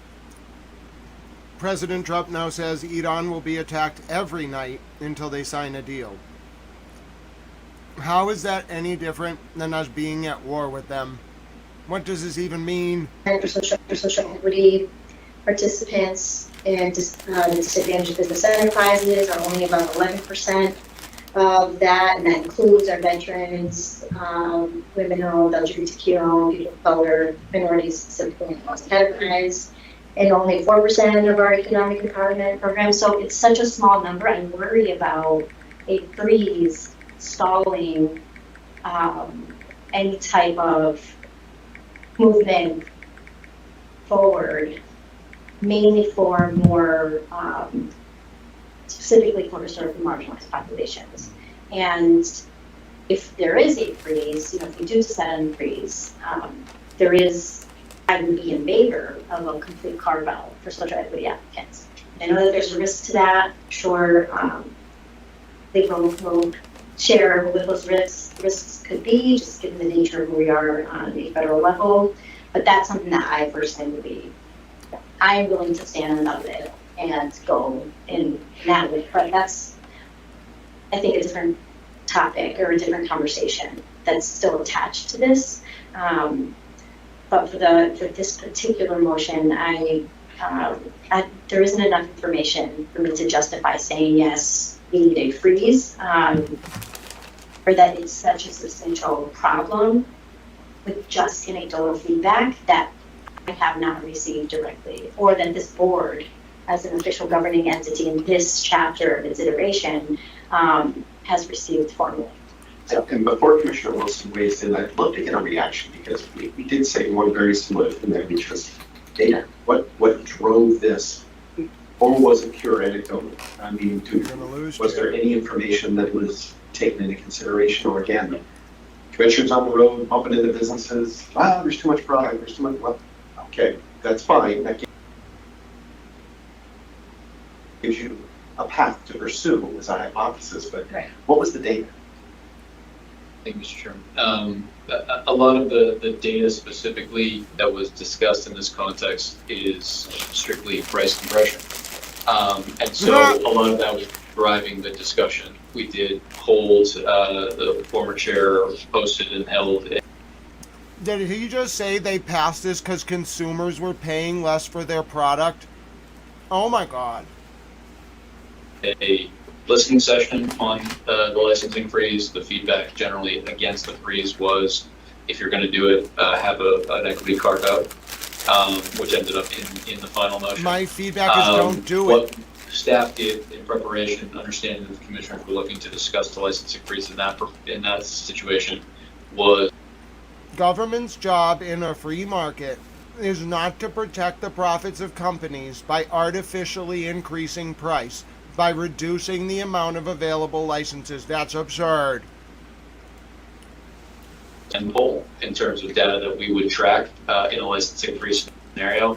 And that is actually in the packet from April 19th. I just put the link that in the, hurts consumers. in the chat. It's on page 89 of the packet from April 19th. And so that is not necessarily the data that was used to make the final decision. That was us as staff determining or notifying commissioners in a freeze scenario of what we would be able to track for a future decision on was the freeze ultimately successful. And so that data is summarized of what we would be able to pull on a consistent basis from the beginning of the freeze. And so put into categories of supply demand, equilibrium metrics, pricing, economic health, operational utilization, business viability and attrition, inventory velocity. So some of that information would come out of our existing platforms, and we would be tracking that as we move forward if the license increases to go into effect based on the previous motion or any determination you make here today. I would note, though, as you mentioned, what you will probably be coming with a homework assignment if this moves forward, is there is very little, or even if it doesn't, we can track whatever you like, regardless. Well, what we're able to pull out of metric and other platforms, which we've highlighted here. There is very little chance that we would see any movement that we would be able to definitively tell you within 120 days because of a number of things. One, within the motion of the carve out, so we will still have applicants coming in. But also, this is a look forward motion as previously written. Therefore, we have a relatively long queue of folks who are in the process of becoming licensed for cultivation. So, Vice President, it does say if the application was not complete by the 16th, correct? So it would only be those. Yeah. And I don't have, and we could poll it if that's of interest today, but ultimately that list of folks that are in the queue and do have complete applications is not insignificant. Okay. And so within 120 days, we will continue to see folks progress that were already in the queue, and we'll see folks that in the carve-out may come forward and get complete applications and be ready to go. I would That's vote not to say that there is not an impact, but only to say that the data that we would track in 120 days is most likely not going to definitively give you the opportunity to say this is being successful or not successful in that period of time. Understood. What we would get reported there, I think, is outside of our jurisdiction. Have others done this? What have they seen? Has it had an impact? Vote to strike it. Absolutely. Unintended consequences, I don't know. And to that effect, certainly our partners through other jurisdictions and from Canada, our government affairs team could put together a summary of other jurisdictions that have done license increases and what they've found in a 90-day period. That's perfectly fine. We'd be able to come back to you to give you that context within a period of time. Whether you move forward with the freeze or not, we'll be able to accomplish it. Thank you very much.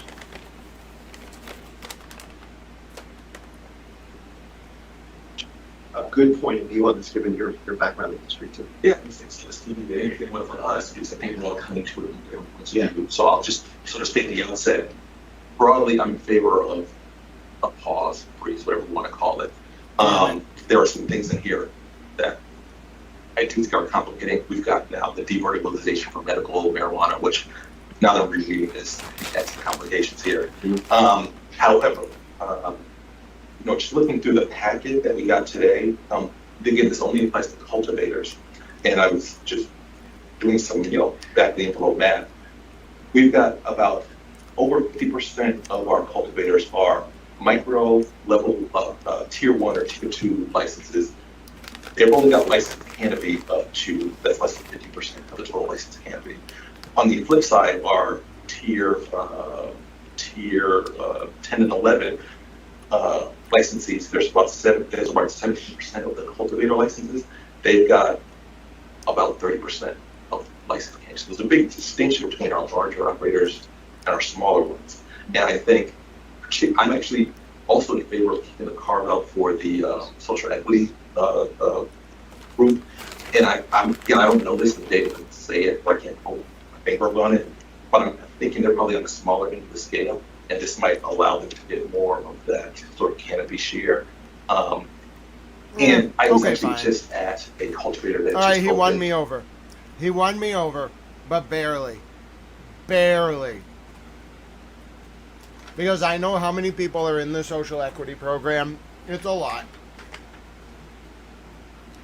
He won me over.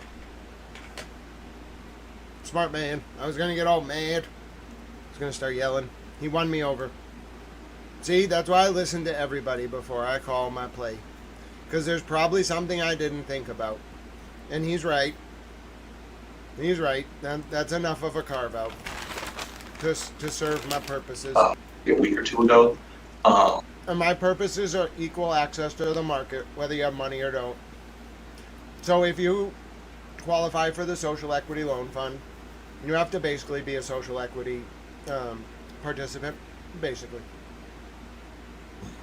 And therefore, you already have access. It's not a pause. In fact, it probably makes it easier for you to get access than the moneyed operator. In turn, he won me over. See, I changed my perspective, but I listened to everybody. They're using less than half of their facility to grow cannabis. So, I'm in favor of the freeze. I agree. And what they're talking about, they're not talking about not issuing new licenses at all. There's a bunch of categories: retailer, delivery, cultivation, manufacturing, third-party transporter, etc., etc. Social consumption. It's like a coffee shop. They're not saying they're not going to issue any. They're saying for 100 days they're going to pause cultivation applications, but you can get them until June 16th. They'll pause accepting new ones unless you're social equity. On the whole, I can go along with that. I'm not mad anymore. Sometimes I get mad. I agree that 120-day pause is probably not going to be a lot of movement, but I think that moves the industry in the right. I don't think anybody at the CCC committed treason. Maybe you all are having a conversation in chat. No, maybe I don't think I said that either. But I don't think any of these policies are treasonous, really. They all seem pretty inert on the whole. Oh, you might have been saying it was tantamount to treason. Yes, sarcasm and I'm autistic. They don't always get along. But yeah, no, I don't think it's really treasonous. They have their reasons. I mean, he won me over in the end. That moves the... That's what it would be like if I were the president in a cabinet meeting. All right, all of you, argue your points in front of me. I shall make the decision. I think that moves the industry in the right direction. And, I'm particularly interested in how it may allow your smaller or have social equity applicants to give a further toll when they've got such a small share of that market. So, again, always support to the board. I'm going to be collegial with my colleagues, but so that's my position right now. Commissioner. I'm going to do a towel hug. Everybody gets a towel hug. So it was interesting when I find myself becoming softer on the decision. That's where I'm at right now. By the way, I am absolutely on the fence. The one thing I'm resolute on, though, is the data. We need more and better data. Whether we have a pause or don't have a pause. Reset. We do know I don't like to see personalities. I don't know what's going on. And that I recognize. That's probably why I was coming out of the gate saying. We know how this vote's going to go anyway. It's going to go 2-1, and the pause is going to be continued. But anyway, the Speaker has called for a chat reset. You are thus commanded to present to this honorable House your best emojis, including, but not limited to, sheep, goat, cat, dog, and other animal-related emojis. Now, if you don't want to, that's fine. Because I can just post a lot of them. But, this is like my form of like towel-based intervention, we have some great emojis. Did you know Towel Mom Bunny's dog is an emoji? Primo's dog is an emoji. We have an emoji that's a sheep. I mean, how can you dislike that? We have an emoji that's a goat. We have an emoji that's Chloe the dog in a wig. I mean, that's hilarious. We have an emoji that's a giant red and Stay Puft Marshmallow Man. We have an emoji that's a towel. We have another emoji that is a goat and a Stay Puft Marshmallow Man running through a field. I mean, generally, you can't really complain. David Yannetti is one of the emojis, him on a mountain. Clerk Margaret is an emoji. She's probably going to be the Secretary of Commerce one day. Chat Mom Lynn loves penguins. We also have some penguins. All right. I think we're good. I've been won over on this point. Isn't the government exciting? Isn't this thrilling? Don't you love regulatory agencies? There's been strategies where an entity was just, big enterprise A right, Company A, they're able to support in providing wraparound services. Hi, Kofi. Kofi needs some coffee. Kofi. Hold on. Kofi, I'm talking to you. Kofi's a dog. You know, did you know that Bunny Towel Mom sent me a card? I have it right here. I had it in a case. It's Kofi Kingston. Kofi, that is your namesake. That's Kofi. That's you, Kofi. Kofi's a dog. He's probably a little bit baffled right now. He knows my voice. Oh, Bunny's at a wedding, so there's no Kofi. Oh, darn. All right, Kofi. Well, we'll talk soon. Kofi's a dog. Right. How to access the capital stack. And the companies that need this most are that's enough, First 48. typically That's enough. marginalized communities, people that have not come from capital or don't have any generational wealth, they don't have access to venture capitalists, they don't earn capital. That's what the loan fund is for. So that level of knowledge is critical in order to be successful. Yep. And I agree. Did she call it vulture capital? It's so interesting that we can. Wait a minute. We'll get to know each other. Wait a minute. Did she call it vulture capital? No, she did not. I mean, I'm totally down with it. Company A, they're able to support in providing wraparound services on accounting, on HR, on how to grant write, how to access the capital stack, and the companies that need this the most are typically historically marginalized communities, people that have not come from capital or don't have any type of generational wealth. They don't have access to venture capitalists. They don't earn venture capital funding. I was like, wow, it's bold to say vulture capital there. The jurisdictions and was somewhat, noted that what it was coming based on experiences of jurisdictions that have legalized before us, but is ultimately something that is a concern in the industry. The other major point is one that Commissioner Wilson sort of ran through on a high level as well, which is the canopy for cultivation, which we track by tiers and is in those monthly reports that you receive. Limited to and it's broken down in a variety of different ways. And so ultimately one of the major discussions from the former commissioners leading into the discussion was, we have a significant amount of canopy. The canopy is not exact because you're in a tier, which means you can go up to this amount. You can go down to this amount. The discussions also took place over the course of a year on tier relegation, which is a topic assigned to Commissioner Wilson, and so we're working on as well. It's another element here, but a lot of the data specifically that was reviewed was, do we need more? Do we need more canopy when the production is one element of what the price compression that we're seeing? So I just want to make that clear. Is it the role of government to protect corporate profits? Forward in terms of the data that we can track over time to say if this is a policy decision being made and the effort is to address price compression, which again is a policy decision. Appears to have been a false alarm at the Pentagon, Bunny. As far as I know, thank God. Ultimately, what you feel you want to wade into. It is right now a lot of what was discussed on the basis before and after the listening session was looking at the overall canopy. Is it too much, generally speaking, and therefore let's pause and let's evaluate while we determine if there is a desirable outcome that you have as policymakers. So I just wanted to note that there was a lot of data discussions. I think to Commissioner De Lovato's point, we can take what we've put forward to say this will track over time, and we can make those visualizations and all those things for you to have. My only point was not that we shouldn't do that or that you should decide one way or the other on the freeze. It's simply to say that after 120 days, you're not going to be able to say, all right,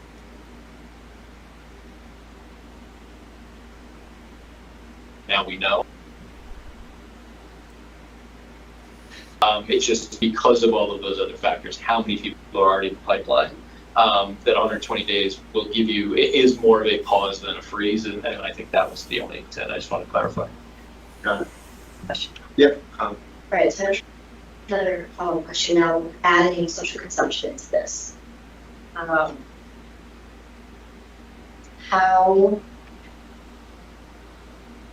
What is and maybe this is too premature to ask right now, but what is the risk of a freeze with cultivators with social consumption Oh, it's a good question. Do we need more product on the market because there's going to be social consumption licenses coming on board? Great question. Good question. I'd like to see that I got a smart We can try to address that question. I think ultimately, given what we see as the rollout with a relatively organic pilot group of municipalities that seem ready to be the first ones out of the gate, between the 5 to 10 range that we would see based on our outreach over the last 2 years. I don't know that the demand created through social consumption will seriously outweigh what the previous commissioners were looking at in terms of production. And so I think over time that may be the case. I think in the short term, I don't know that will factor in to kind of the immediate supply demand issues that I think the previous commissioners had looked at in terms of saying the increase in canopy and production compared to the demand. Hamaki, and what is interesting and what Hamaki, if you're just tuning in, the U.S. is going to attack. I don't know what tonight means in U.S. time, in Iranian time, but we'll be here and we'll see it. I will go live again later after lunch if I have to. It has increased, but the production has also increased. And thank you, Talmom Bunny. Looking at in terms of the canopy. Remember, Talmom Bunny is a chat mom. So we will just move chat on. She's a very good chat mom. To say the market from a pure bottom line perspective is healthy. The demand continues to be there. People are enjoying new products, and the 2-ounce limit has been utilized since the governor signed the bill. But the price is still comparatively low to previous, and that is because the production has also kept up. So ultimately, again, it's part of your discussion will be whether or not you want to be tipping scales on the supply and demand element, but that is certainly part of it. And so I think to your question, new ways in which revenue will be generated and demand will be created through social consumption. We will see, but we will not see it immediately either because of the rollout and the way that communities choose to opt in. And so I think that will probably be a conversation that we'll need to track over probably the next couple of years. I say that because maybe it's too future, thinking too much in the future, but one, with the timeline, social consumption, will we find ourselves in a situation where the demand is much higher in a year and a half, let's throw that number out there, right, a year and a half from now, and then we are delayed because we've frozen the supply side, and now we're playing catch up. And then I'm just kind of scenario planning in my head about that. So, yeah, Commissioner, so here if I can just, and not sort of directly follow up on that because none of us can predict the future. But and I would love for staff to correct me if I'm wrong. My understanding is that over the past 5 years, the price of flour, that is the sort of unprocessed cannabis taken right off the grown and harvested, has fallen more than 50%. I think somewhere around 80%, somewhere around there. I don't know if my numbers are right or wrong or they're accurate. General. By the way, is that what's been seen around the country as well? Other jurisdictions? I'm going to say yes, but also caveat that by again saying you see vastly different outcomes on price compression from a Michigan with no caps and an Illinois with very strict caps. And so those are some of those policy items that we'll look at as well when we give you the side-by-side of other jurisdictions. So, that balances against, I hear what you're saying about the social consumption may further accelerate that the use of the product or the market of the product. But just knowing that trajectory, I guess I'm a little bit less concerned about that.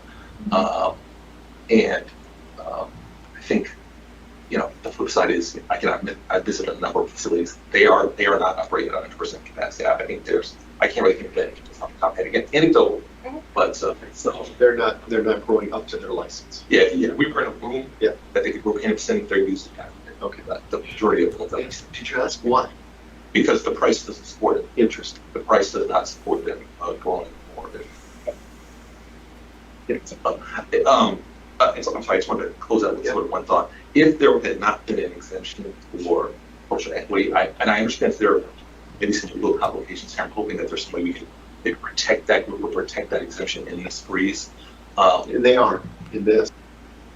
If I read it correctly, they are absolutely protected. Then I maybe feel different about it, but I think long term, the industry's going through a lot of dramatic changes even at the federal level, which will affect our market. We may have to think more carefully about how many people we license and things of that nature going forward.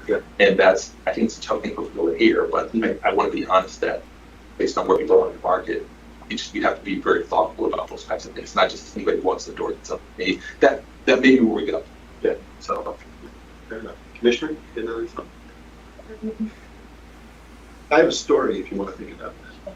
And I've shared this with the executive director yesterday. Story time. It's really interesting. We all do various things in our journeys and in our lives. And about 25 years ago, my brother wanted to open a restaurant. And so I was his financial partner in that venture. One of the things, and I grew up outside of Scranton, Pennsylvania. It was 15, 20 miles outside of Scranton in a very rural community. And the licensure at the time, liquor licenses were within a county, but they were specific to a town. Okay. So when we bought that liquor license, it was $5, $6, $7 grand. 2 years later, they opened it up that license could be used anywhere in the county. That license went from being worth $6, $7 grand to $50 grand overnight because of the nature of how they allowed them to be portable, caps that were imposed. Because in the past, downtown Scranton had a cap, and all of a sudden now you could take this license from 15 miles out and move it downtown, make it a lot more valuable. So it was my first experience 25 years ago with something, around, do you put a cap? How many do you have? Are they portable? And we haven't talked about any of that yet. What can it use? And go across the Commonwealth. Why isn't anyone talking about the consumer? The consumer are the people that end up paying more. You're talking about intentionally subsidizing consumers. Oh, thank you so much to Brad. That is a wonderful alert. I love that for the jewels. That was a wonderful alert. Thank you so much for your support of Towel Channel. But this is ridiculous. Why is nobody talking about the people who pay the price? That was an interesting experience, kind of living through that with my brother in his restaurant at the time. But did you have any other thoughts, Tricia? I was just thinking, hearing from Commissioner Wilson and just anecdotally, right? Where some cultivators aren't using their license at 100% capacity.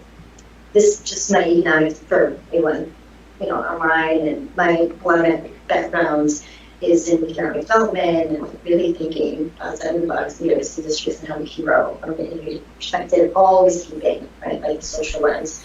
The corporate center of decision making. So this is probably out as a friend to our legislators and all of our other departments. I'm curious, and this is not for now, but just thinking in the future, is there a way that we can recommend or research on ways for cultivators to innovatively use any other space to both support the industry, to add to revenue generation, and thinking, from upcycling products that perhaps didn't, make it into a product, into a finalized product, upcycling, clean energy, all that kind of bundles in. So I think there has to be an innovative approach. There always is another pathway that we can look at to help operationalize 100%.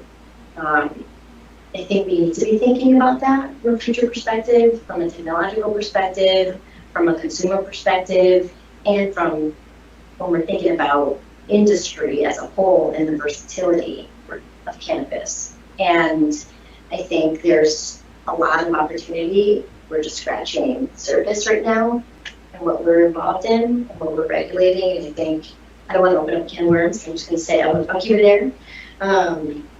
But just thinking out loud. Yeah. No, and all good thoughts. I am going to bring us to a point. I'm going to throw something out and see if we're at a point for a motion. But we could either have a motion and either rescind or amend. We could do nothing. We could be silent on it. It goes into effect next week as the prior commission had put into place.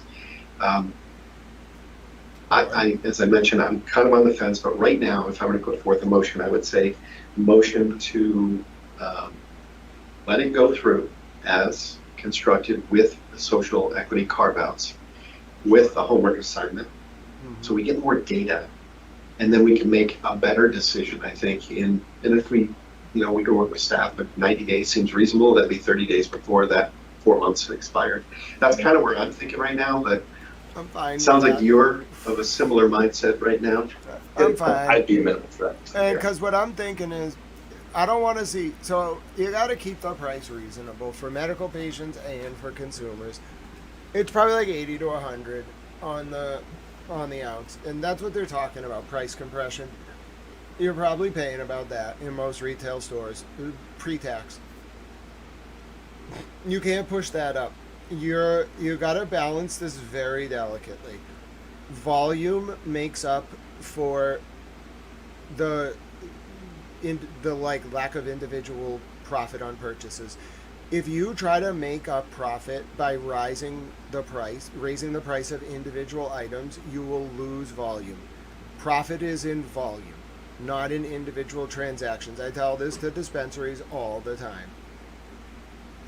If your bottom line is profit, that you need to sell the product at a price that increases the volume of your sales, and then you will profit. If your price is too high, people will not go to your store, and you're going to get caught price fixing, because if all of you raise your prices $10 to $20 because no one wants to be that odd store out selling for cheap, taking all the business, you've broken the market economy, and that's what the regulations are designed to prevent. So if I start seeing them raise prices, I'm gonna have concerns from a consumer protection perspective, and because you're ruining my market economy. Sell more product at an affordable price. Sell high volume product at a low price. What is so hard about that? Okay. And I know you were leaning the other way. No, it was. See, you're talking like me, more the free market. Just let it go. Michigan. And you don't go to. Well, let's be clear. So, if you read Adam Smith's Wealth of Nations, what the chairs should do. I won't do it today. I don't have time. I want to go watch the World Cup. The chair's got to read Adam Smith's Wealth of Nations from 1791. And it might have been a little later than that. In that book, Adam Smith analyzes the price of wheat in 1791. Actually, you know what? Let's just listen to my commentary to the old CCC about this, and then I'm going to go.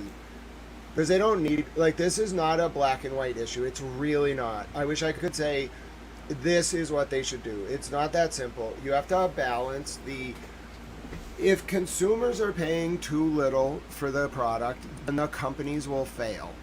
If too many companies fail, then inevitably the price is going to go up either way. If the price is too high, consumers won't buy product, and then you'll have less market cap, and then their profits will also go down. So you have to have this very delicate balance. So I'm going to show you my speech to the CCC, the old CCC. I think it was maybe 6 months ago. I don't remember. Hell if I remember. But I quoted Adam Smith to them, and I thought it was great because the price of wheat is very relevant. And I like to quote Adam Smith. So it was on February 23rd. It was right before the war started. So here's your wonderful, loyal host, Towel, speaking before the old CCC just maybe 3 months ago about this very issue. And this was my speech that I gave to them. You see him there, Smith Ellis? Yes, hello, Madam Chair. Thank you very much for the opportunity to be heard. My name is Grant Smith Ellis, and I helped to craft the creation of the delivery operator license. Originally, it was just going to be the courier license, and so the implementation of delivery was delayed because this was about extending the priority period. That's not the relevant part, but when we get to Adam Smith, it's very relevant. Because social consumption and delivery were kind of a hot-button political issue in 2018, so extending the priority period for 5 years is important to... They did do that. Correct for the latency in the delay of the implementation and creation of the license types. And then people tried to sue, and then we shamed them publicly, and they had to withdraw their lawsuit. Anyway, I thought thought I would read for you a quote from Adam Smith because I'm not a company or fiscally interested in this. I just helped create the Social Equity Loan Fund so other people could thrive. And when thinking about this as policymakers, I really do think Adam Smith's Wealth of Nations is very helpful. So he's talking about the price of wheat, and he says, the interests of the dealers or the manufacturers in any particular branch of trade or manufacturing is always in some respects different from and even opposite to that of the public. To widen the market and to narrow the competition is always in the interests of the dealers. To widen the market may frequently be agreeable enough to the interests of the public, but to narrow the competition must always be against it, and can only serve to enable the dealers by raising their profits above what they would naturally be, and to in effect levy for their own benefit an absurd tax upon the rest of their fellow citizens. The proposal of any new law or regulation of commerce which comes from this order of men ought always to be listened to with great precaution, and ought never to be adopted till having been long and carefully examined, not only with the most scrupulous, but with the most suspicious attention. It comes from an order of men whose interest is never exactly the same with that of the public, who have generally an interest to deceive and even to oppress the public, and who accordingly have, upon many occasions, both deceived and oppressed it. So I don't think that's relative to the extension of the 5-year priority period, but as you listen to some of this feedback from people who are more interested in pulling up the ladder and justifying a market oligopoly, I think it's important to remember that the foundations of laissez-faire capitalism are not to centralize control and pick winners and losers, but to enable an equal playing field, and ideally to provide subsidies to local companies to the tune of hundreds of millions of dollars over the next 10 years, and then kind of make a point that those are the people that should kind of be involved in the policy decisions and not wealthy market interests that already exist. That's why I helped create the delivery operator license. That's why I helped create the Social Equity Loan Fund. I think you're all doing pretty good work on the whole. We just have to be a little weary of corporate subversion. Thanks for your time. I'll be happy to take any questions. Thanks, Grant. So what's your position on this? Oh, sorry, Madam Chair. What do you? Go ahead. No. I appreciate the economics and history lesson, and they called it Gentleman B when I was there. So just talk to me about what your sort of position is on. I think I understand, but if you could just clarify. Yeah, so it's probably bifurcated or trifurcated. I support the extension of the priority period for 5 years to reflect the latency in the delay of the delivery operator and courier license type. And then separately, I oppose any attempts to make it easier for equity companies to sell themselves during the priority period. And then furthermore, I agree with everything Danny says in that it's not the testing of products, although that's a big issue. It's the conditions in the companies. So kind of 3 separate points, but on the issue of delivery, extend the priority period for 5 years. I think that's a good idea. Thank you. Any questions, Commissioner Roy? Yes, thank you, Madam Chair, and thank you, Grant, this morning. Does this apply to, we were just speaking about the DIA map from the Donahue Institute, and I wrote down pulling up the ladder in the interest of an oligarchy. Does that apply to that map? Oh, oligopoly. Sorry, not oligarchy. They're probably oligarchs, but oligopoly's probably better here. In the sense, Commissioner, that there's an effort to prevent the Donahue report's effective implementation so that the number of towns that qualify for DIA status won't expand, and thus the pool of people who can qualify for the Social Equity Loan Fund is artificially reduced. Yes, I do see a little bit of that in the opposition to its implementation. Personally, I found it offensive to the work of Dr. Johnson and her team, and I appreciate the opportunity to answer that question. I became a Southern man at that hearing. No goodness. I forgot I became a bit of a Southern man. But yeah, I quoted Adam Smith at the government. If you've never quoted Adam Smith at the government, I'm telling you, you're missing out, ladies and gentlemen. All right, let's take a little bit of look in. The Iranians have put out a statement, by the way. Let's take a look. The Iranians have put out a statement. The Iranians are made.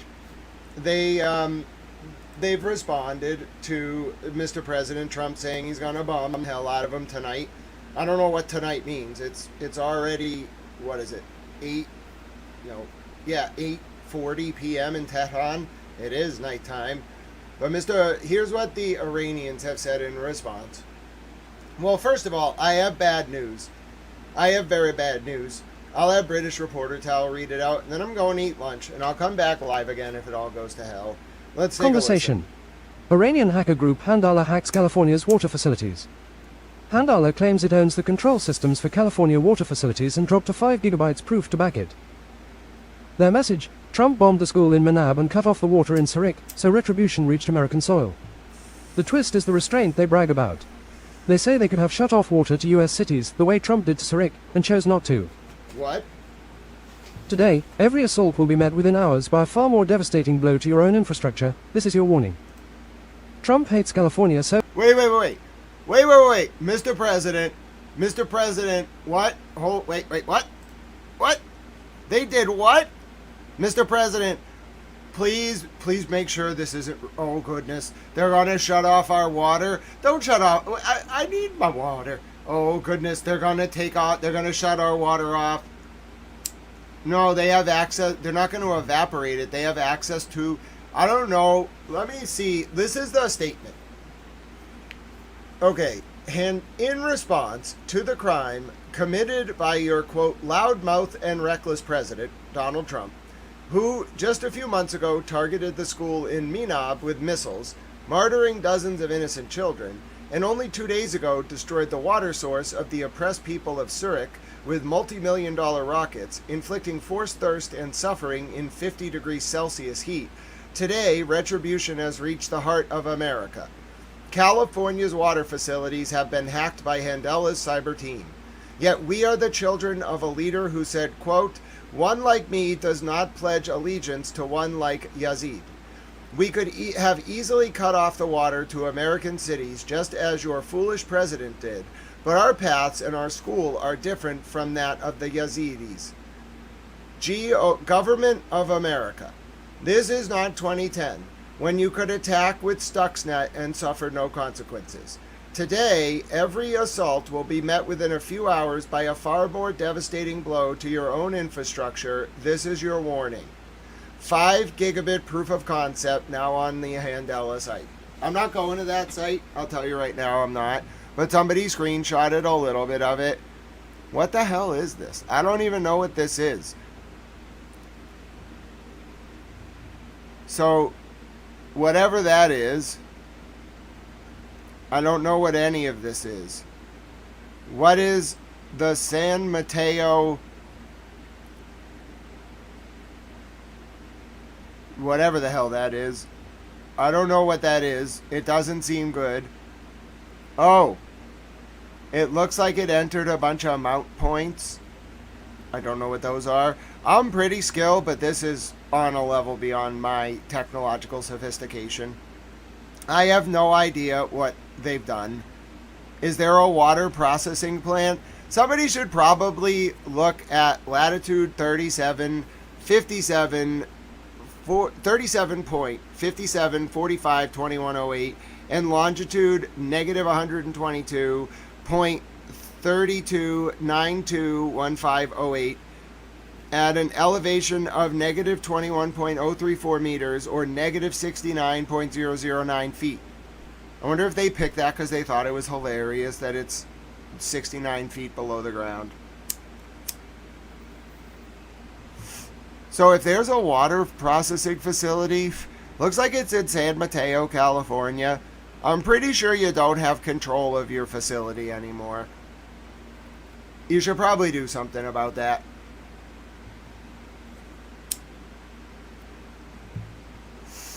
Has anybody told these people? Shouldn't the people in California be told about this? That seems relatively concerning. I imagine there's a water treatment plant right there, or some kind of water facility. Yeah, I think, you know, they should probably tell the people of California. Maybe they should start storing water in their bathtubs, you know? Are we just gonna pretend like this isn't happening?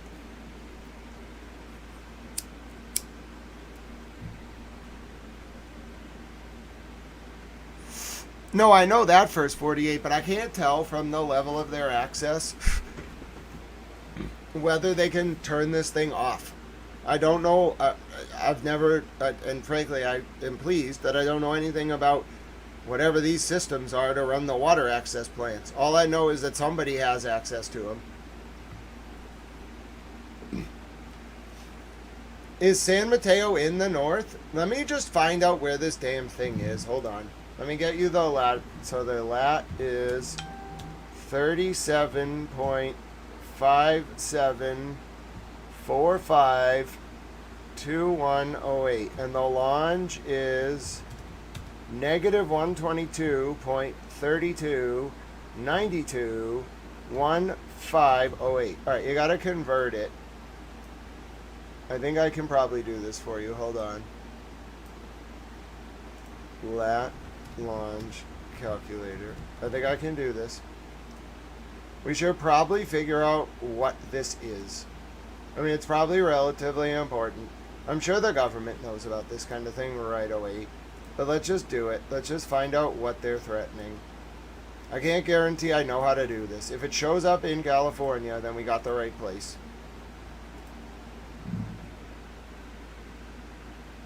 What the hell is this thing? Is it California? No. That is not California. It did not calculate it right. Oh, yeah, because it got it completely wrong. It doesn't even know how to do negative 122. Oh, I screwed it up. Never mind. My mistake.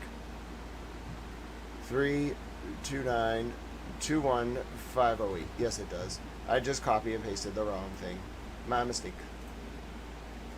I'll get it for you shortly. I gotta recalculate.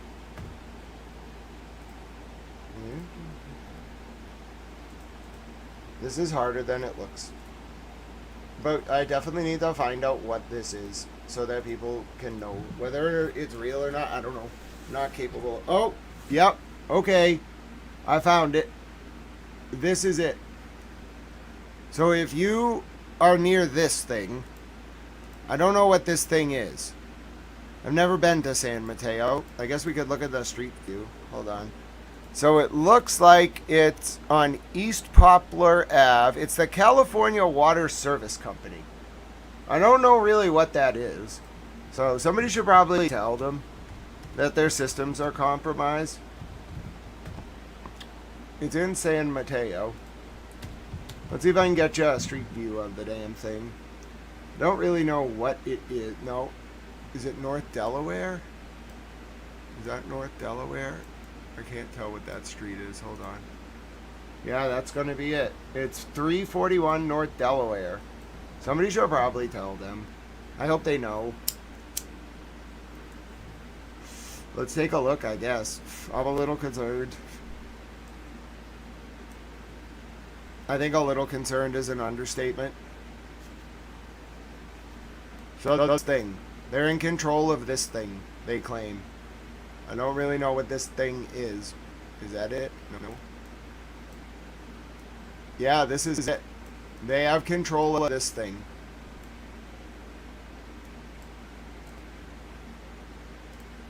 So, you know, these people, somebody should probably tell them. Because, yeah, they took over your systems. I don't know what you have here, per se. I guess we could take a look.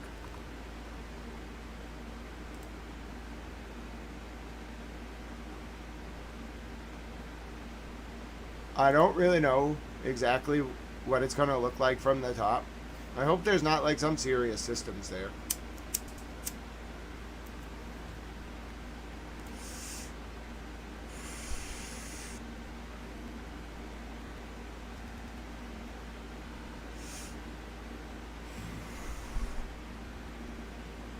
Here it is. I don't really know what you could tell from the street. Some kind of control system. Where's the water tanks? Huh. It's definitely like heavily fortified. Like, it's meant to hide in plain sight. You're not supposed to know it's there. Notice the distinction between the way that camouflaged versus how all the other buildings just kind of. That's soft security. I would guess there's a fence.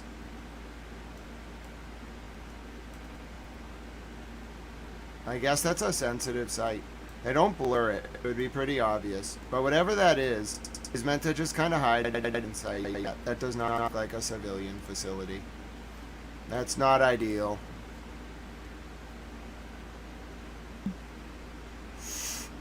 Now, they make a lot of claims, but you got to understand, Mr. President can't be wrong. He has to rule out that they have the ability to do anything with this, whatever the hell they got into. If he strikes and this is real, they're going to turn off the water in that area. That's what they're saying. Who knows if they can do it. All right, that meeting's over. All right, let me go to the press conference. My name's Grant Smith Ellis. I'll be back live with you soon. God bless all of you. Thank you for watching today. Thank you for watching Towel News and supporting.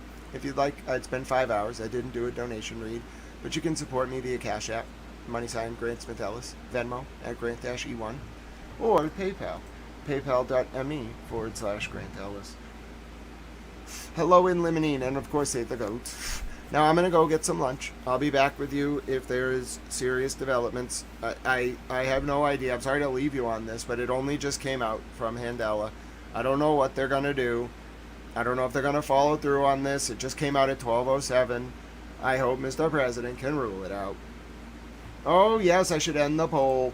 So I asked you all, what is your reaction to the U.S. exchange of fire overnight? Oh, Falcon Eye says, great episode. Thank you. Thank you for being here.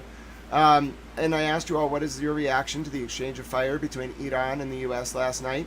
30% of you said, I want this to end. 30% of you said, I need a cup of coffee or two. 20% said, I am tired, towel. And 20% said, I'm concerned about the goats.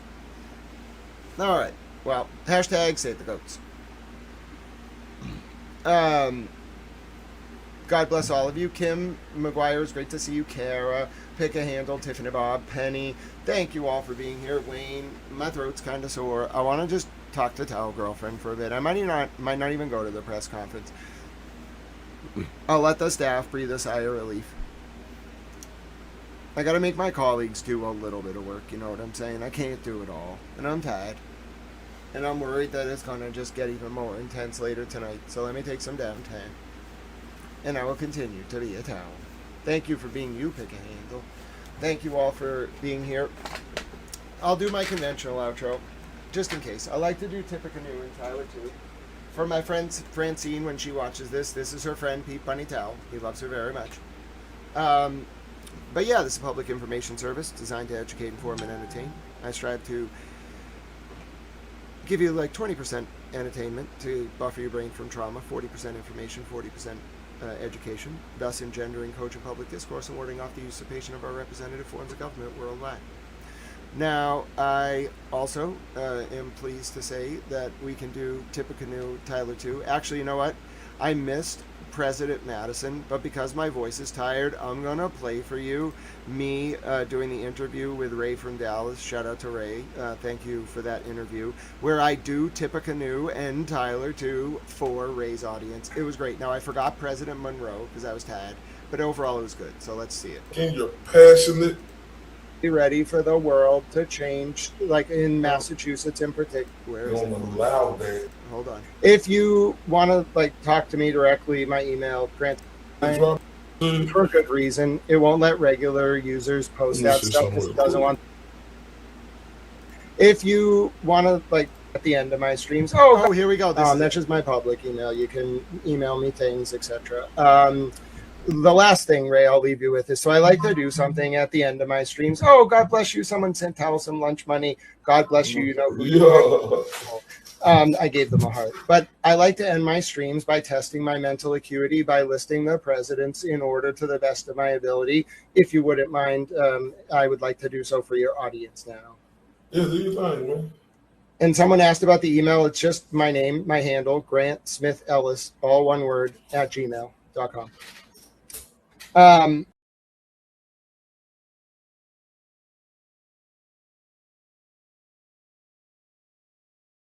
Of course, we had our first frame drop of the day. Let me replay the last 5 seconds. Smith Ellis, all one word.